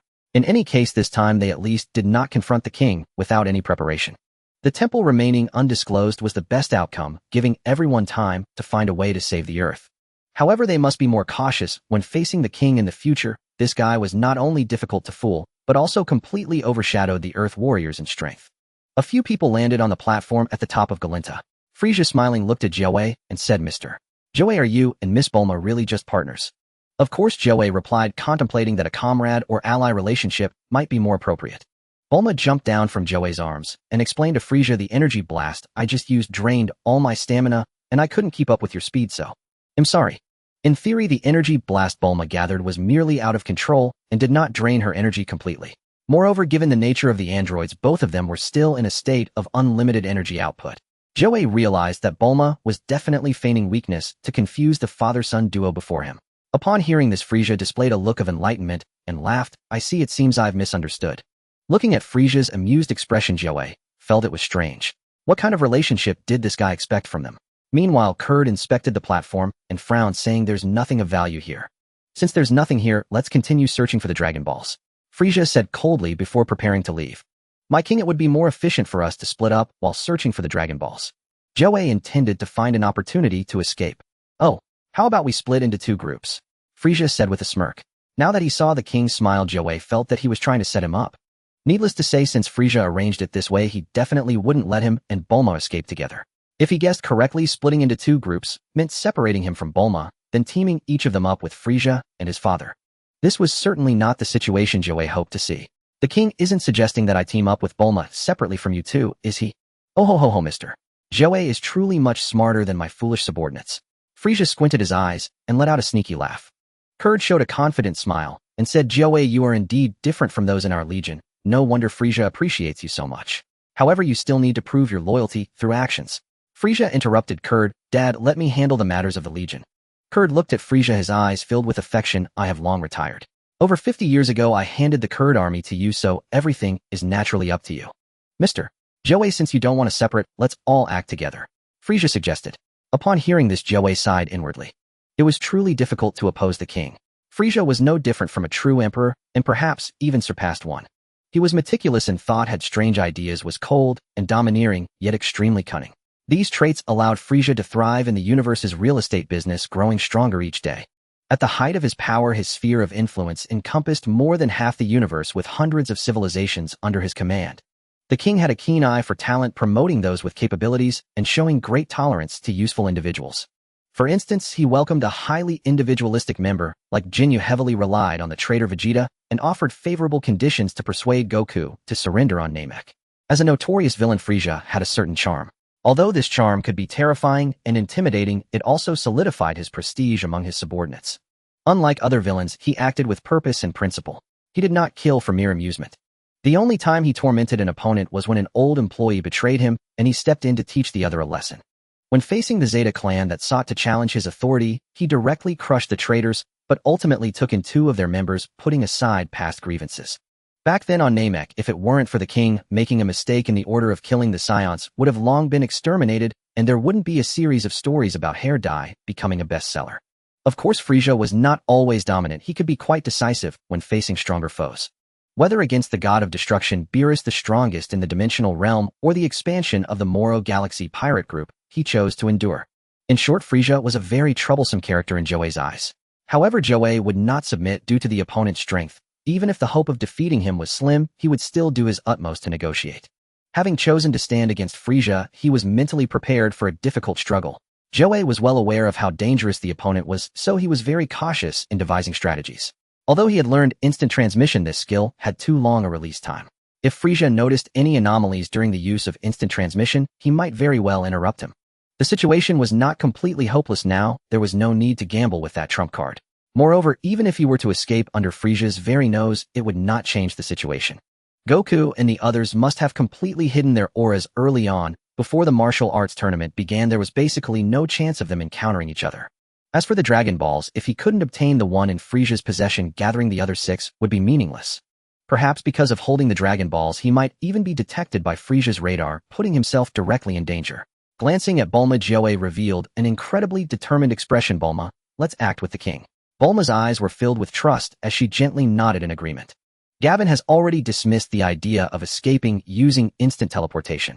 If this crucial skill were exposed too early to Frisia, it would certainly raise his suspicion. Then during the next encounter, attempting to utilize instant teleportation for a surprise effect would become quite difficult. Before Frisia reveals all his cards, Gavin plans to feign compliance and probe into the strengths of the king's side.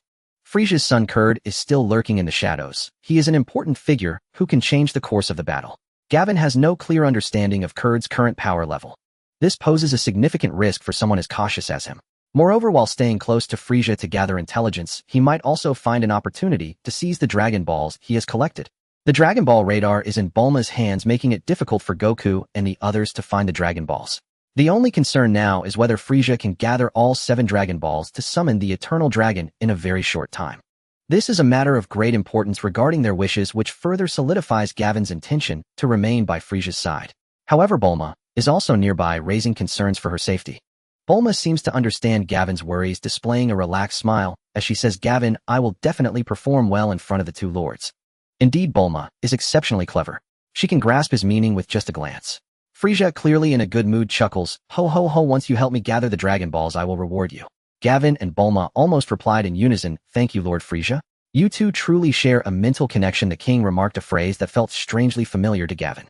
Seeing Frisia take off ahead of them, Gavin stopped pondering and immediately followed. The wind howled as Frisia led everyone swiftly eastward. Gavin looked up at Frisia, filled with confusion. The direction he was heading was very clear. Could he have already obtained the coordinates of another Dragon Ball? Among Frisia and his son, only Kurd wore a power level detector. The king, however, was entirely unadorned. Even the black cloak he initially wore was completely burned away when it came into contact with Bulma's energy blast. How did he determine the Dragon Ball's location? After a moment of travel, Gavin noticed Frisia was almost heading straight towards West City. Could the Dragon Ball be located in West City? Gavin's expression grew increasingly grave. Soon his suspicions were confirmed. The massive outline of West City had appeared in everyone's sight. The entire city, once silent, had become bustling with activity. Gavin sensed countless energies, some strong and some weak. Various means of transportation surged into the abandoned city, weaving through the streets and alleys. Above the city, a gigantic arena hovered silently. Frisia casually glanced at the arena, a contemptuous smirk appearing on his lips, just the antics of a clown. Soon the fame of the Frisia force will spread throughout the entire universe. After saying that, Frisia slowly descended, crossing over several high-rise buildings before landing beside a massive saucer-shaped spaceship.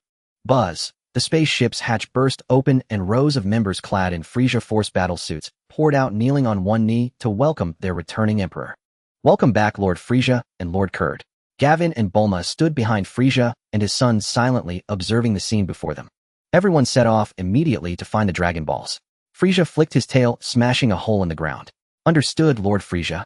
With the sound of rustling soldiers scattered in all directions, Frisia looked at Gavin and Bulma with a smile, saying, "Leave the search for the Dragon Balls to them. You two are the main forces for our side in the martial arts tournament. Just take a good rest." Kurd revealed a cruel smile. "What you call searching for the Dragon Balls, Frisia, is actually just returning to West City and waiting for other forces seeking the Dragon Balls to deliver themselves to us, right? It seems Dad understands my plan quite well." As Frisia walked towards the spaceship, he added to his plan, "I heard that Earthlings have a radar that can detect Dragon Ball signals. Once the person with the radar finds this place, we can snatch that thing.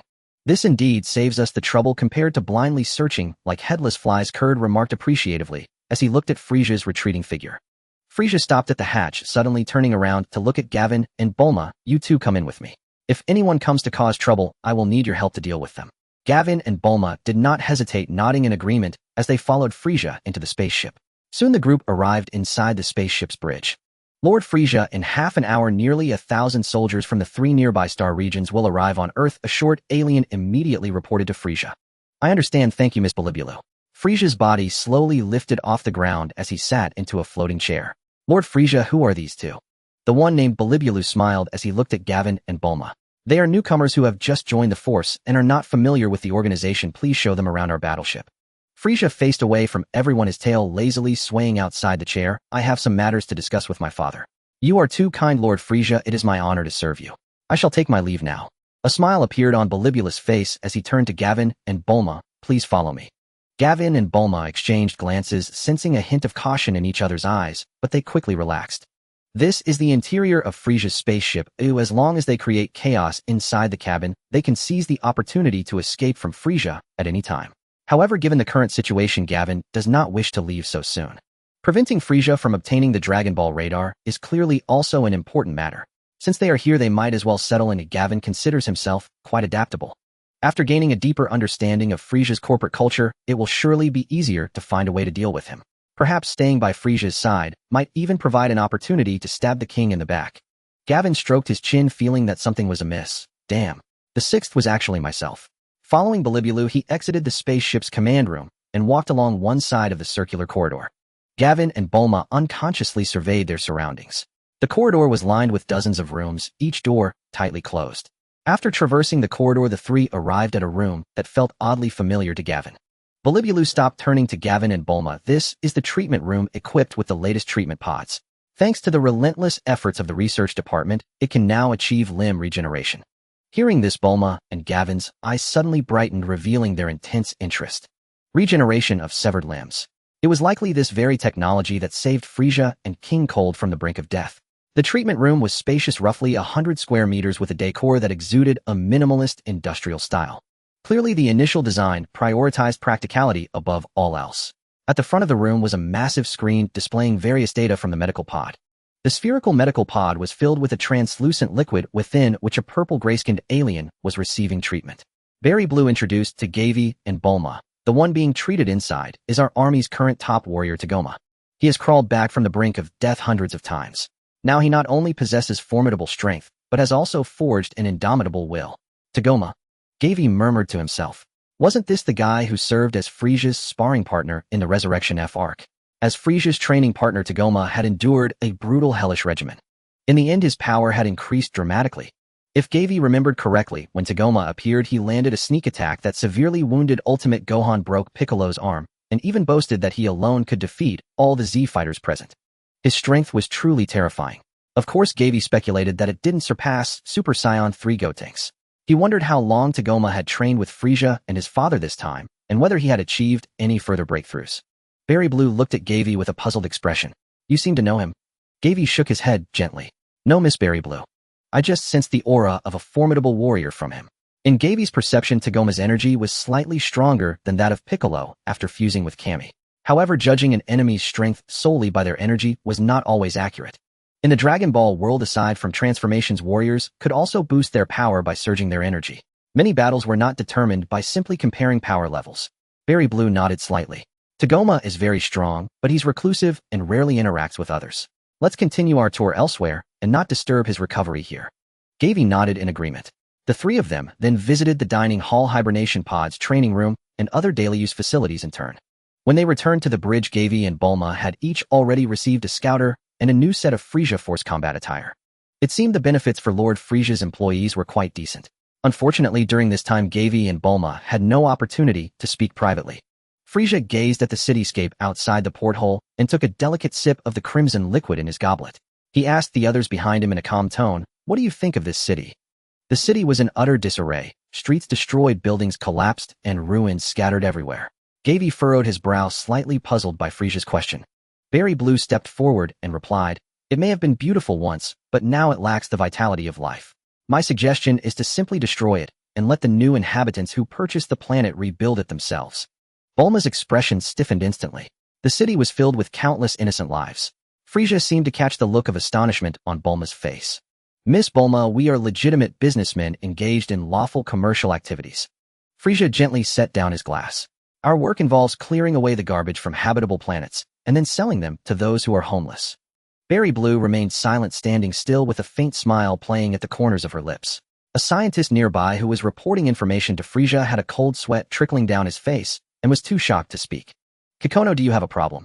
Frieza narrowed his eyes, a dangerous smile curling on his lips. The slender, yellow-skinned alien with an ant-like head was suddenly terrified, shaking his head frantically. "No, no problem." His voice trembled, betraying his extreme inner tension.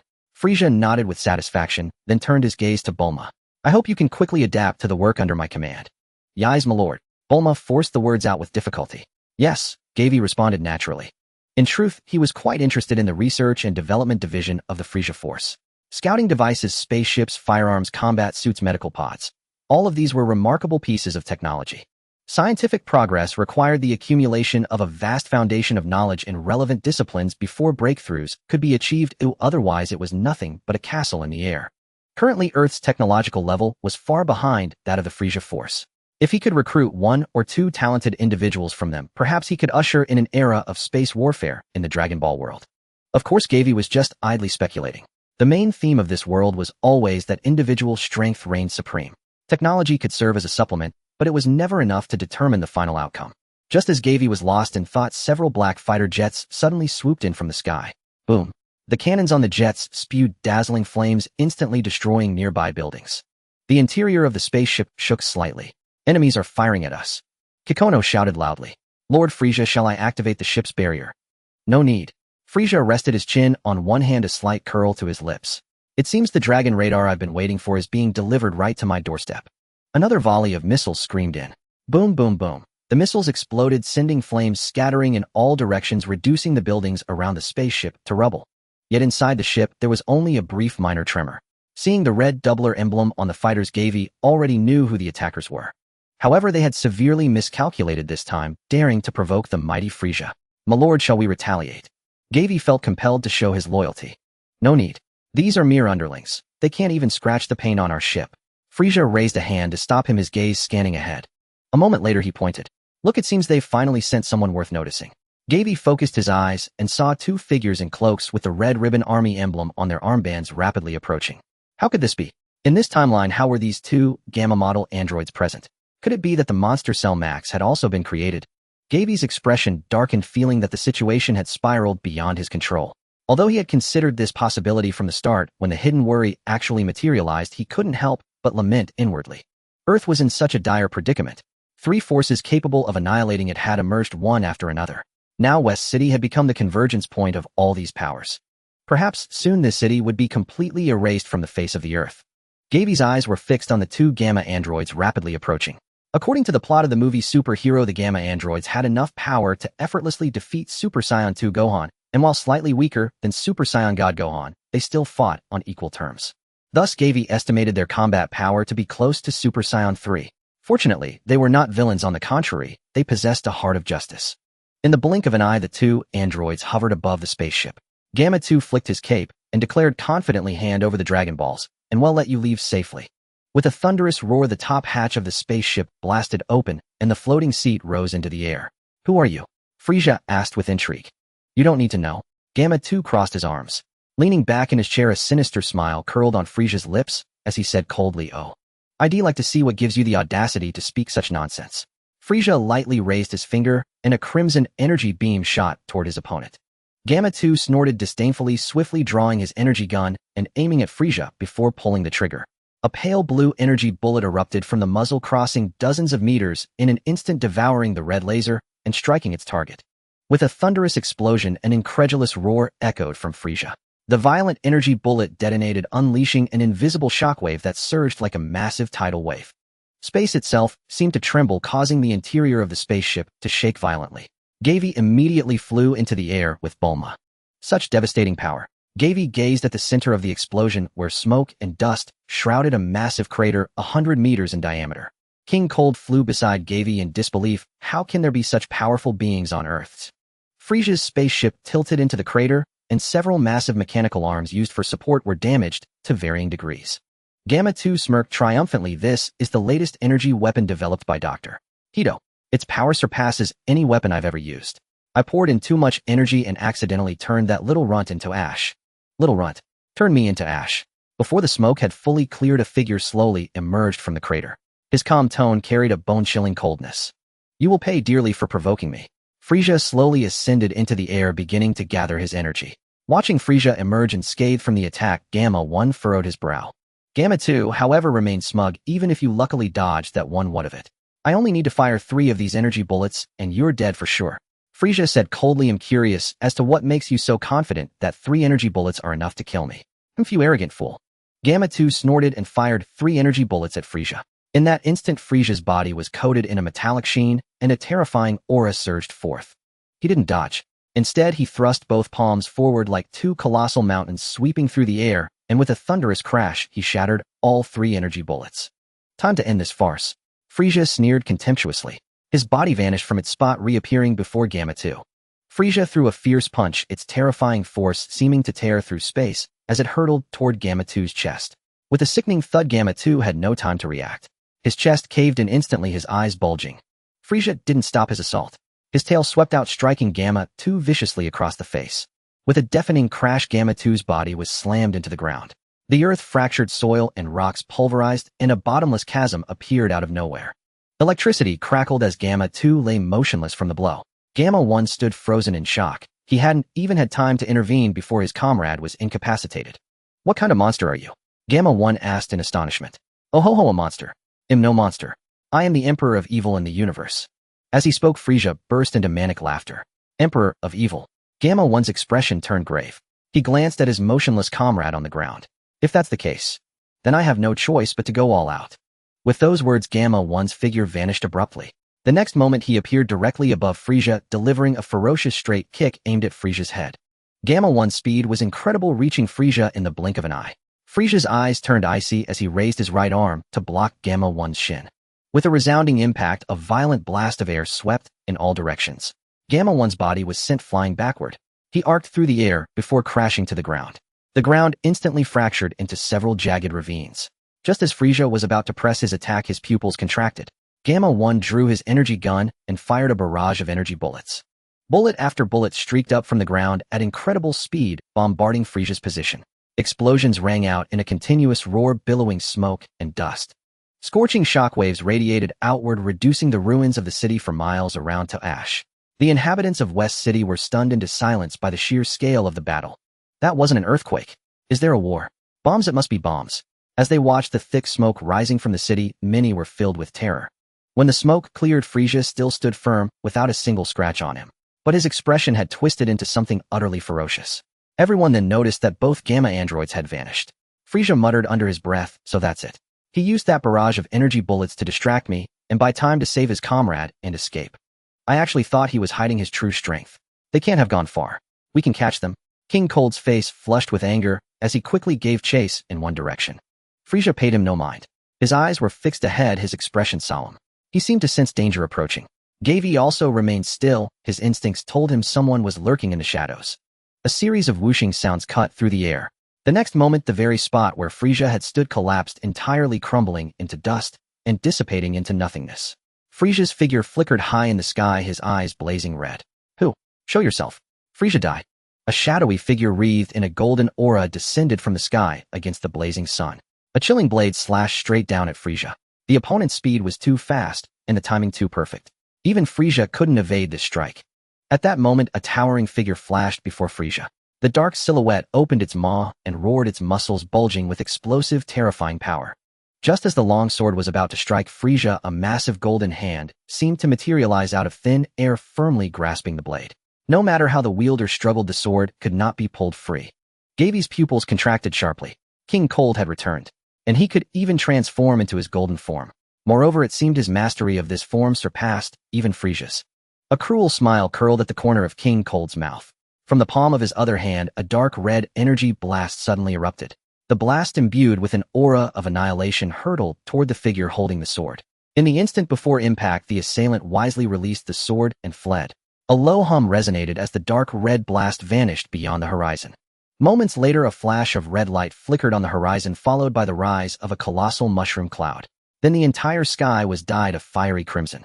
Father, you nearly destroyed Earth just now, Frieza said, his eyes narrowing as he searched for the hidden attacker. If a Dragon Ball had been destroyed there, my wish would never come true. Forgive me, Frieza. I was merely concerned for your safety, King Cold replied, his expression turning grave as he retracted his golden form. That aura just now. It belonged to a Super Saiyan, didn't it? Those accursed Saiyans again. Frieza's demeanor grew dark, a stark contrast to his usual elegance. None of the Saiyans we know seem to be the type who wield weapons. King Cold toyed with the long sword in his hand. This blade appears exceptionally sharp. A sword? Gavi was puzzled. While future Trunks of this timeline also used a sword, his strength couldn't possibly be that formidable. When that person had burst forth, even Gavi hadn't been able to follow their movements. The figure's aura was remarkably similar to Trunks, and the golden flame that enveloped their body was no different from the form a Saiyan takes when transforming. Unfortunately, the figure was completely shrouded, leaving Gavi unable to discern their identity. Were there other Saiyans in this timeline? Before Gavi could ponder further, King Cold spoke with a grave expression. It seems Earth harbors many powerful fighters we know nothing about. A year of surveillance is still too short to gather all the intelligence. Frieza nodded in agreement, then smiled confidently. This makes things far more interesting. I can hardly wait to meet them. Gavi, as an Earthling, you must know some of these powerful individuals, right? King Cold's gaze turned to Gavi, a dangerous glint in his eyes. I suspect those two oddly dressed fellows aren't from Earth, are they? Gavi sighed inwardly. This father and son were both cunning old foxes. The corner of his eye twitched as he forced a smile. Ha, of course. You could say they are my compatriots. Oh, Frisia's interest was piqued. Do tell. We are all androids, but... Gavi chose his words carefully. Our creators were different. King Cold rubbed his chin thoughtfully. Creators. Correct. Bulma and I were created by Dr. Gero. Our original purpose was to defeat Son Goku. Gavi sighed. But the creator of those two androids was Dr. Gero's grandson. What a remarkable family. Frisia's eyes narrowed. Gavi quickly explained. Although they are family, Dr. Gero's grandson did not approve of his grandfather's methods. Instead, he sought to create a superhero to protect world peace. So Mr. Gavi, that makes you the great villain created by Dr. Gero. Frisia said with a smile, as if he quite approved of Gavi's origins. Being labeled a villain by the Emperor made Gavi feel strangely uncomfortable. King Cold asked flatly, where are Dr. Gero and his grandson now? Dr. Gero passed away over 20 years ago. His grandson is currently conducting a very dangerous research project within the Red Ribbon Army. Oh, what kind of project? Frisia asked curiously. Cell Max was a mindless monster that acted purely on instinct. A monster with such power once out of control could destroy Earth in an instant. Compared to Frisia and his father, Cell Max was far stronger and far more uncontrollable. If the Red Ribbon Army were to release it, Earth would likely be destroyed before the World Martial Arts Tournament even ended. To save Earth, Gavi had no choice but to enlist the power of the Frisia Force to locate the Red Ribbon Army's base as quickly as possible. After a moment's thought, Gavi continued, Dr. Gero's grandson is creating an ultimate android named Cell Max. This monster's cells are mixed with the genes of many powerful races such as Scions, Namekians, and even your Majesty's clan. Once its development is complete, it could potentially destroy the entire galaxy or even the universe. The genes of our clan. King Cold looked slightly puzzled. The Red Ribbon Army used nanomachines to collect blood samples from both of you. The grandson then used them for his research. King Cold's face darkened instantly. Daring to use our clan to create such a monster is the greatest insult to me. This organization must be destroyed, and that grandson along with it. A dangerous smile curved on Frisia's lips as he questioned Gavi. Since that grandson can create something more powerful than even my father and me, why would you choose to join my army? Because Cell Max is not yet complete. To become complete, it must absorb Bulma and me. Once that monster awakens driven by its evolutionary instinct, it will surely come to absorb us. Gavi explained patiently, then added indignantly, to survive Bulma, and I had to escape from the Red Ribbon Army and break free from that grandson's control. Is the monster that grandson is developing truly as powerful as you claim? Frisia's tone still held a hint of disbelief. Though unaware of Gavi's full plan, Bulma was quick-witted enough to interject. That's right. That grandson is a scientific genius several times smarter than his grandfather. The Cell Max he created is incredibly powerful. Gavi and I are nothing compared to it. Where is that grandson now? I will kill him with my own hands. King Cold's eyes flashed with a dangerous red light, clearly unable to tolerate such an insult. That grandson is extremely cautious. He built the base for developing Cell Max in a very secret location unknown even to Bulma and me. Gavi said with a worried expression. I will dispatch my men to find that grandson immediately. King Cold ground his teeth in fury. I will dispatch my men to find that grandson immediately. King Cold ground his teeth in fury. I will dispatch my men to find that grandson immediately. King Cold ground his teeth in fury. I will dispatch my men to find that grandson immediately. King Cold ground his teeth in fury. Frisia's eyes dimmed slightly, but his expression remained indifferent. Father is Mr. Gavi said that Brad is quite cunning. Rushing to search for him would only alert the enemy. With a light cough, Frisia's gaze turned icy as he looked at Gavi. Mr. Gavi, why did you only now reveal such crucial information about that brat?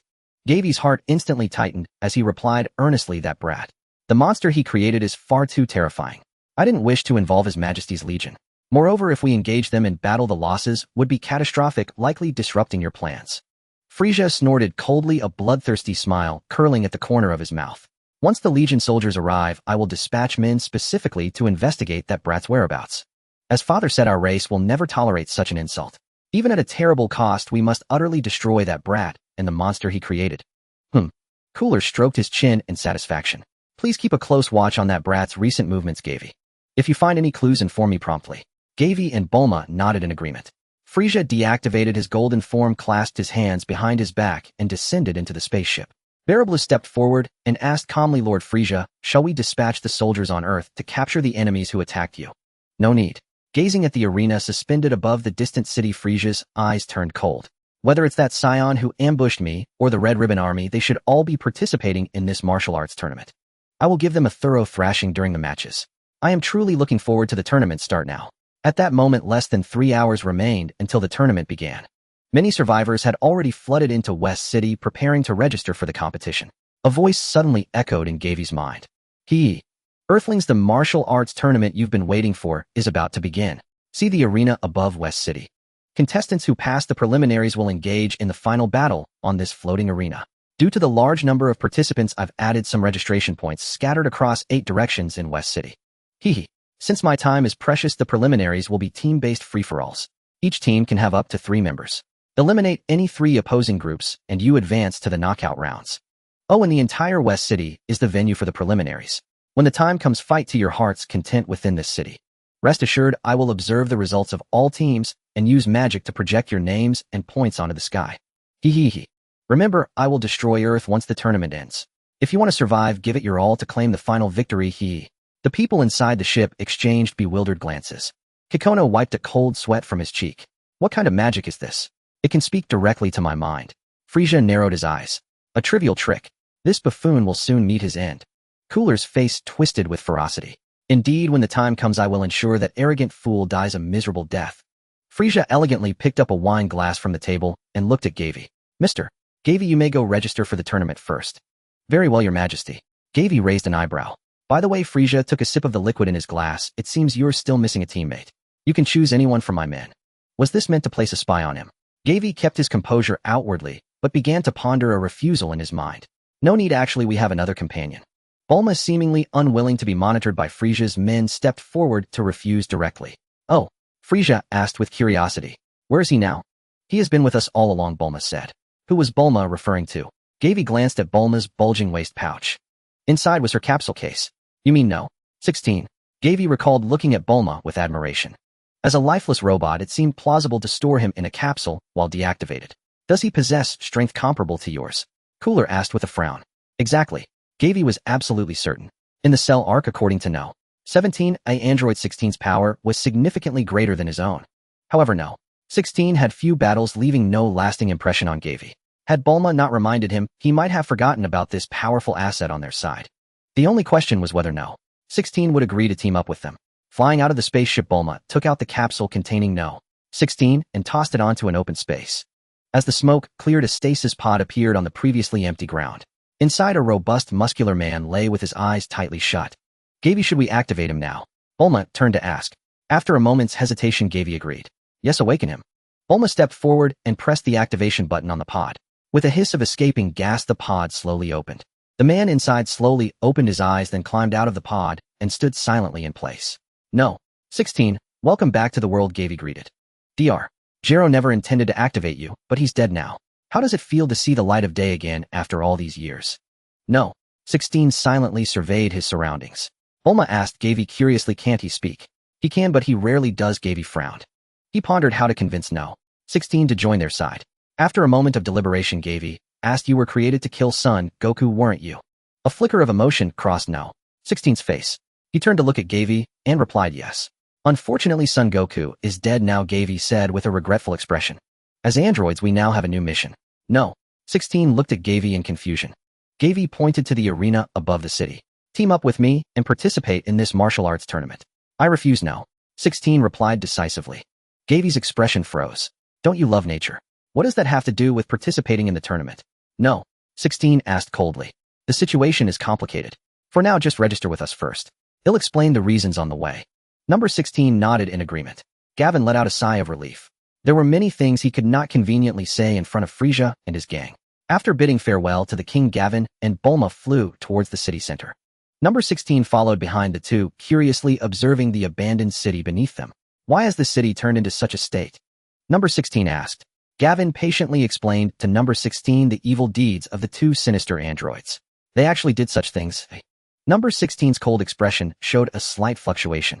Indeed, Gavin replied frankly. Number 16 frowned and sighed. I thought they were just pitiful beings used by Dr. Gero. Even if they were innocent humans before or after Gero's transformation, they have completely turned into demons. Bulma sighed.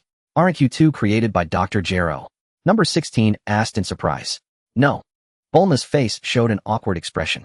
Gavin briefly recounted his and Bulma's experiences of becoming androids. What is the reason you sought me to join your team? Number 16 asked. The Earth is currently facing multiple crises. Gavin explained their situation to number 16 in detail. So what do you need me to do now? Number 16 paused slightly, then calmly said, my strength seems insufficient to cope with the current situation. To be frank, Earth is already beyond saving in this circumstance. At such a time, having one more person means more strength. Even if there is just a glimmer of hope, I will not give up, Gavin declared resolutely. What do you mean by hope? Number 16 asked, somewhat confused. Even Bulma looked at Gavin with anticipation. On the planet Metamer, the residents possess a secret technique that allows two warriors to fuse.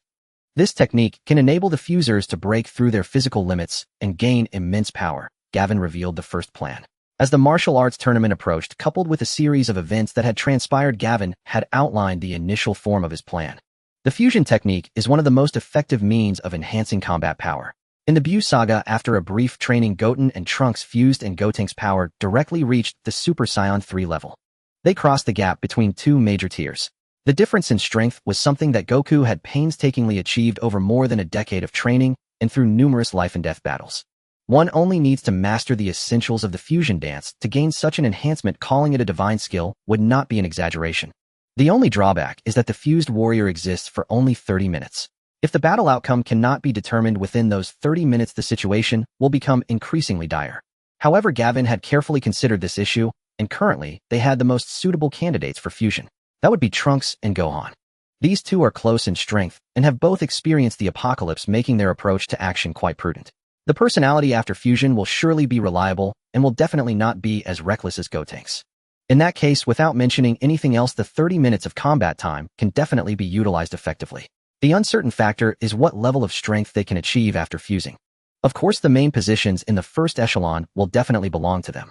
If someone could fuse with Goku, that would be even better. However, in this timeline, there is no proud prince, and they lack someone with strength close to Goku to jointly perform this technique. Piccolo's current strength should be on par with Gohan and Trunks. Similarly, there is currently no suitable candidate to fuse with him. At this moment, Gavin cannot sense the presence of the other companions. They must be hiding to avoid engaging in meaningless battles with Frieza. This prevents Gavin from informing Goku and the others about his plan in advance. He can only wait until the tournament starts to find them. After all, once the registration points are dispersed, he cannot pinpoint where his companions will report. Gavin wanted to continue explaining his plan, but just then he saw a bustling crowd below. He immediately realized they had arrived at one of the registration points. Gavin paused in midair as he noticed the astonished expressions of the crowd below. He turned to number 16 and hopefully asked, have you made your decision? Number 16 sighed. I never imagined our homeland would be destroyed. At that time, the natural environment I cherish will also disappear, right? Gavin slowly nodded, his expression serious, yet his tone resolute. Indeed. But I do not wish to accept this outcome. I believe that one day we will be able to rebuild our homeland. Number 16 smiled gently, of course.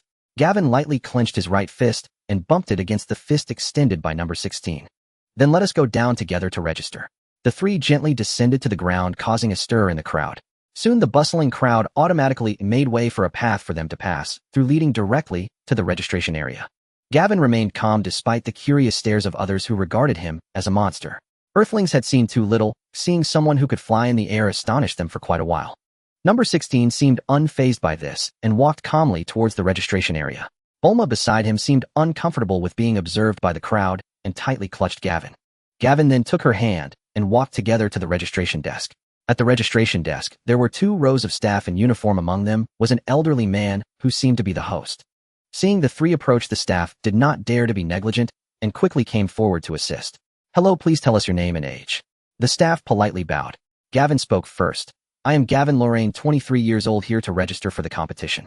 Bulma replied. Bulma brief, 18 years old. Number 16, 28 years old. Number 16, what a strange name. Is it a stage name? Someone nearby asked curiously. Number 16 fell into silence, not saying a word.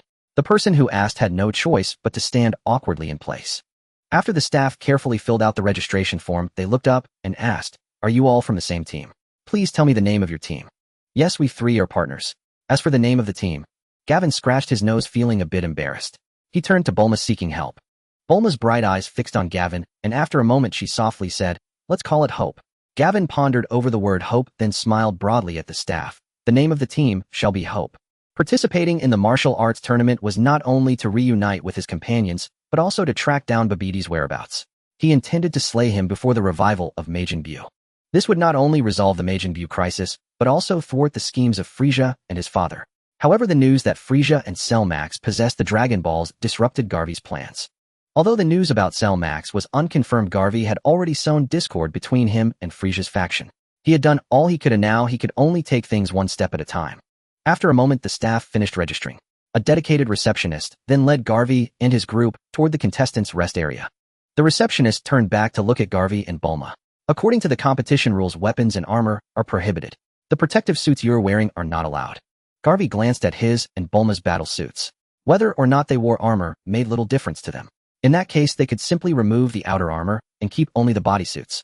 Garvey removed his outer armor, and the bodysuit perfectly outlined the contours of his muscular physique.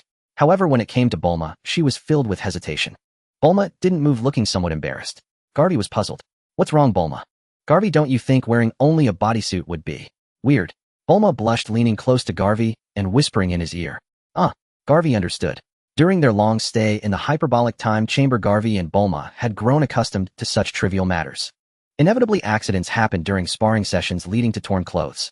Garvey had gotten used to covering his face and exclaiming that he couldn't bear to look. Of course, Bulma had also scolded Garvey more than once. Strangely, their relationship never became strained. Under the pressure of external crises, his bond with Bulma seemed to have reached a point of great intimacy, yet it felt more like a pure revolutionary friendship. Encountering such a situation suddenly made Garvey realize that asking her to wear only a bodysuit in public was somewhat perverse. Garvey had always believed that women shouldn't be involved in battles, and indeed this was an unforeseen trouble. But it was only a minor issue. Let's find a place to change clothes. Just then a commotion erupted from the registration desk. Garvey and Bulma frowned simultaneously and looked over. This is a competition that concerns everyone's fate. Why can't we use mechas? A clear female voice rang out. That's right. These mechas took me 3 whole days and nights to build. Another male voice followed. Are you trying to waste Lord Pilaf's hard work? I won't allow it. Absolutely not. An excited, fervent voice chimed in. Hearing this, Garvey's expression shifted. Indeed, a woman, a man, and a dog were arguing heatedly with the staff. 3 mechas of distinct designs were parked at the registration point. Garvey hadn't expected to encounter the Pilaf trio here. With their level of strength, they actually wanted to participate in this grand tournament. Garvey was quite interested in Pilaf's scientific talent. But now was not the time to consider that. No matter how genius Pilaf was, he couldn't change Earth's current predicament in a short time. Suddenly, several imposing disc-shaped warships streaked across the sky, casting vast shadows as they swept over West City. With a deafening roar, countless skyscrapers in the city collapsed and crumbled. Garvey's pupils constricted. Frieza's reinforcements had arrived on Earth. Then several red beams appeared in the sky, trailing long tails of flame as they landed beyond the horizon. Moments later, flames erupted from the horizon. Even through the city's skyscrapers, one could see the thick smoke and seas of fire rising in the distance. Garvey recognized those red beams as single-person spherical spaceships. Those who traveled in such vessels were usually elites of Frieza's army, far superior to ordinary soldiers. Judging solely by their aura, they were hundreds of times stronger than common soldiers. He turned to look around. Many people were crouching on the ground, their faces filled with terror.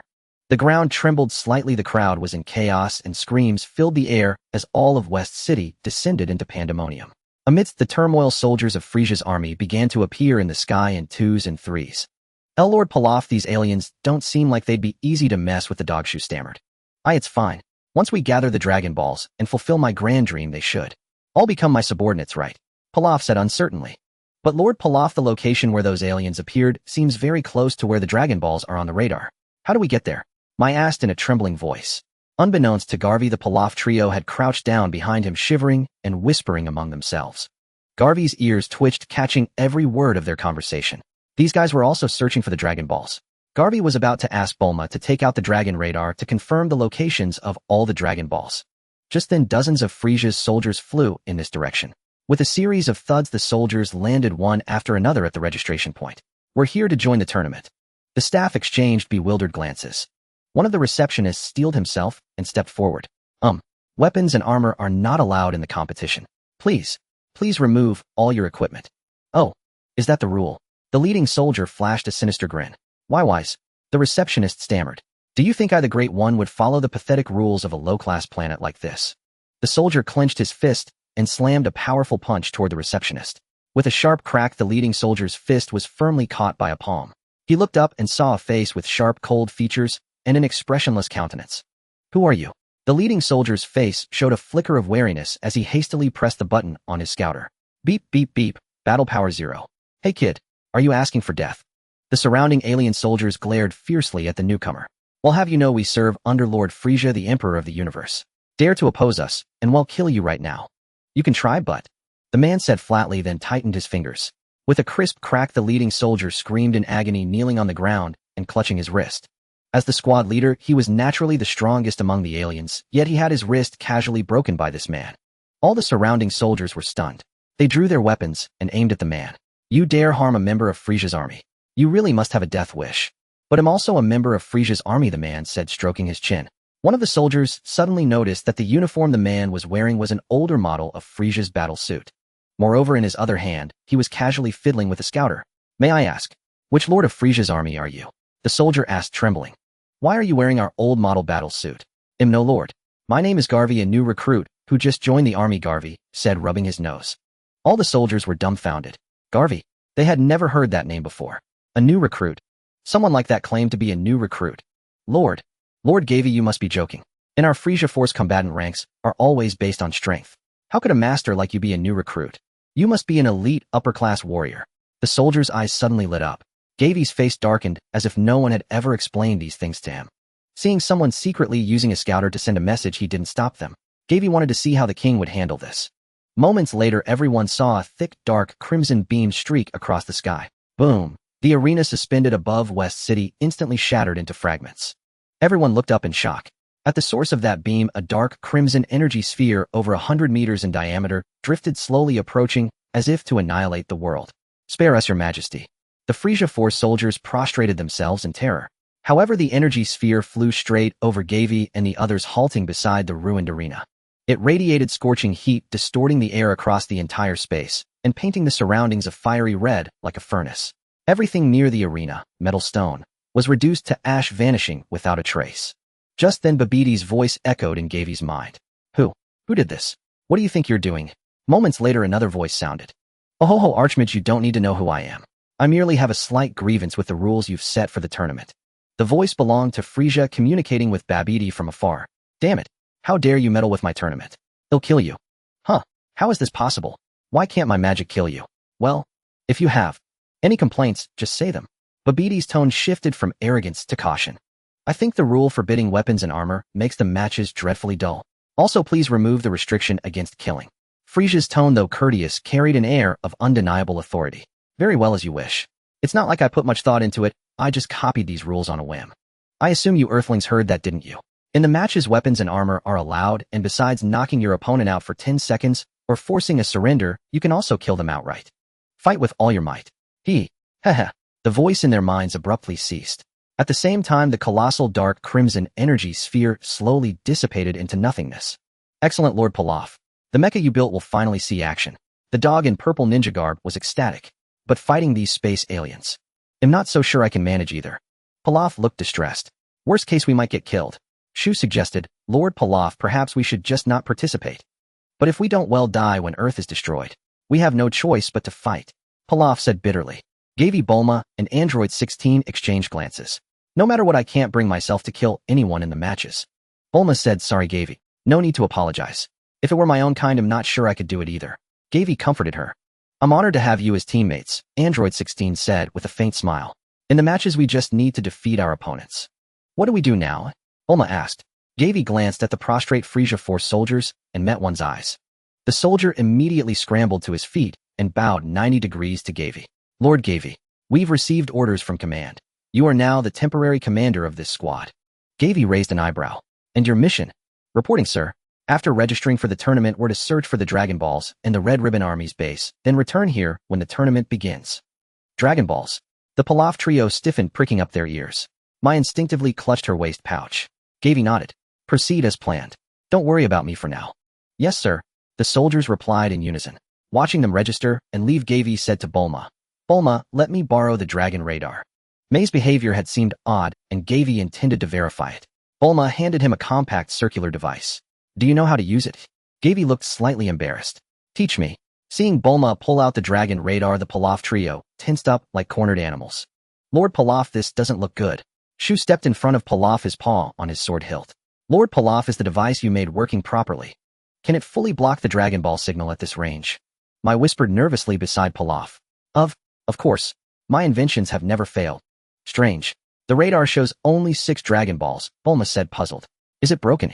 The Pilaf trio breathed a collective sigh of relief. But Gavi understood the reason. The radar's fine, Bulma. Put it away. Oh, okay.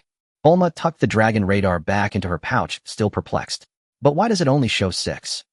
Maybe someone's using a special container that interferes with the signal. Gavi walked up to the Pilaf trio with a knowing smile.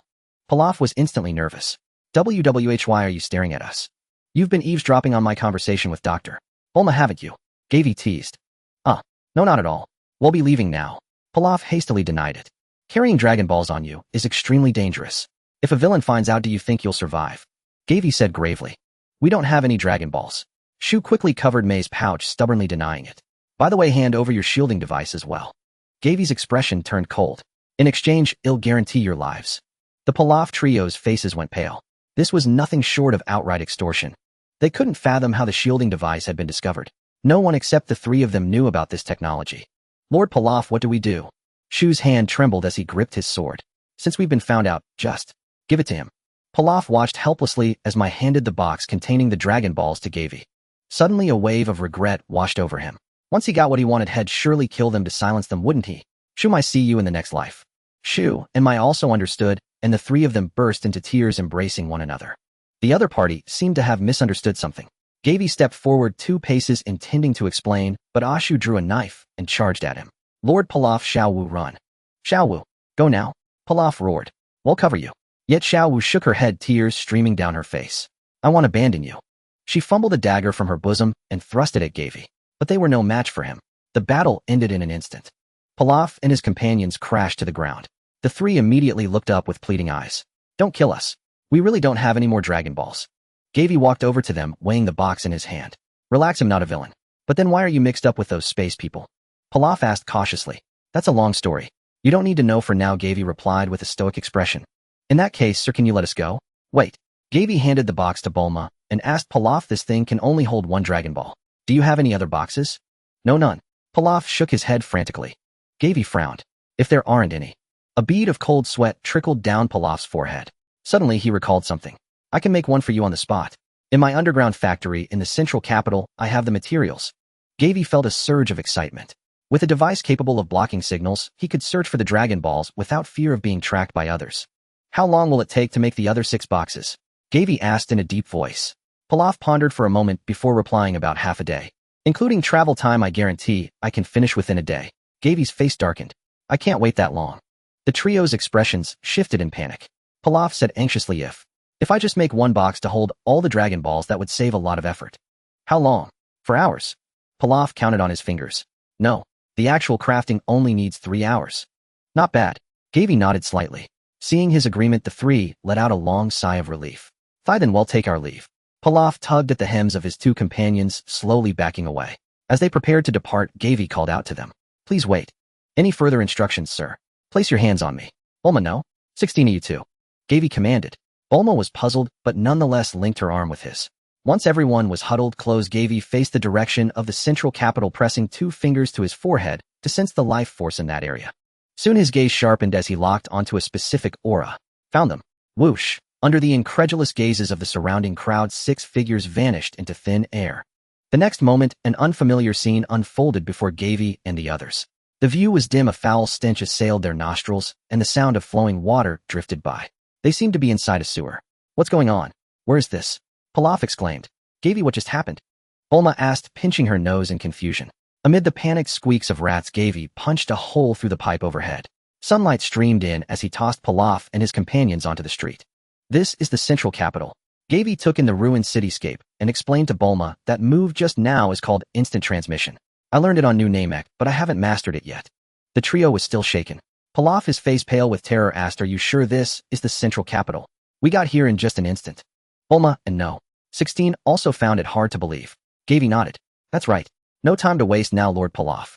Tell me where your underground factory is. Pilaf carefully identified the street signs and pointed in a direction. Whoosh. The trio suddenly felt their collars grabbed, and the scenery blurred before their eyes.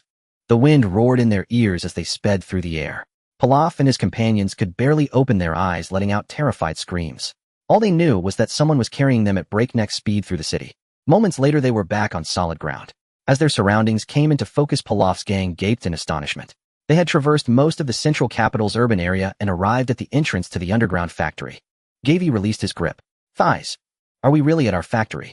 Pilaf asked incredulously. Go in and see for yourself. Gavi suggested. Right. Pilaf hurriedly knocked on the metal cover on the ground. Soon the cover opened, and a child poked his head out. Lord Pilaf is back. The child exclaimed joyfully. Pilaf immediately invited Gavi and the others. Sir, welcome to my humble abode. Please come in. They filed in one by one. Pilaf's underground factory was crude. On one side, bedding was spread across the floor, but it looked tidy and clean. Over a dozen children gathered by the beds, curiously eyeing Gavi's group. Their gaze was pure and clear with hints of joy and warmth. Noticing Gavi's puzzled look, Pilaf quickly explained, after my two companions and I left the orphanage a few years ago, we could never stop worrying about the kids there. Then the city was destroyed, so we brought all the children with us. Gavi silently marveled. He never expected that a villain like Pilaf could undergo such a profound transformation. Please wait a moment, honored guests. He'll prepare some food for you right away, Xiao Wu said, guiding everyone to sit and rest. No need. We're in a hurry. Start making the shielding device now. Gavi waved his hand, urging them on. Pilaf snapped to attention and immediately instructed Xiao Wu and Ashu to assist him.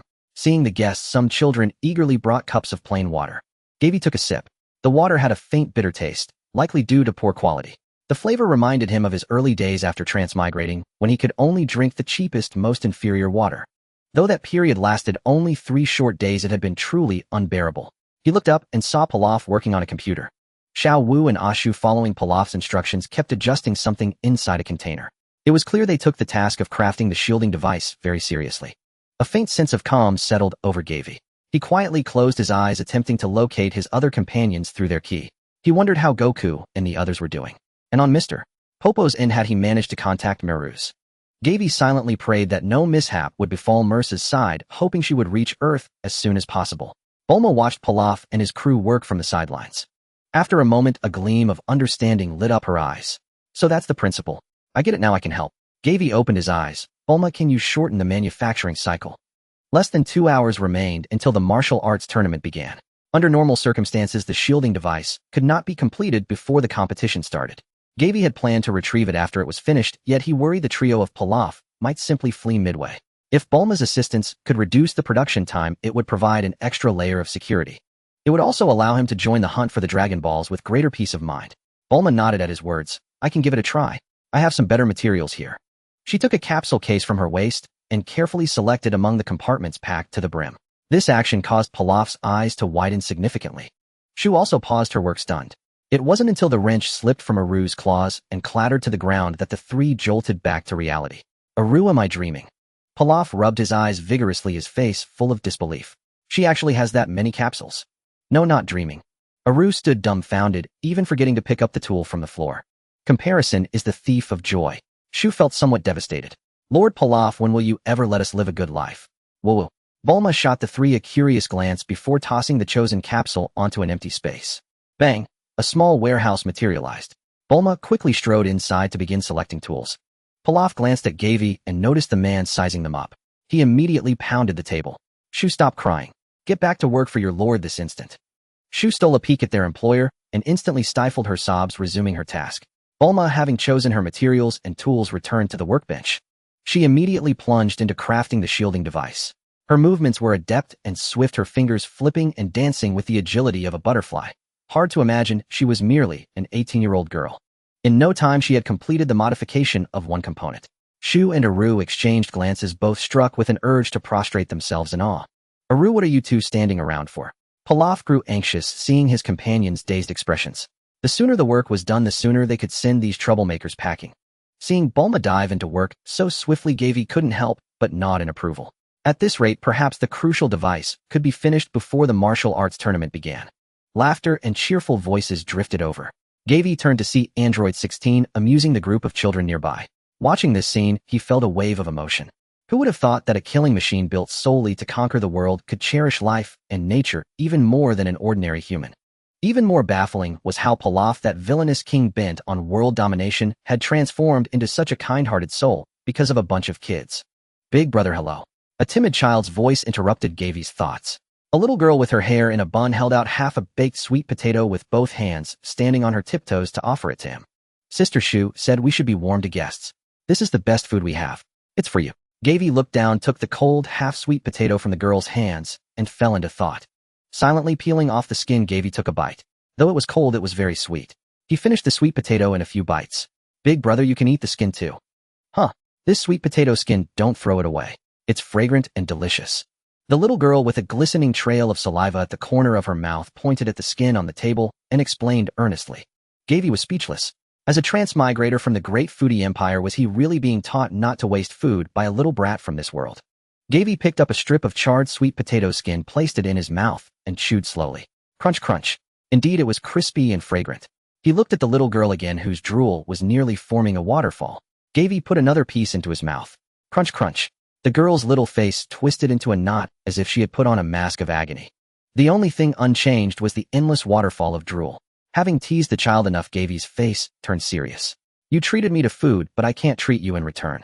Consider this a debt I owe you.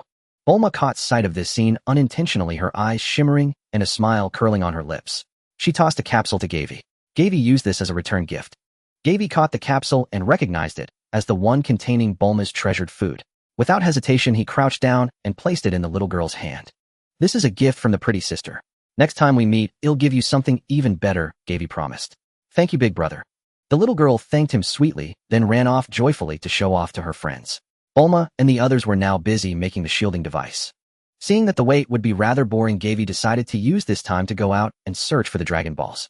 Once he had the signal blocking box, it would be much harder for enemies to find the Dragon Balls in his possession. Bulma, let me borrow the Dragon Radar, Gavy said to the busy Bulma. Bulma looked up, seeming to understand what Gavy intended. She didn't stop him, but warned sternly, no problem, but you have to promise me to be careful. Gavy nodded solemnly and took the radar from Bulma's hand. Turning on the radar, Gavy closed his eyes to concentrate, chose the direction of one Dragon Ball, and teleported away.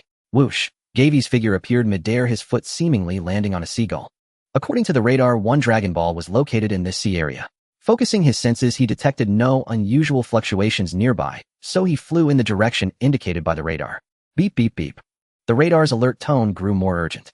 Wrapped in a protective aura, Gavy submerged into the sea. Soon after diving several hundred meters deep, he spotted a glimmer of light among a reef cluster on the seabed. The Dragon Ball emitted a faint orange glow underwater, beginning to flash in a resonance-like manner as Gavy approached. Seeing this, Gavy rejoiced inwardly and immediately moved forward to retrieve the Dragon Ball. 4-star ball. Inside the clear glass sphere were 4 red 5-point stars. Stowing the Dragon Ball in his backpack, Gavy surfaced and returned to the sea. Checking the radar again, he chose the direction of another Dragon Ball and used instant transmission. Shoo! The fish around him fled in panic.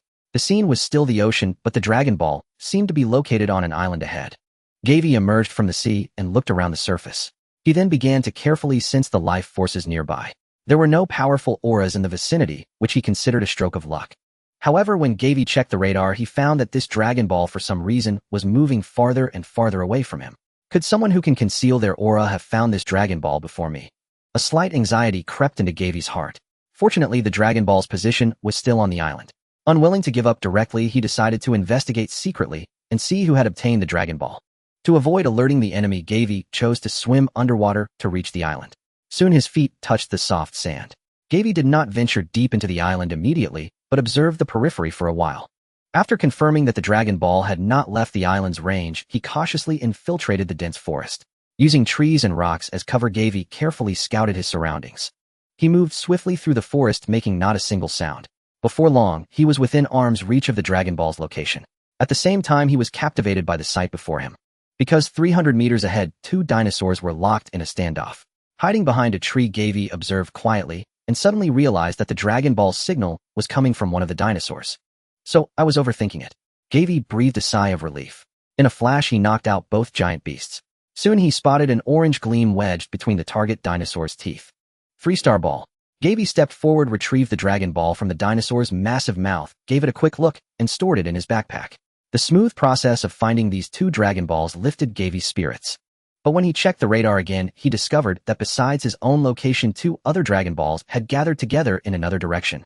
At the same time, 2 more Dragon Balls were rapidly approaching his position. Yet in his perception of ki, he detected no powerful presences.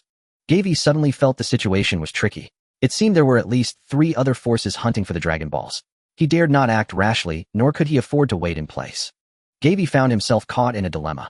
Counting the 3 in his possession, all the Dragon Balls now had owners. The battle for the Dragon Balls was likely imminent.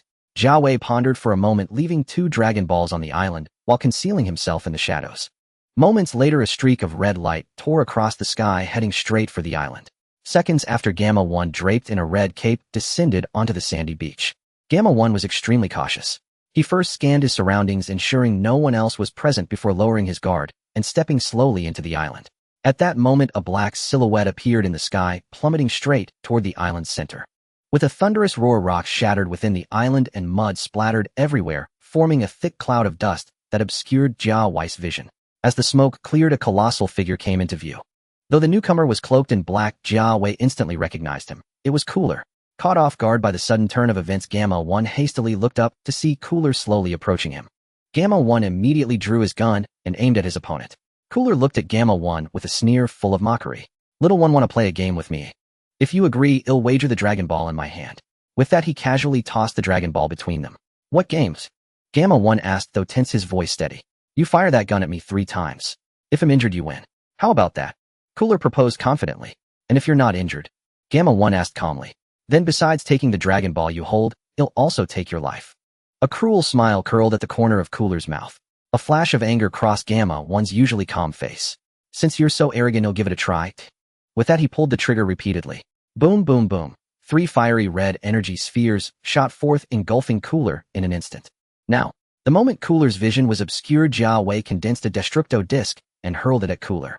With the immense cutting power of the Destructo disc, a direct hit would surely inflict severe damage. "Who's there?" Amid the violent energy explosions, a tail was sent flying high into the air, accompanied by Cooler's enraged roar. Gamma 1 instantly understood. This was no time for rules. He repeatedly pulled the trigger of his energy gun. Meanwhile, Jia Wei unleashed a barrage of Destructo discs from both hands, raining them down upon the target.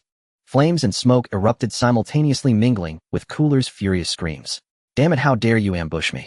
Rumble. The island sank steadily as Cooler was pinned down by an endless torrent of energy blasts.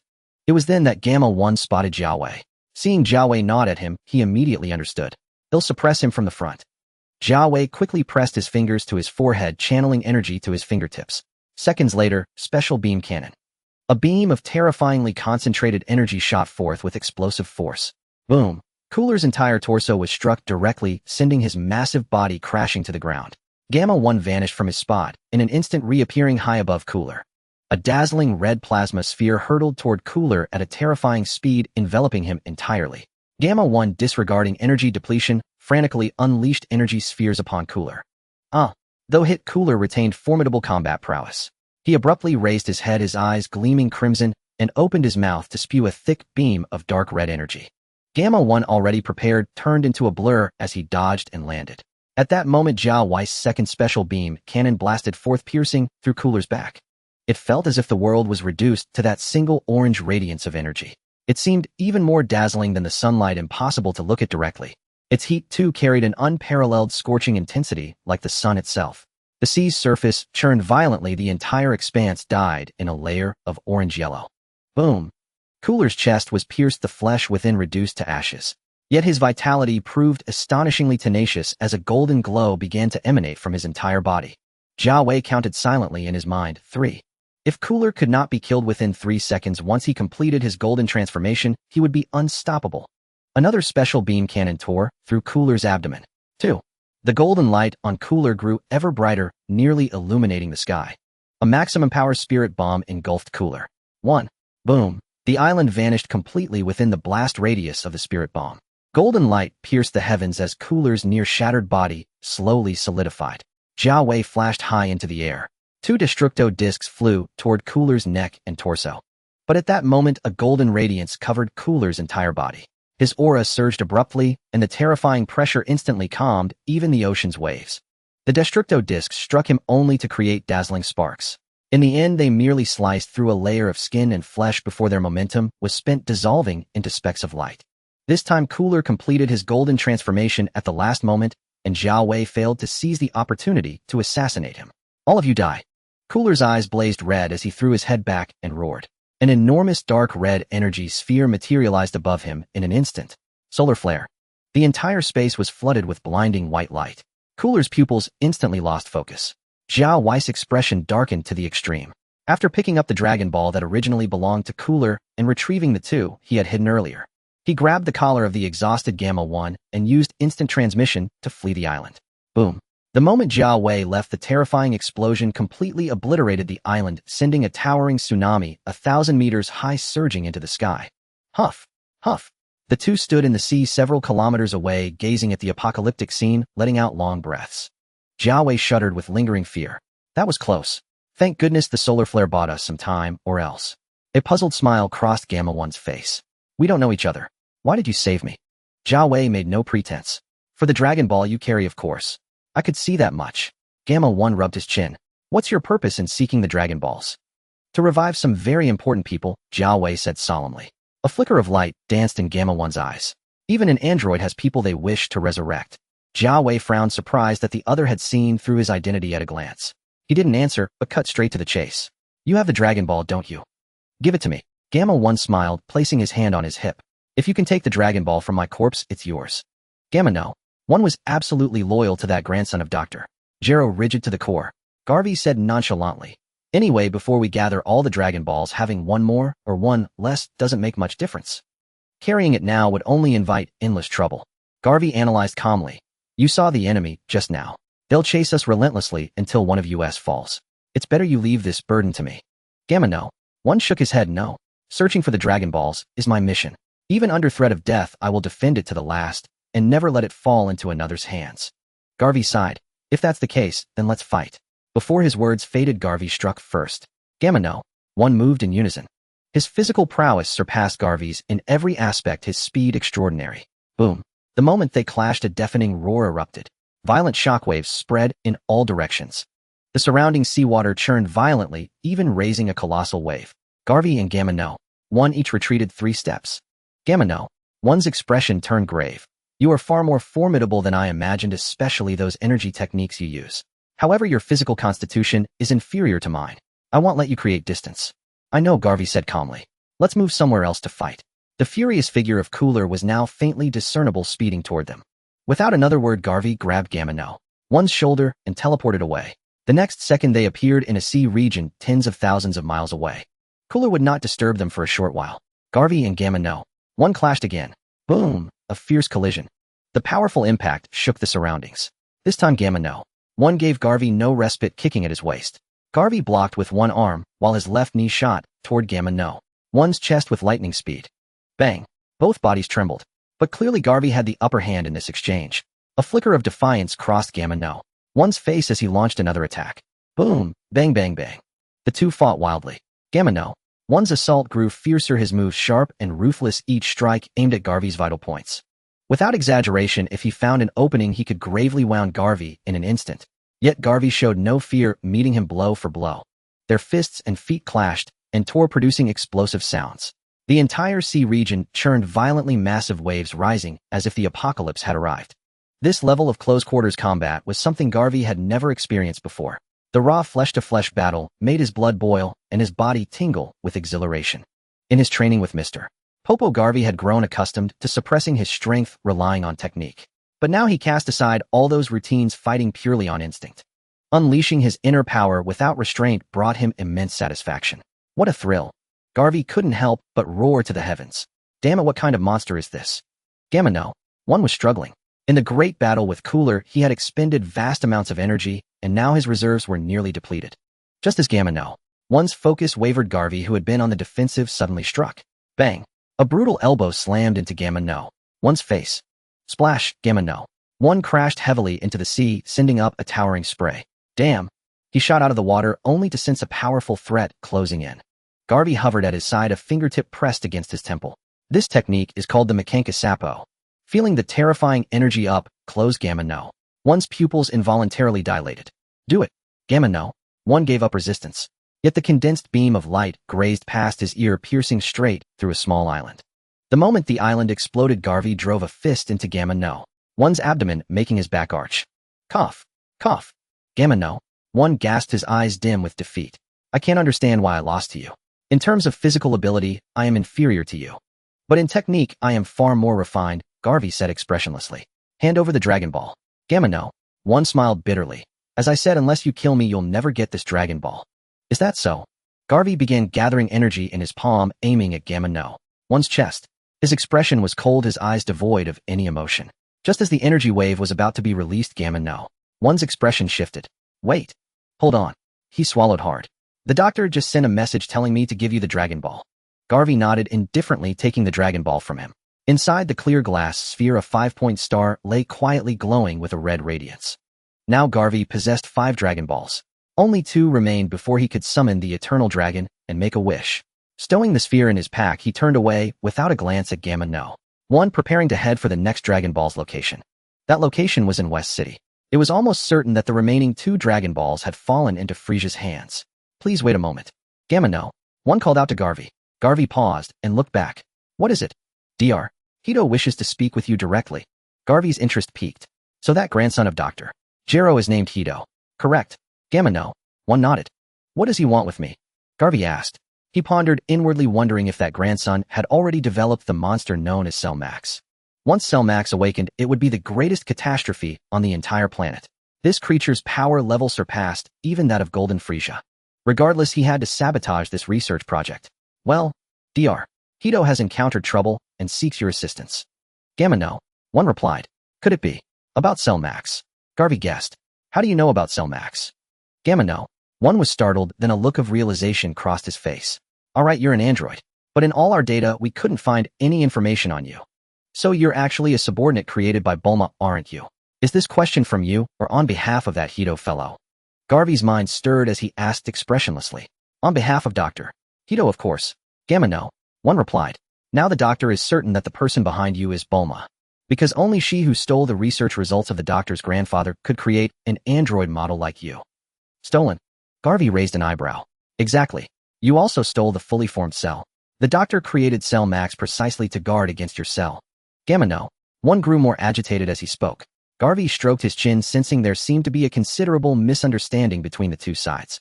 It seemed necessary to offer some explanation to avoid unnecessary conflict. Dr. Hito, is it?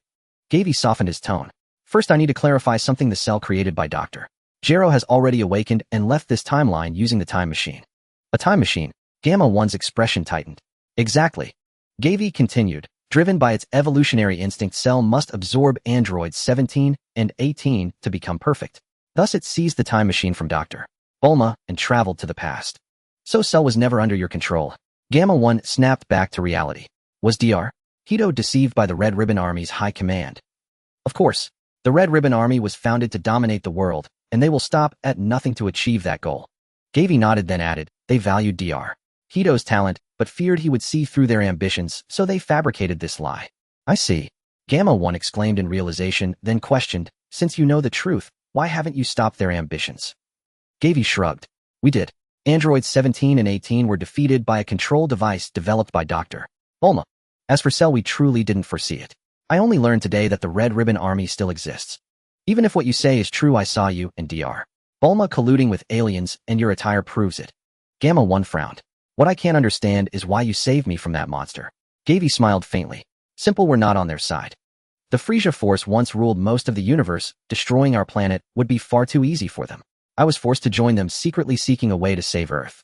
Garvey paused, then continued. Besides, we're all inhabitants of Earth. I hope you can help us. Gamma 1 was silent for a long moment before asking, Dr. Hito asked me to inquire, what do you plan to do? I don't know either. Garvey sighed, then abruptly changed the subject. By the way, can Dr. Hito perfectly control Cell Max? If Hito could perfectly control Cell Max, it might not be a bad thing. He wasn't evil, in fact, he deeply admired superhero-like figures. Perhaps Earth could gain an immensely powerful ally. Gamma 1's expression shifted as he shook his head. I'm sorry, but Dr. Hito's mental control device isn't complete yet. For now, Cell remains a monster driven by instinct. Otherwise, the doctor would have used that technology to eliminate all threats to Earth. Garvey's face darkened. How far along is the development of this monster? Gamma 1 frowned. The physical development is complete. Its current power is beyond even the doctor's estimation. Garvey's heart sank. A monster like Cell Max, if its power were mishandled, could destroy Earth. Moreover, he worried about another point. If Frieza learned of this, would he send Jinyu to seize Cell Max's body? Gavi took a deep breath. Once this monster awakens, Earth will face an unprecedented crisis. I admit Cell Max is powerful, but we have a way to deal with it. Gamma 1 confessed, to prevent a rampaging Cell Max, the doctor left a flaw in its creation. Gavi already knew what that flaw was, but he asked anyway. A flaw? Yes, the crystalline structure on Cell Max's head. Destroy it, and you can kill it directly. Gamma 1 explained. Gavi nodded thoughtfully. To save Earth, he would have to destroy that crystalline structure before Cell Max was activated. Gavi's expression turned resolute. Mr. Gamma, tell me immediately where Dr. Hito is. Gamma 1 hesitated before answering. The doctor is heading to West City. West City. Gavi's head snapped up, his pupils contracting. Gamma 1 confirmed, the Red Ribbon Army is transporting Cell Max to West City. The doctor is on his way to stop them. He added, this is what the doctor wanted your help with. So Cell Max was about to be activated. Gavi forced himself to stay calm. What does the doctor need me to do? The doctor wants us to go together and delay Cell Max's arrival at West City as much as possible. Gamma 1 said gravely, then explained, from the battle footage transmitted by micro-robots, the doctor saw that your beam attack is extremely powerful. It might be able to break Cell Max's weak point and stop it from destroying the world. Gavi's expression was solemn as he quickly nodded. He grabbed Gamma 1's shoulder and, facing West City, used instant transmission. On the outskirts of West City, a massive spherical incubation pod stood in the urban district. Its enormous metal shell blocked most of the sunlight, exuding a suffocating pressure. The liquid inside the pod was a dark purple, as if flowing with blood, emitting an eerie odor that made one want to vomit. Within it, a colossal monster's body lay curled in silence. Its eyes were shut, and its face seemed to bear a hint of pain. The monster's entire body was covered in a horned carapace, outlining muscle contours as perfect as a human's. Gurgle, gurgle. A series of bubbles emerged from its mouth and nose, proving it was alive. Meanwhile, countless burning mechanical remains were scattered around the pod. In the flames, mechs and war machines alike had been reduced to fragments. Among the wreckage, charred human bodies were faintly visible. Dozens of aliens walked across the devastated ground searching for survivors. After a moment, one alien bowed and reported, Lord Frieza, all armed forces of the Red Ribbon Army have been annihilated. Oh my, I thought this organization with world domination ambitions would be something special. A figure sat inside a hovering vehicle, flicking his tail as he slowly swirled a glass of wine. I never expected them to be so fragile. Oh ho ho. Your Majesty, Lord Cooler just sent a message. He was severely injured in a sneak attack by the Red Ribbon Army's androids and is now heading to the flagship for treatment. Not dead. That's good. A faint smile curled at the corner of Frieza's lips. With this lesson, Father's arrogant nature should be tempered a little. The others, upon hearing this, kept their heads bowed low as if they had not heard Frieza's reflection at all. Berry Blue reminded him, Your Majesty, Lord Cooler's injuries are severe. He may need to remain in the medical pod for quite some time. Ignore him. Frieza gave a cold smirk, then asked, what about the Dragon Ball he had? Berry Blue replied flatly, it was taken by the enemy. Frieza's expression darkened. Father, with all his brute strength, is a relic of the past. Soon he'll be left behind by this era. No one dared to echo Frieza's words. They even lowered their heads further. Only Berry Blue smiled softly. Your Majesty, Lord Cooler's injury is a significant loss. Shall we contact Lord Cooler directly and ask him to come and assist? A glint of cold light flashed in Frieza's eyes. Madam Berry Blue, do you still recall the agreement my brother and I once made? Berry Blue nodded with a smile. Of course. Lord Cooler only expands our territory or suppresses rebellions in the border star systems. He can refuse summons from you and Lord Cooler. Frieza's gaze was as sharp as a blade. My brother seeks power, not authority. It seems there is nothing on this planet worthy of his intervention. You are Lord Cooler's younger brother. If you make a request, he will surely comply with your wishes. Berry Blue narrowed her eyes, adding, to support your operation, did Lord Cooler not even dispatch his elite special forces to Earth? That is one of the finest elite units in the entire universe. Frieza's brow twitched slightly, a peculiar expression crossing his face. Then, recalling something, he asked, has Captain Jinyu adapted to his translator? Berry Blue replied with a smile, Mr. Jinyu has grown accustomed to it. With his exceptional combat talent, once he finds a suitable body, he will once again become one of your ace warriors. Hearing this, the corner of Frieza's mouth twitched. He forced a smile and probed, what do you think of Captain Jinyu's personality? Berry Blue praised, he is full of drive and spirit, and he is absolutely loyal to you. Is that so? Frieza's pupils trembled, and his smile became stiff. Berry Blue looked at him with confusion. What's wrong, Your Majesty? Is there a problem? Nothing. Frieza downed the liquid in his glass in one gulp and let out a soft sigh. Lord Frieza, how should we handle this captured pod? A Frieza soldier inquired. The monster inside the cultivation pod remained dormant, showing no signs of activity. So this is the Cell Max that Mr. Garvey mentioned. I can indeed sense the aura of our race from it. Frisia's gaze sharpened, then he scanned the surroundings. Take it back for now, and have Jakonu study it. Yes, your majesty. A group of soldiers began moving the cultivation pod. Garvey, hidden behind the clouds, looked down at everything unfolding below. Cell Max had fallen into Frisia's hands. His brow furrowed deeply, his mind racing with countless thoughts. Just then some Frisia soldiers flew in his direction. The Dragon Ball he carried must have revealed his location. Garvey sighed softly, grabbed Gamma 1 by the collar, and teleported away. Following Gamma 1's directions, Garvey successfully met Dr. Hito. Looking at the round-faced little fat man before him, Garvey frowned. Dr. Hito wore a white lab coat, but underneath it was a full-body bodysuit that made his figure even rounder. Without any pleasantries, Garvey cut straight to the point. Dr. Hito, Cell Max has already fallen into Frisia's hands. Our collaboration has failed. Hito smiled confidently. You're Garvey, right? You seem overly worried about Cell Max. Garvey said solemnly, perhaps you underestimate the terrifying power it possesses. As I said, this cell has only power, no intellect. Coupled with the fatal weakness I designed, as long as your technique lands successfully, it will be enough to kill it. Hito's round face was full of confidence. But what if it gains intellect? When it possesses superb combat skills and the cunning of a sentient being, how do we defeat it? Garvey reminded him calmly. How is that possible? Hito was slightly surprised, then after a moment's thought, he said seriously, if that's really the case, the situation would indeed become tricky. All right, I'll dispatch 2 Gamma androids to assist your operation. Gamma 1 looked surprised. Has Gamma 2's damage already been repaired? Hito said with pride, fortunately during my time with the Red Ribbon Army, I had them stockpile plenty of spare parts. Repairing his damage didn't take much effort at all. Just then a blue figure descended from the sky. Gamma 1, a long time no see. Surprised to see me bouncing around again. Seeing Gamma 2 fully restored, Garvey couldn't help but feel a bit surprised. Have you forgotten who almost got killed because they weren't careful enough? Gamma 1 scolded sternly, though a hint of joy was hard to conceal at the corners of his eyes. Gamma 2 laughed heartily. You know, I was just careless. Next time I run into that shorty, I'll be careful. Then he patted Garvey on the shoulder, grinning. You can leave the suicide missions to us. We were created to fight for justice. Garvey remained silent.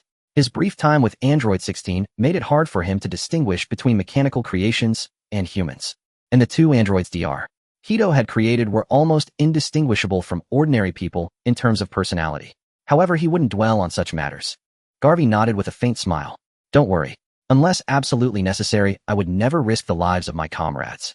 The addition of Gamma 1 and Gamma 2 gave Garvey 2 more crucial combatants. Gamma 1, go recharge quickly. It looks like we still have plenty of tough battles ahead. Gamma 2 gave Gamma 1 a light shove. Suddenly, several white lines streaked across the sky. They just won't give up. In Garvey's perception, the auras of several Frisia soldiers were flying toward his location. He wondered if Bulma's shielding device was finished yet. Only by masking the Dragon Ball signal could he act without worry. Gamma 2 also spotted the enemy approaching from the sky. He immediately volunteered, he'll go take care of them. Wait. Garvey called out, halting their retreat. We should simply depart immediately. This place lay perilously close to the western capital. If Frisia were concealed among the pursuing soldiers, their party would surely fall into grave peril. No sooner had Garvey spoken than he prepared to teleport the 4 of them away, when suddenly a lone figure materialized, standing defiantly before the advancing legion of soldiers. Without uttering a word, the stranger raised both hands and unleashed a colossal energy wave, engulfing every pursuer in its blinding radiance. Boom! A searing white light tore across the sky as a cataclysmic explosion consumed the entire area. Not a single soldier remained, annihilated utterly, leaving not even ash behind. Who is he? A flicker of astonishment crossed Garvey's eyes, freezing his teleportation mid-preparation. The figure above surveyed the battlefield with quiet solemnity, then turned gaze, locking directly upon them. For a breathless moment their eyes met. Garvey was struck by how thoroughly the stranger was cloaked. Every inch of his body concealed beneath layered garments, his face obscured by a scarf revealing only a single strand of cerulean hair falling across his forehead.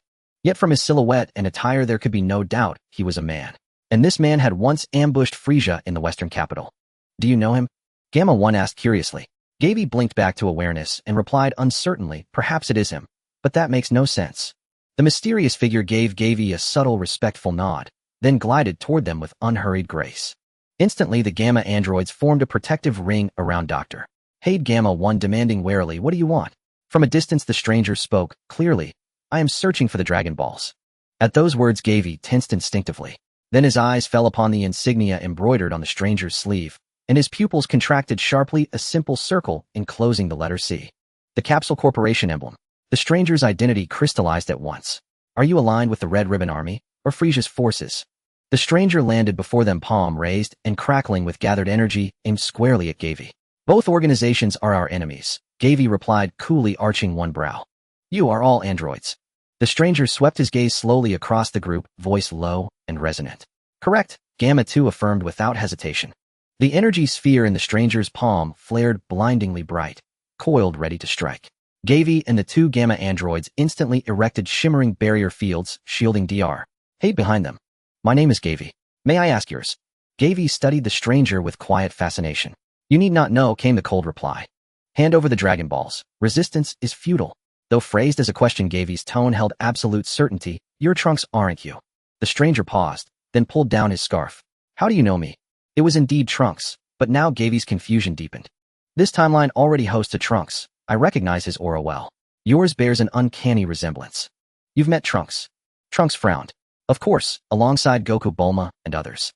They are my comrades. The energy sphere dissolved into nothingness. With sudden intensity, Trunks pressed forward. Are my mother and the other me still alive? Gavi lowered his barriers and chose his words with care. Not entirely. Trunks froze. What do you mean? Goku and Trunks have passed on. But to confront the threats posed by Babidi and Frisia's faction, Bulma and I petitioned the Oracle Priestess to grant them 24 hours in the mortal realm.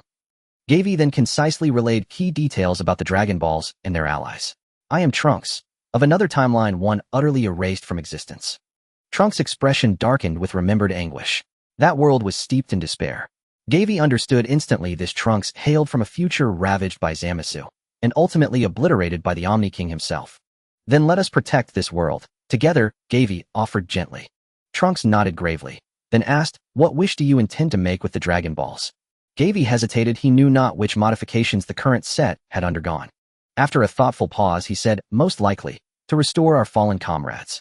Trunks' eyes lit with sudden hope. Perhaps we could summon Shenron and beseech Lord Beerus himself to intervene against Earth's crisis. Lord Beerus no longer exists, Gavi murmured, then recounted the grim fate of the Supreme Kai-Shen.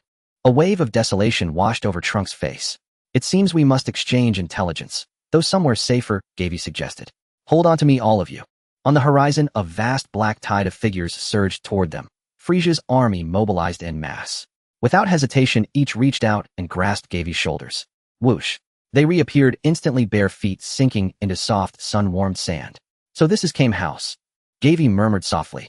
Before he could finish, a woman with cascading raven black hair launched herself into Trunks' arms. Chi-Chi, we've gained new allies and mother lives. Trunks whispered the joyous news to his beloved. Gavi formally introduced his companions to Trunks and Chi-Chi. Thereafter, he assumed primary responsibility for relaying their collective intelligence. Trunks' contributions proved limited, largely confirming what Gavi already knew. Beyond Babidi's faction and Frisia's lineage, there exist even more terrifying adversaries. Selmax, Cooler, Broly, Moro. Trunks' brow furrowed deeper with each name, until his expression settled into numb resignation. Mr. Gavi, have you uncovered any trace of Zamasu? At Zamasu's name, Gavi felt a familiar pang of dread.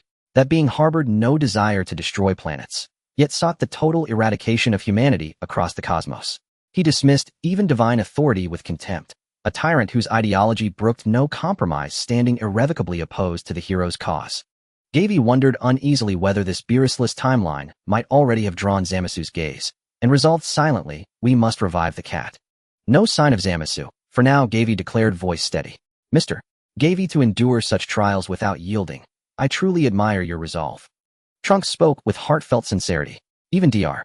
Hate and the Gamma android stood moved by Gavi's unbroken fortitude. Gavi offered a wry, quiet smile, then steadied his voice, calm yet resolute. As I said before, I began solely to survive. He paused, then met their eyes unwavering, and like the word you inscribed upon your time machine, hope. So long as even the faintest ember of possibility remains, however infinitesimal, I will fight until the very end. Mr. Gavi, what are your plans next? Trunks asked curiously. Gavi had not anticipated Trunks' arrival. It was a most welcome surprise. From a sheer combat perspective, the Trunks standing before him matched Son Goku at the very least, and perhaps even surpassed him slightly. Regardless, he now ranked among the elite frontline fighters. Moreover, his presence was far more than just an additional fighting asset. This young man was an apprentice Supreme Kai. Though hailing from another timeline, Trunks himself confirmed that his healing abilities remained intact. A warrior capable of both devastating offense and potent restoration. truly the linchpin of any team. Furthermore, the candidate Gavi had previously envisioned for fusion with Goku could now be none other than this very Trunks. Goku fused with future Trunks. Just imagining it sent a thrill coursing through Gavi. Next came the task of reuniting with his allies. I intend to rendezvous with Goku and the others. Gavi replied with a smile. I imagine you're eager to see them again as well. Absolutely. I've long yearned to meet Master Goku once more. Trunks' eyes gleamed with quiet anticipation. Let's head to Karen Tower. Without prompting, everyone placed their hands upon Gavi. Whoosh. In the next instant, Karen Tower pierced the heavens before them. A startled squirrel froze mid-step at their sudden appearance. Gavi crouched slightly, then launched himself skyward with explosive force. VVVV. Within 3 seconds, he hovered precisely where the sacred palace had once stood. Trunks soon joined him. Mr. Gavi, where has the sacred palace gone? Trunks asked, puzzled. It doesn't appear to be concealed. More likely Din relocated it elsewhere. Gavi murmured thoughtfully, then turned to Trunks. Trunks, release your aura from this spot. Not too forcefully, just enough to catch Goku's attention. At once Trunks unleashed his power with a resonant cry. Hi-ya! His loose blue hair shot upright, instantly blazing into radiant gold. Brilliant golden energy surged around him, enveloping his form in incandescent flame, while turbulent currents of ki spiraled fiercely about his body. Witnessing the Super Saiyan transformation for the first time, Gavi felt a pang of deep envy. How splendid it would be to achieve Super Saiyan himself. After all, becoming a Saiyan had been his childhood dream. With the combined genius of Bulma and Dr. Hate, acquiring Saiyan bloodline might not be beyond reach. Yet all such aspirations hinged upon surviving the present crisis. There was no time now for Saiyan-related research. Relentless waves of energy poured forth from Trunks' core, his battle aura swelling steadily higher. A palpable, terrifying power began to resonate within his presence. Gavi focused, intently scanning the surrounding area for any trace of life, lest enemies strike without warning. Just then, whoosh, a figure materialized instantly before Trunks. Gavi's expression tightened, until he saw the bold kanji go emblazoned across the stranger's martial arts uniform, and his shoulders relaxed. Master Goku. Trunks reined in his aura and greeted him warmly. Huh, Trunks-gun. Goku scratched vigorously at the back of his head, disbelief written across his face. Weren't you training at the sacred palace? What's going on? Gavi stepped forward immediately and concisely explained Trunks' origins to Goku. Goku fell silent for a long moment after listening. I don't quite grasp it all, but knowing he stands with us is enough. This timeline's Goku had never crossed paths with future Trunks, or even with his own timeline's Trunks. Goku extended his hand openly, and the two clasped palms firmly. Hello, Trunks-gun. I'm Goku. As their greetings concluded, Gavi spoke without delay. Master Goku, please deliver these Dragon Balls to King Kai's planet for safekeeping. He withdrew 4 Dragon Balls from his satchel. 5 had originally been gathered, the 5th remained sealed inside a shielding case currently in Bulma's possession. You mean, Goku asked.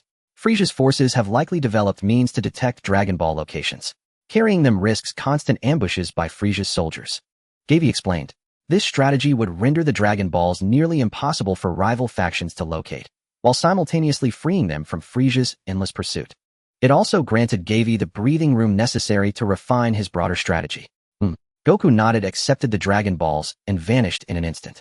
Moments later, Goku reappeared near Karen Tower. The Dragon Balls have been entrusted to King Kai. He's been closely monitoring Earth's situation. Goku landed beside Gavi and added earnestly, King Kai asked me to convey his gratitude for your efforts. It's my duty. The three descended to ground level, where Gavi introduced Goku to Videl Dr. Hade and the others. Please take us to the sacred palace. Gavi said calmly to Goku. Whoosh. In a flash, the 7 of them arrived at the sacred palace. On the palace courtyard, Mr. Popo wore his simple, gentle smile. Piccolo paused mid-sparring session with Gohan. The grim cast of his face softened ever so slightly. Meanwhile, this timeline's Trunks stared dumbfounded at the man who bore his exact likeness. Who are you? Greetings. I am your future self. Future Trunks offered a serene smile. I had no intention of intruding upon your lives, but the future of this world weighs heavily upon my heart. As the group exchanged warm greetings, Gavi approached Earth's newly appointed guardian. Din, what enhancements have you made to the Dragon Balls? Din appeared somewhat nervous. Mr. Gavi, I've removed most restrictions on resurrection via the Dragon Balls. Now, except for those who have already reincarnated or passed away naturally, Earth's Dragon Balls can restore anyone to life. Truly. A flicker of hope lit future Trunks' eyes, followed by cautious inquiry. I'd heard that reviving someone required preserving their remains intact. That is no longer necessary. The Eternal Dragon can now reconstruct the physical body directly, Din explained. How many wishes may be granted per summoning? Gavi pressed. Three wishes. Given the magnitude of Earth's peril, I took the liberty of increasing the limit. Den stole a tentative glance at Gavi. You've done exceptionally well, Den. Piccolo's stern countenance softened further, his gaze now carrying unmistakable admiration, and even a tender paternal warmth. Hearing the news, the entire group surged with renewed vigor. Den, why didn't you share such wonderful news sooner? Goku exclaimed, pounding his fists together in excitement. I assumed your only improvement was lifting the resurrection restrictions. Under their collective expectant gazes, Den blushed, faintly humbled, yet apologetic. I'm still new to this role as guardian, and acting unilaterally was inappropriate. Moreover, my inability to revive Master Goku left me deeply remorseful, so, Den, what you've accomplished is nothing short of perfect. Gavi was thoroughly satisfied with the outcome. Next, he planned to entrust Goku with teaching the Metamoran fusion technique to the others. Gavi stroked his chin and analyzed. The remaining 2 Dragon Balls have fallen into Frisia's hands. To summon Shinran, we must reclaim the Dragon Balls from him. That Frisia guy is far more powerful than I am, Goku said through gritted teeth, a trace of defiance flashing across his face. Piccolo furrowed his brow and said grimly, even though we have more allies now, I doubt we'd stand a chance if we all attack together. All of us can't defeat that shorty. Gamma 2 looked incredulous. Future Trunks said somberly, don't forget about King Cold. Their power levels are similar. Just one of them could easily defeat us. Sorry, it's all my fault. After defeating everyone in the afterlife, I slacked off in my training. Goku said, full of self-blame. Everyone fell into despair. Gavi tried to steer the conversation. Mr. Goku, in the other world, did you hear of any techniques to boost power? Goku pondered deeply, arms crossed.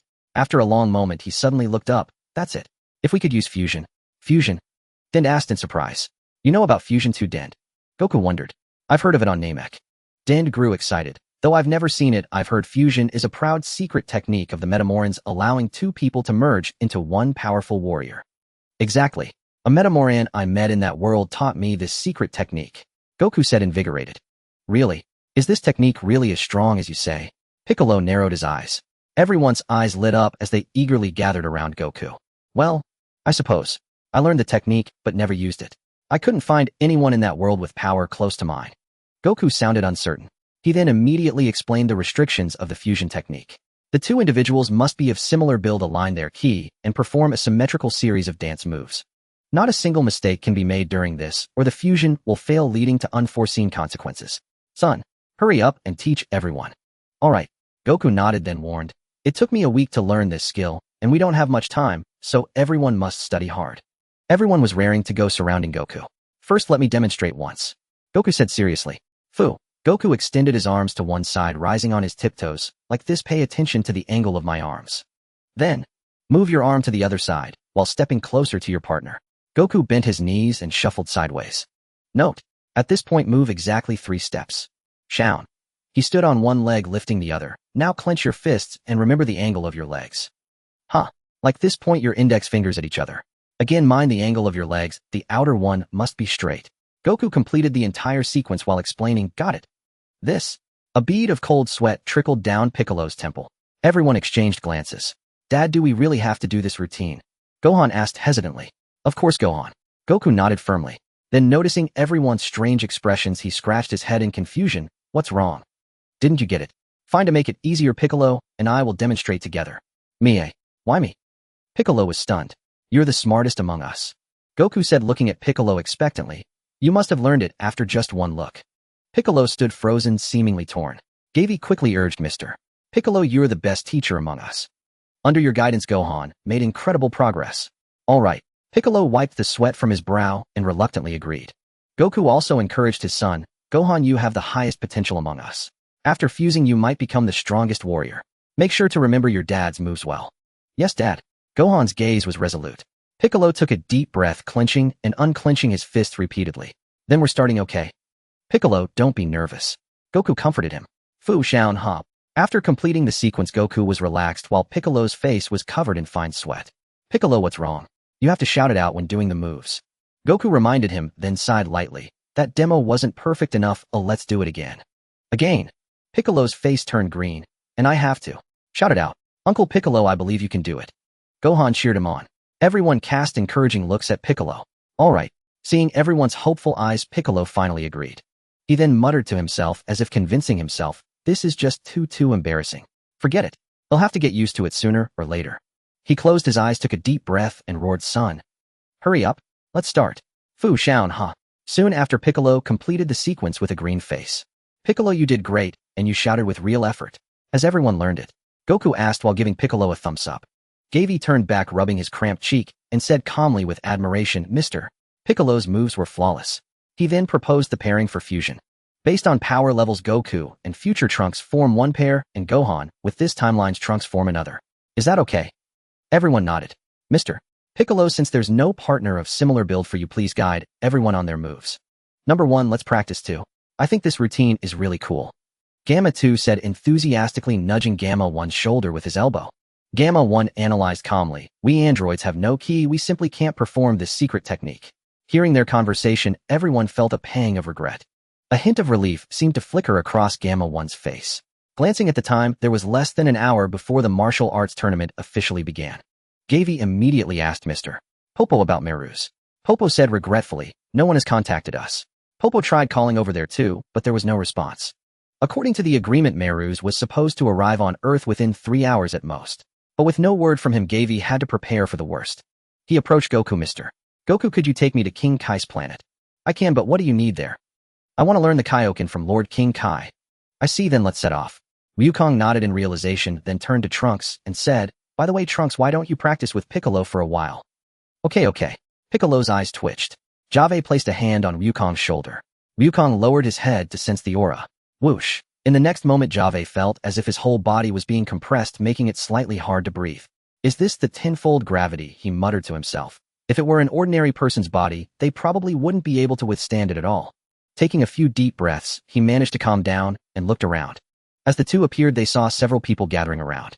Yo, I'm back again. Wukong greeted everyone, then introduced Jave. This is Krillin Tianjinhan, Den Yamcha Por Mr. Barbarous and Geargerly. Pausing for a moment, Wukong ceremoniously introduced, Jave, this is the king of the worlds you are looking for. Jave solemnly bowed and introduced himself. King of the worlds, my name is Jave Loring. The king lightly stroked the whiskers on his cheek, sizing up Jave. He then said seriously, I already know your purpose for coming, but to learn the King Fist you must take me as your master, and there are conditions for that. Jave immediately felt something was amiss. He actually forgot to consider this problem before leaving. To become the king's disciple, it seems he must tell a joke to make him laugh and gain his approval. And Jave considered himself someone with no comedic talent. For him, this was a serious miscalculation. Wukong immediately smiled and encouraged, King of the Worlds, don't be so rigid. The Earth is facing a crisis right now. The King of the Worlds said with a serious expression, his tone resolute. May I ask what the conditions are to become your disciple? Jave inquired. Just tell me a joke that makes me laugh. The king said, his tone devoid of any hint of jest, yet his gaze towards Jave was filled with anticipation. Jave racked his brain thinking hard. Fortunately, the king's sense of humor was quite low. Moreover, he seemed particularly fond of puns. Jave tentatively asked, what do you call a boy who eats his classmate? The king pondered for a while without arriving at an answer, and then asked, what do you call him? A classmate boy. Jave watched the king's face nervously, not missing any subtle changes in his expression. The king stood there deep in thought and suddenly remembered something, immediately covering his mouth with his hand and making a strange sound, kukuku. The others were still standing there pondering.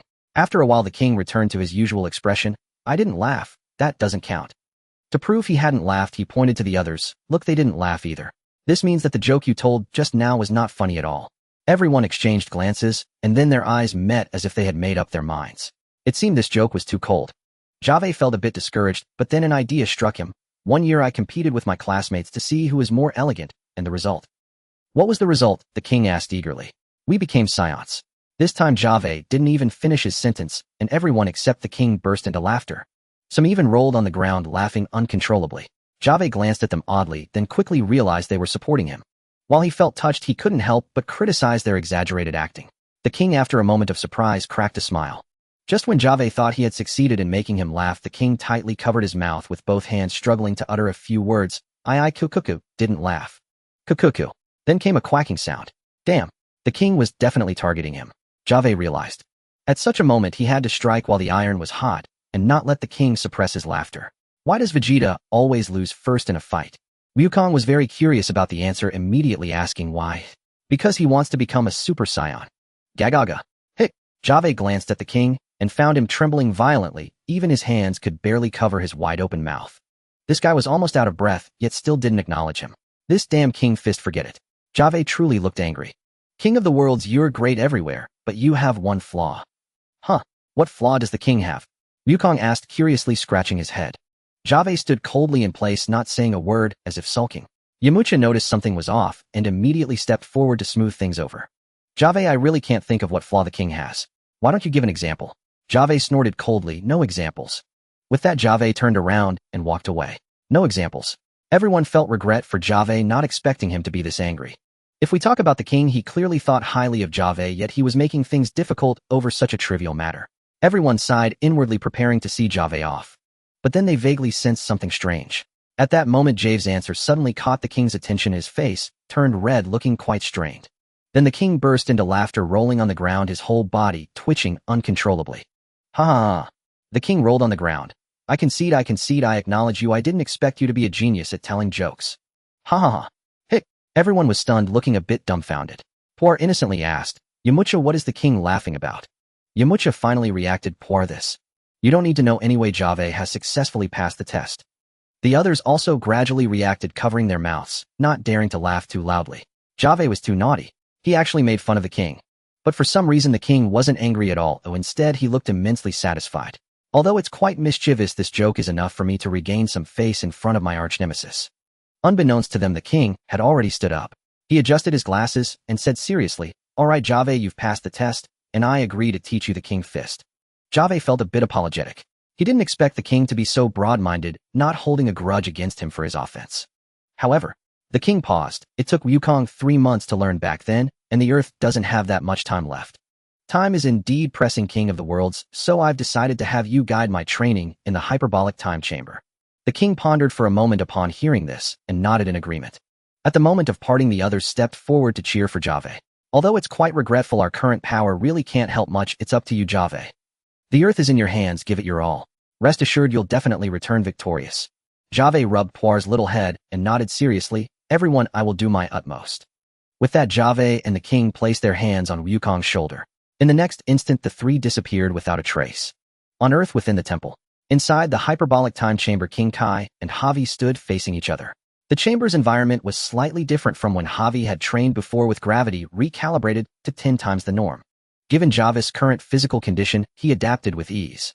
King Kai stood with his hands behind his back, looking at Javi and asking Javi, Are you ready? Javi lifted his eyes and nodded earnestly. Yes, I'm ready. King Kai nodded in approval. Good. Now concentrate your energy exactly as I've taught you. Begin. As King Kai's words fell, a wild surge of energy enveloped Java's body, an eerie phenomenon born from the activation of the Kaioken. As the energy surged, a pained expression gradually crept across Java's face. His entire body endured immense pressure, and this strain only intensified as his energy consumption increased. Yet he gritted his teeth and persisted. Finally, as the swirling energy coalesced into a crimson aura, Javi snapped his eyes open. A roar tore from his throat. Kaioken. In an instant, the entire space seemed to tremble and quake. The ground sank and countless fine cracks spread outward like a spiderweb, covering the surrounding area. Javi stood still, closing his eyes to sense and firmly imprint every change in his Bodhi's state into his memory. After a moment, he opened his eyes and gazed at his own form. His entire body was cloaked in blazing red light, resembling a war god, exuding majesty and dominating power. His right hand clenched into a fist. With a light swing, it stirred a scorching gale. The ground before him, struck by the fist's force, directly exploded into a massive crater. As an android, Java's base combat power had already reached a staggering level. He also possessed super-fast healing and nearly limitless stamina. This allowed his body to endure the burden of higher Kaioken multipliers. With the Kaioken's amplification, his actual combat power had now achieved a qualitative leap. More importantly, the Kaioken perfectly regulated the strength of all his muscles, joints, and bones, tuning them to an optimal state for combat. Sensing this formidable energy, King Kai nodded with satisfaction. Just as I thought, Javi. Your hard training over these past 2 weeks has paid off. And your talent is remarkable. I underestimated you before. However, to defeat Frieza in that form, you still have a long way to go. How about learning another of my ultimate techniques, the Spirit Bomb? King Kai coaxed. Though the Spirit Bomb was a divine skill capable of defeating Majin Buu. In the original lore, only those with pure hearts could wield it. As a transmigrator, Javi felt no need to attempt it. Besides, Lord King Kai, thank you for your guidance, but we must leave tomorrow. There's no time to learn the Spirit Bomb. They'll focus on mastering the Kaioken instead. As he spoke, Java's eyes sharpened. Triple Kaioken. A violent collision of energy erupted, shattering the earth beneath him into a larger crater. Simultaneously, King Kai was sent hurtling backward by the force. Lord King Kai. The air cracked as Javi instantly caught up and steadied him. King Kai looked astonished. So fast, jumping from double to triple in such a short time. Javi was not satisfied. My physical strength increased, but my control over movements has decreased. I need further adaptation. Good lad. King Kai patted Java's shoulder with a smile. Anyway, the improvement is far beyond my expectations. With that, King Kai turned and retreated to a safe zone. Time flew by. Outside the temple, Goku and the others waited anxiously. Finally, Javi and King Kai emerged from the palace. How did it go? Did you master the Kaioken? Goku asked. Javi nodded. Yes, no problem. Hearing Java's affirmative answer, everyone breathed a sigh of relief. Goku swiftly used instant transmission to send King Kai back. Then they gathered to discuss final preparations. Fortunately, Javi had already explained the threats Earth faced, and they had devised a plan. Now they only awaited Java's return to head to West City for the tournament. Except for Dr. Hito, Mr. Popo Dend, and future Mai, who stayed at the temple, everyone else headed to West City. The martial arts tournament was just 5 minutes away. Mr. Piccolo, I really want to wear a GI like yours, Gohan said shyly. Piccolo frowned, glanced at Goku, then lightly pointed a finger. Gohan's outfit instantly transformed into the same style. Shall we set off then? Gamma 2 was already eager. The 2 Gamma androids had recharged, fully restored to peak combat power. Goku, Gohan, both Trunks, and Piccolo were also raring to go. Mr. Goku, take them to register first. They'll pick up Bulma and join you. Goku nodded. All right, let's go. With that, their figures vanished. Then Mr. Popo Dr. Hito, please stay safe. Contact me immediately if you hear anything from Merus. After giving all instructions, Javi began to search for the Pilaf gang's energy signature. A gentle breeze carried a faint scent of blood. Cries of agony reached his ears. Oh, shoo, my run. They'll hold them off. Javi startled, looking around. Inside Pilaf's underground factory, countless bodies lay strewn about, blood pooling into streams on the floor. The entire ceiling was completely destroyed. Beside Javi, Pilaf held a gun in one hand and cradled Shu with the other. Mai slumped against a broken wall, blood trickling from her lips, her face pale as paper, severely injured. In the distance, Android 16 was locked in combat with a small, slender figure. Though weak in power, that figure was strangely unusual. Javi, get away. Hearing the call, Java's heart jolted. He swiftly looked up into the sky. The next moment, his vision flooded with blood. Bulma's neck was gripped by a shadowy hand. A sorrowful smile crossed her face. Then a blade of energy pierced through her chest. Blood seeped from Bulma's lips as her eyes grew vacant. Catching the falling woman, Javi found his own blood-stained hands trembling. Murderous intent surged from his entire being. How dare you harm her? Bulma's eyes fluttered open, filled with concern for Javi. This indescribable feeling nearly suffocated Javi.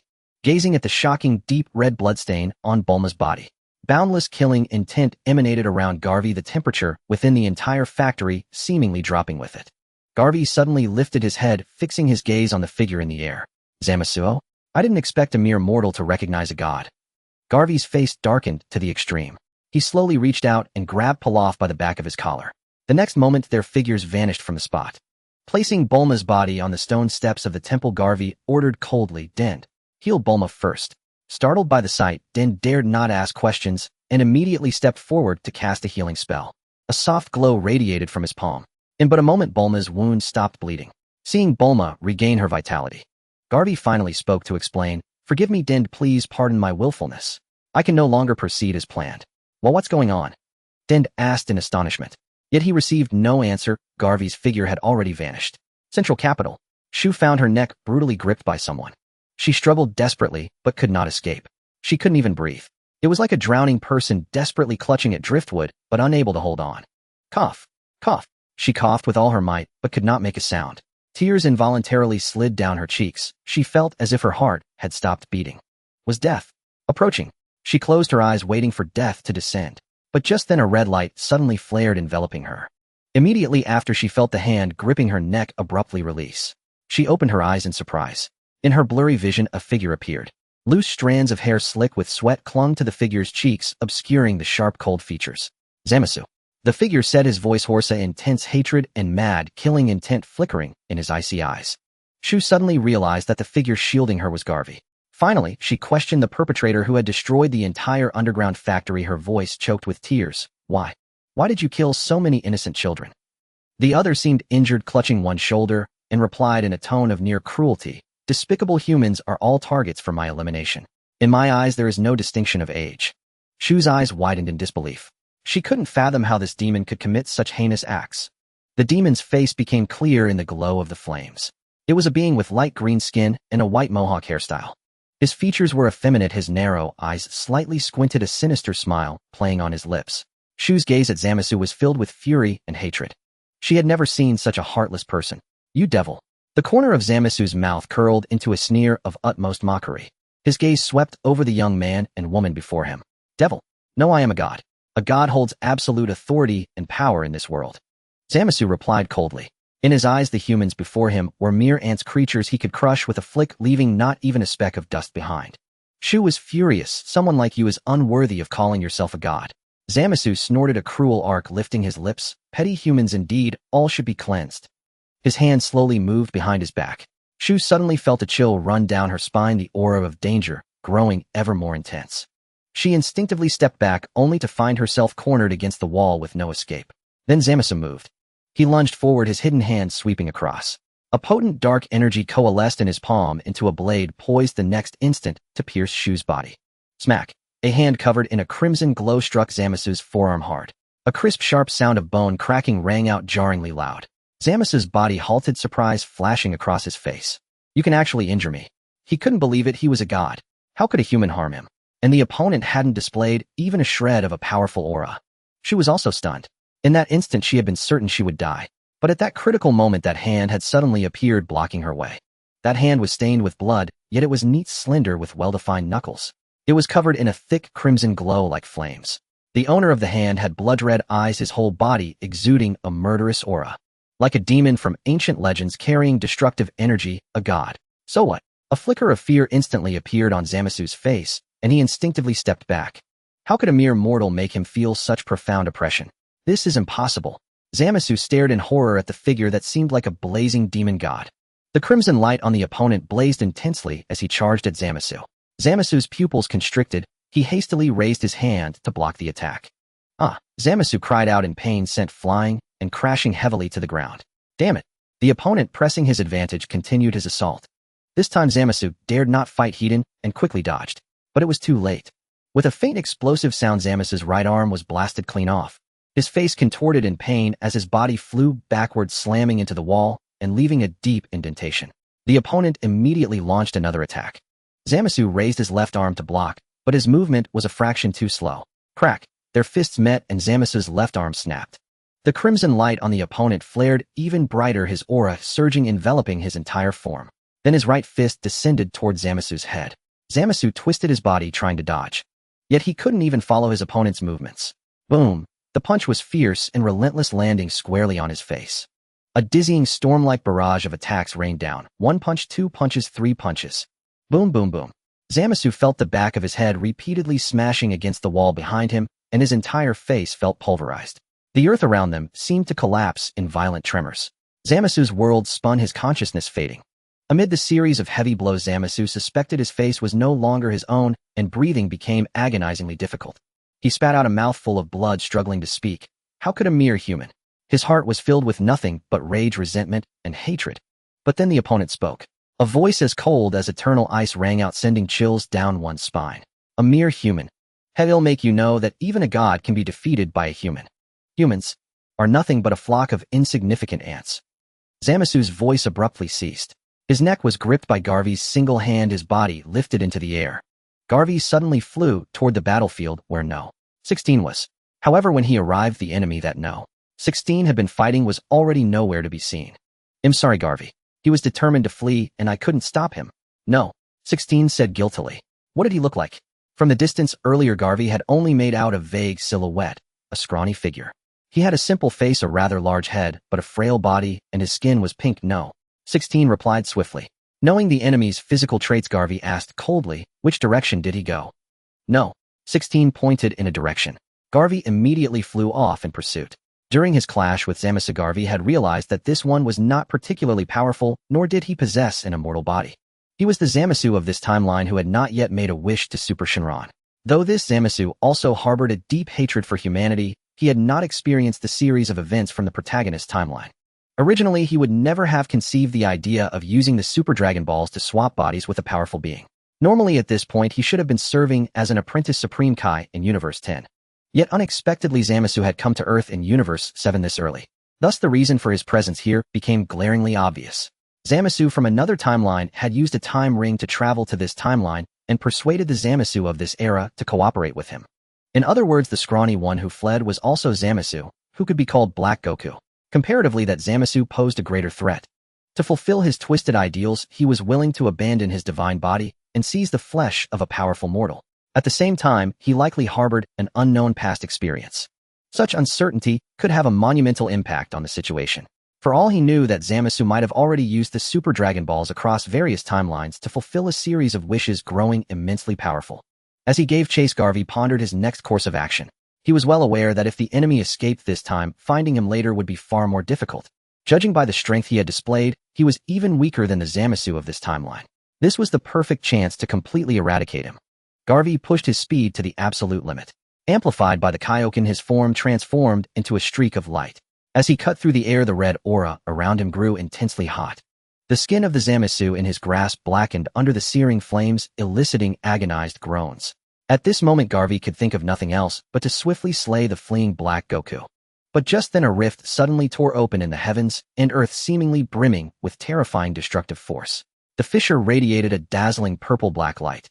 At that moment, Garvey saw a scrawny figure vanish into the rift. The spatial rift began to close and contract at an alarming speed. Damn it! Black Goku had seized the chance to use the time ring. Garvey furiously hurled energy blasts toward the spatial rift. Yet the energy blasts seemed to vanish without a trace. Even as the rift fully healed, Zamasu's figure did not emerge. Garvey's heart sank. He had no means to traverse time and space, so he could not continue the pursuit. This world would likely face an even more terrifying foe. Garvey? Hearing his name called, Garvey turned to see No. 16 approaching, carrying May's body. She's severely injured and needs treatment, no? 16 set his tone as calm and rational as ever. Without a word, Garvey transported them both to the lookout. Then he returned to the central capital. He went back to the ruins of the underground factory. Amidst the rubble, Garvey spotted a small hand clutching a capsule. But the entire area was devoid of any life, leaving only a field of corpses. Zamasu. A murderous gleam flickered in Garvey's eyes as he tightened his grip on Zamasu's hand. Crack. The bones in Zamasu's shoulder were crushed by sheer force, eliciting a pained scream from him. This one, though gravely wounded and unable to fight, possessed a tenacious vitality. Garvey lifted him up, staring coldly into his eyes. Where did the other Zamasu come from? What is your plan?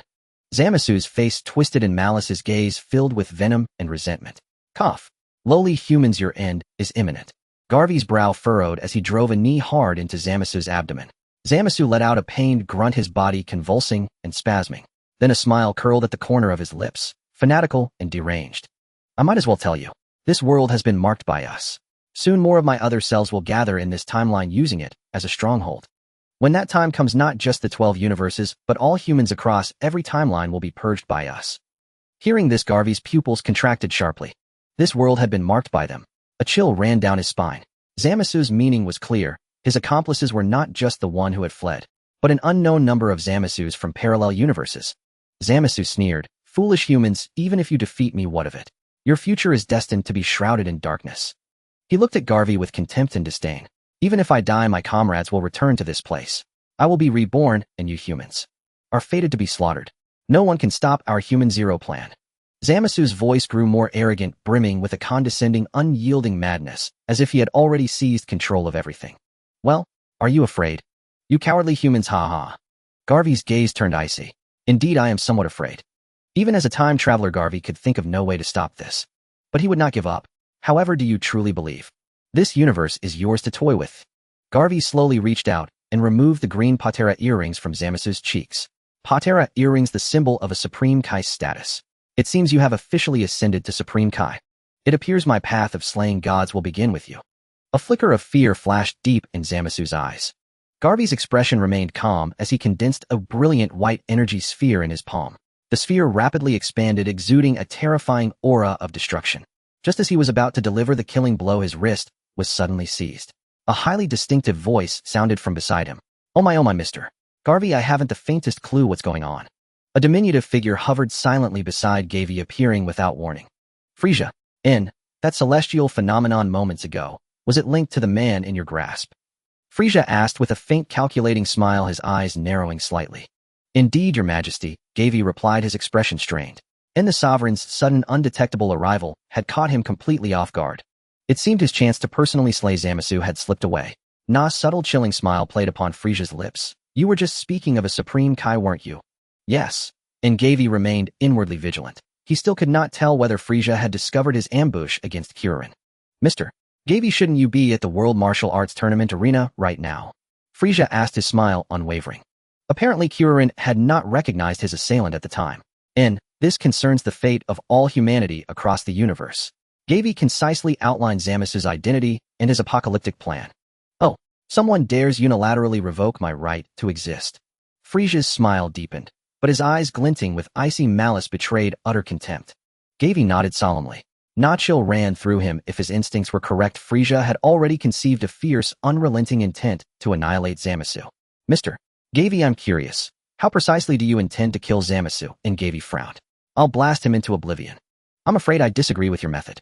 Perhaps a more refined approach would suit such a moment. Gavi knew Frisia was ruthless, but never reckless. Such discipline was precisely why he ruled half the cosmos. In a more refined method. Gavi paused, startled. And how about entrusting him to me? Frisia suggested, his tone deceptively light, yet laced with an unmistakable, unyielding authority. Then I leave him in your hands, your majesty. Gavi had no grounds to refuse. And he released his grip. Zamasu's limp body crumpled onto the ground. A cryptic, unsettling smile curled at Frisia's lips. Leave this to me. You may resume what you were meant to do. Understood. Gavi knew the command, implicitly returned to the arena at once. Nee's gaze flickered toward Zamasu's severed forearm lying in the distance, its fingers shimmering with a silvery gleam. Was that the time ring? And alas, it was said to function only for deities. Mortals could not wield its power to traverse time or space. Yet, if it fell into Frisia's hands, might he unravel its secrets? Gavi felt a quiet unease. And he knew full well his strength paled before Frisia's.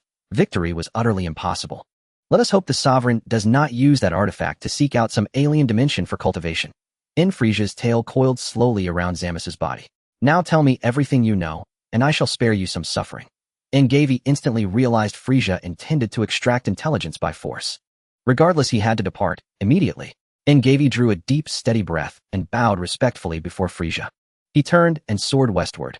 No sooner had he flown a short distance than a blood-curdling scream tore through the air, behind him Zamasu's final agonized shriek. Once beyond Frisia's line of sight, Gavi activated instant transmission, reappearing instantly at the lookout. Bulma and the others had recovered from their injuries. Seeing Gavi return, they rushed forward eagerly. A somber pall hung over their faces. The grief was for the children. Zamasu deserved nothing less than 1,000 deaths. Gavi offered gentle reassurance. Once we gather all 7 Dragon Balls, we may summon Shenron and wish them back to life. Hearing this, their expressions softened. Hope flickered anew. We have no choice but to try, Bulma sighed. Suddenly Gavi coughed violently, spitting a mouthful of crimson blood as he doubled over in pain. Gavi, what's wrong? Bulma hurried to support him. Cough. It's merely the backlash of the Kaioken. I pushed myself to 20-fold, far beyond my body's limits during the fight with Zamasu. I'll heal you. Dend rushed forward and cast a restorative spell upon Gavi. A warm golden current enveloped Gavi's entire being. His ravaged cells, parched and desperate like cracked earth beneath a drought, drank thirstily of that healing energy. Moments later, Gavi felt his formerly leaden, rigid limbs regain their former grace and agility. Was this the unique gift of a supportive Namekian? He truly found it astonishing. Once fully restored, he spoke gravely. Bulma, how did Zamasu even locate you? Zamasu. The group exchanged puzzled glances. They'd never heard the name. Gavi briefly explained Zamasu's nature and origin. The moment he appeared, he demanded the Dragon Balls. Pilaf blurted out. Gavi understood at once the Dragon Balls had betrayed their hiding place. But how had Zamasu learned of the Dragon Balls' existence, or their whereabouts? That question eluded him entirely. Unable to fathom the answer, he dismissed it from his mind. Bulma retrieved the Dragon Ball container from her belt. Fortunately, Zamasu only knew their general location, not where they were truly concealed. Gavi exhaled in quiet relief, then recalled something crucial. He immediately activated the Dragon Radar, scanning for the remaining 2 Dragon Balls. Both were still in West City, whereas Frisia lingered thousands of miles away, in Central Capital. Gavi turned sharply to Pilaf. Sir Pilaf, has the shielding device I commissioned been completed? Absolutely. Thanks to Dr. Bulma's expertise, the containment unit was finished ahead of schedule, Pilaf affirmed, nodding vigorously. Ashu presented a basin-sized vessel. Gavi placed both the Dragon Balls and the container into his satchel. Then he addressed the group. Sir Pilaf, you and the others will remain here for now. Bulma, Android 16. We're heading to West City to rendezvous with our allies. We've built Battle Mecha under Master Pilaf's guidance. Perhaps they'll aid us. Chi-Chi declared. Chi-Chi, what on earth are you talking about?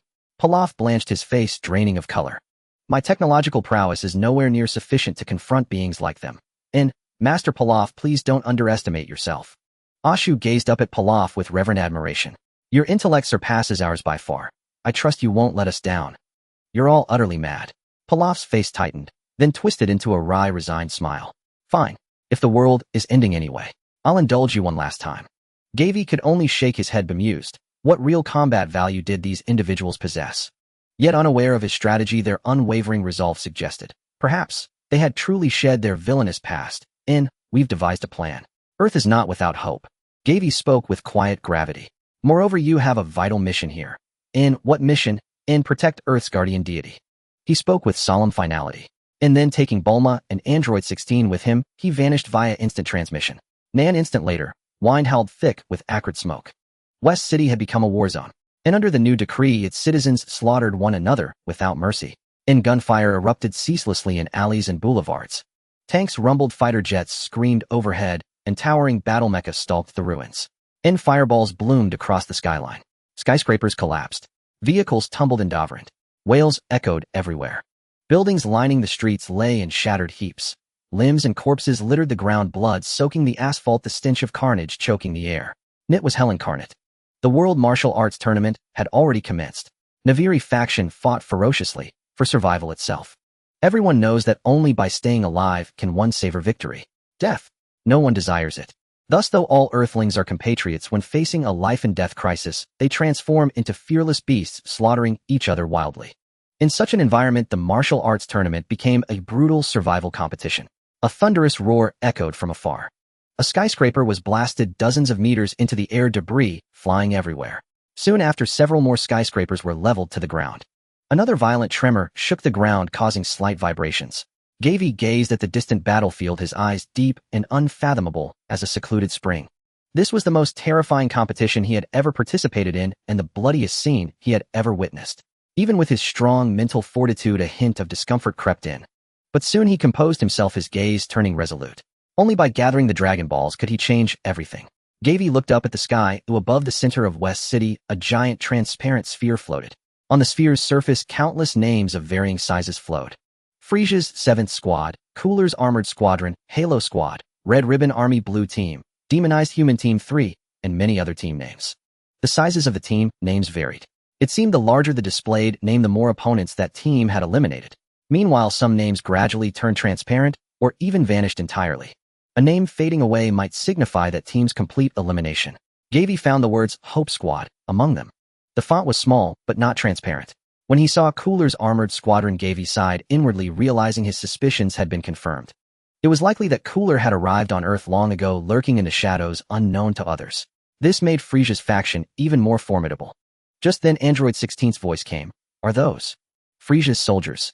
Hearing the question, Gavi turned to look. Indeed, he saw a group of soldiers in black and green battle suits flying over. Even from a distance, their fierce, killing intent was palpable. They formed a larger unit, wielding various weapons and firing in all directions. Energy blasts shot out, exploding continuously, sending shockwaves through the city streets. Their targeted opponents were chased and scattered in panic. Gavi glanced at the Dragon radar, which showed the remaining 2 Dragon Balls located at Frisia's flagship spaceship. The distance was short, but Frisia's forces had eyes everywhere in the sky. Should he charge straight in or continue using his identity as a member of Frisia's army? Bulma and Android 16 both looked at Gavi, waiting for his decision. Either choice carried risks. For now, avoid conflict with Frisia's forces, Gavi said decisively. The most important thing is to secure the Dragon Balls. The 3 were not far from the Dragon Ball's location. Flying at top speed, they could reach their destination quickly. However, this would draw the attention of the soldiers. After all, Frisia's troops might have already recognized Bulma and Gavi through the internal communication network. This way, Gavi pointed ahead. There was another group of Frisia's soldiers, and Gavi intended to test his hypothesis. Everyone prepare for battle. Bulma and Android 16 nodded and followed. Gavi led the way with Bulma close behind. Android 16 remained hidden, ready to strike. Suddenly, a violent explosion erupted. Gavi turned to look. An energy blast had detonated in the sky. It struck the group of Frisia's soldiers who had been hunting prey. After a blinding flash, the soldiers were blown to pieces. The energy blast came from the opposite direction of Gavi's path. Who could that be? Bulma wondered. I don't know. His aura appeared only for an instant, and I couldn't sense it precisely, Gavi replied, frowning. Perhaps it's Goku and the others, but they're hiding their auras too well. I can't link up with them for now. In Gavi's plan, everyone's top priority was to find Babidi and eliminate him to prevent the release of Majin Buu. Thus he instructed everyone to avoid fighting unless absolutely necessary. Otherwise, exposing their identities to Frieza would invite endless pursuit. At that point, the tyrant might even abandon his plan to seize Majin Buu and the Dragon Balls just to destroy Goku, who had twice humiliated him. The safest course was to first eliminate Babidi's forces, then seize the Dragon Balls, and use the Eternal Dragon's wish to turn the tide. In short, now was not the best time to reunite with their comrades. The three pressed on toward their destination. Soon they came into view of the Frieza soldiers ahead. "Who are you?" a purple gray-skinned alien immediately demanded. The moment Gavi saw him, his pupils contracted, and his entire body tensed ready for battle. Tagoma. From what he knew, Tagoma was a formidable existence, second only to Frieza and King Cold. Based on the aura he exuded, he was even stronger than Gavi. As Frieza's sparring partner in achieving his golden form in the original story, Gavi wondered how brutal his training had been and how much his power had grown. Aura alone couldn't accurately gauge an opponent's strength. In the Dragon Ball world, besides transformations, power level surges could instantly boost combatability. Gavi halted, not daring to provoke him rashly. Gavi, a new recruit of the army," he replied calmly. Tagoma crossed his arms. "So you're the androids Lord Frieza recruited on Earth?" He pressed the battle detector on his cheek, then sneered. "Indeed, even the device can't read your true power levels." Gavi frowned, sensing the hostility in the other's words. Tagoma lifted his gaze sharp as a hawk's. "I heard you have some connection with that monster Lord Frieza brought back." He was referring to Cellmax. "That's right," Gavi admitted. Tagoma snorted.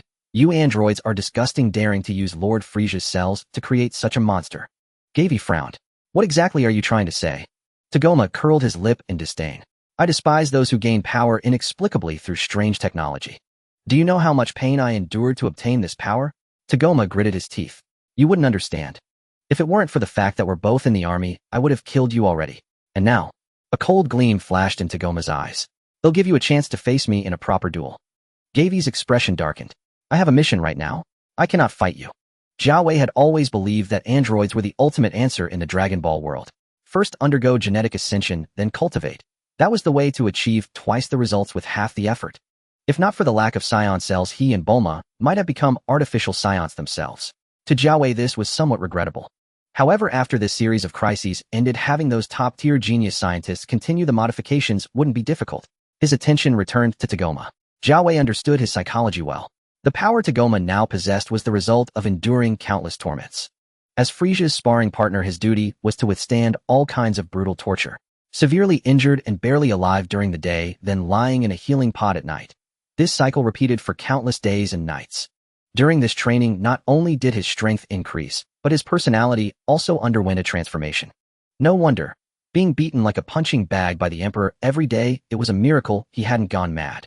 So when he heard how easily the androids gained power, he became so envious and resentful toward Jiao Wei and the others. Tagoma's eyes flickered with frenzied hatred. "You have no right to refuse. We are both participants now. If you don't want to be eliminated, you must fight me." If Jiao Wei were truly a member of the Frieza force, he wouldn't care about elimination at all. He might not even need to participate in this tournament. Unfortunately, advancing to the finals was a crucial path to finding Babidi. He certainly couldn't allow himself to be eliminated. Of course, Jiao Wei really didn't want to waste time on such matters.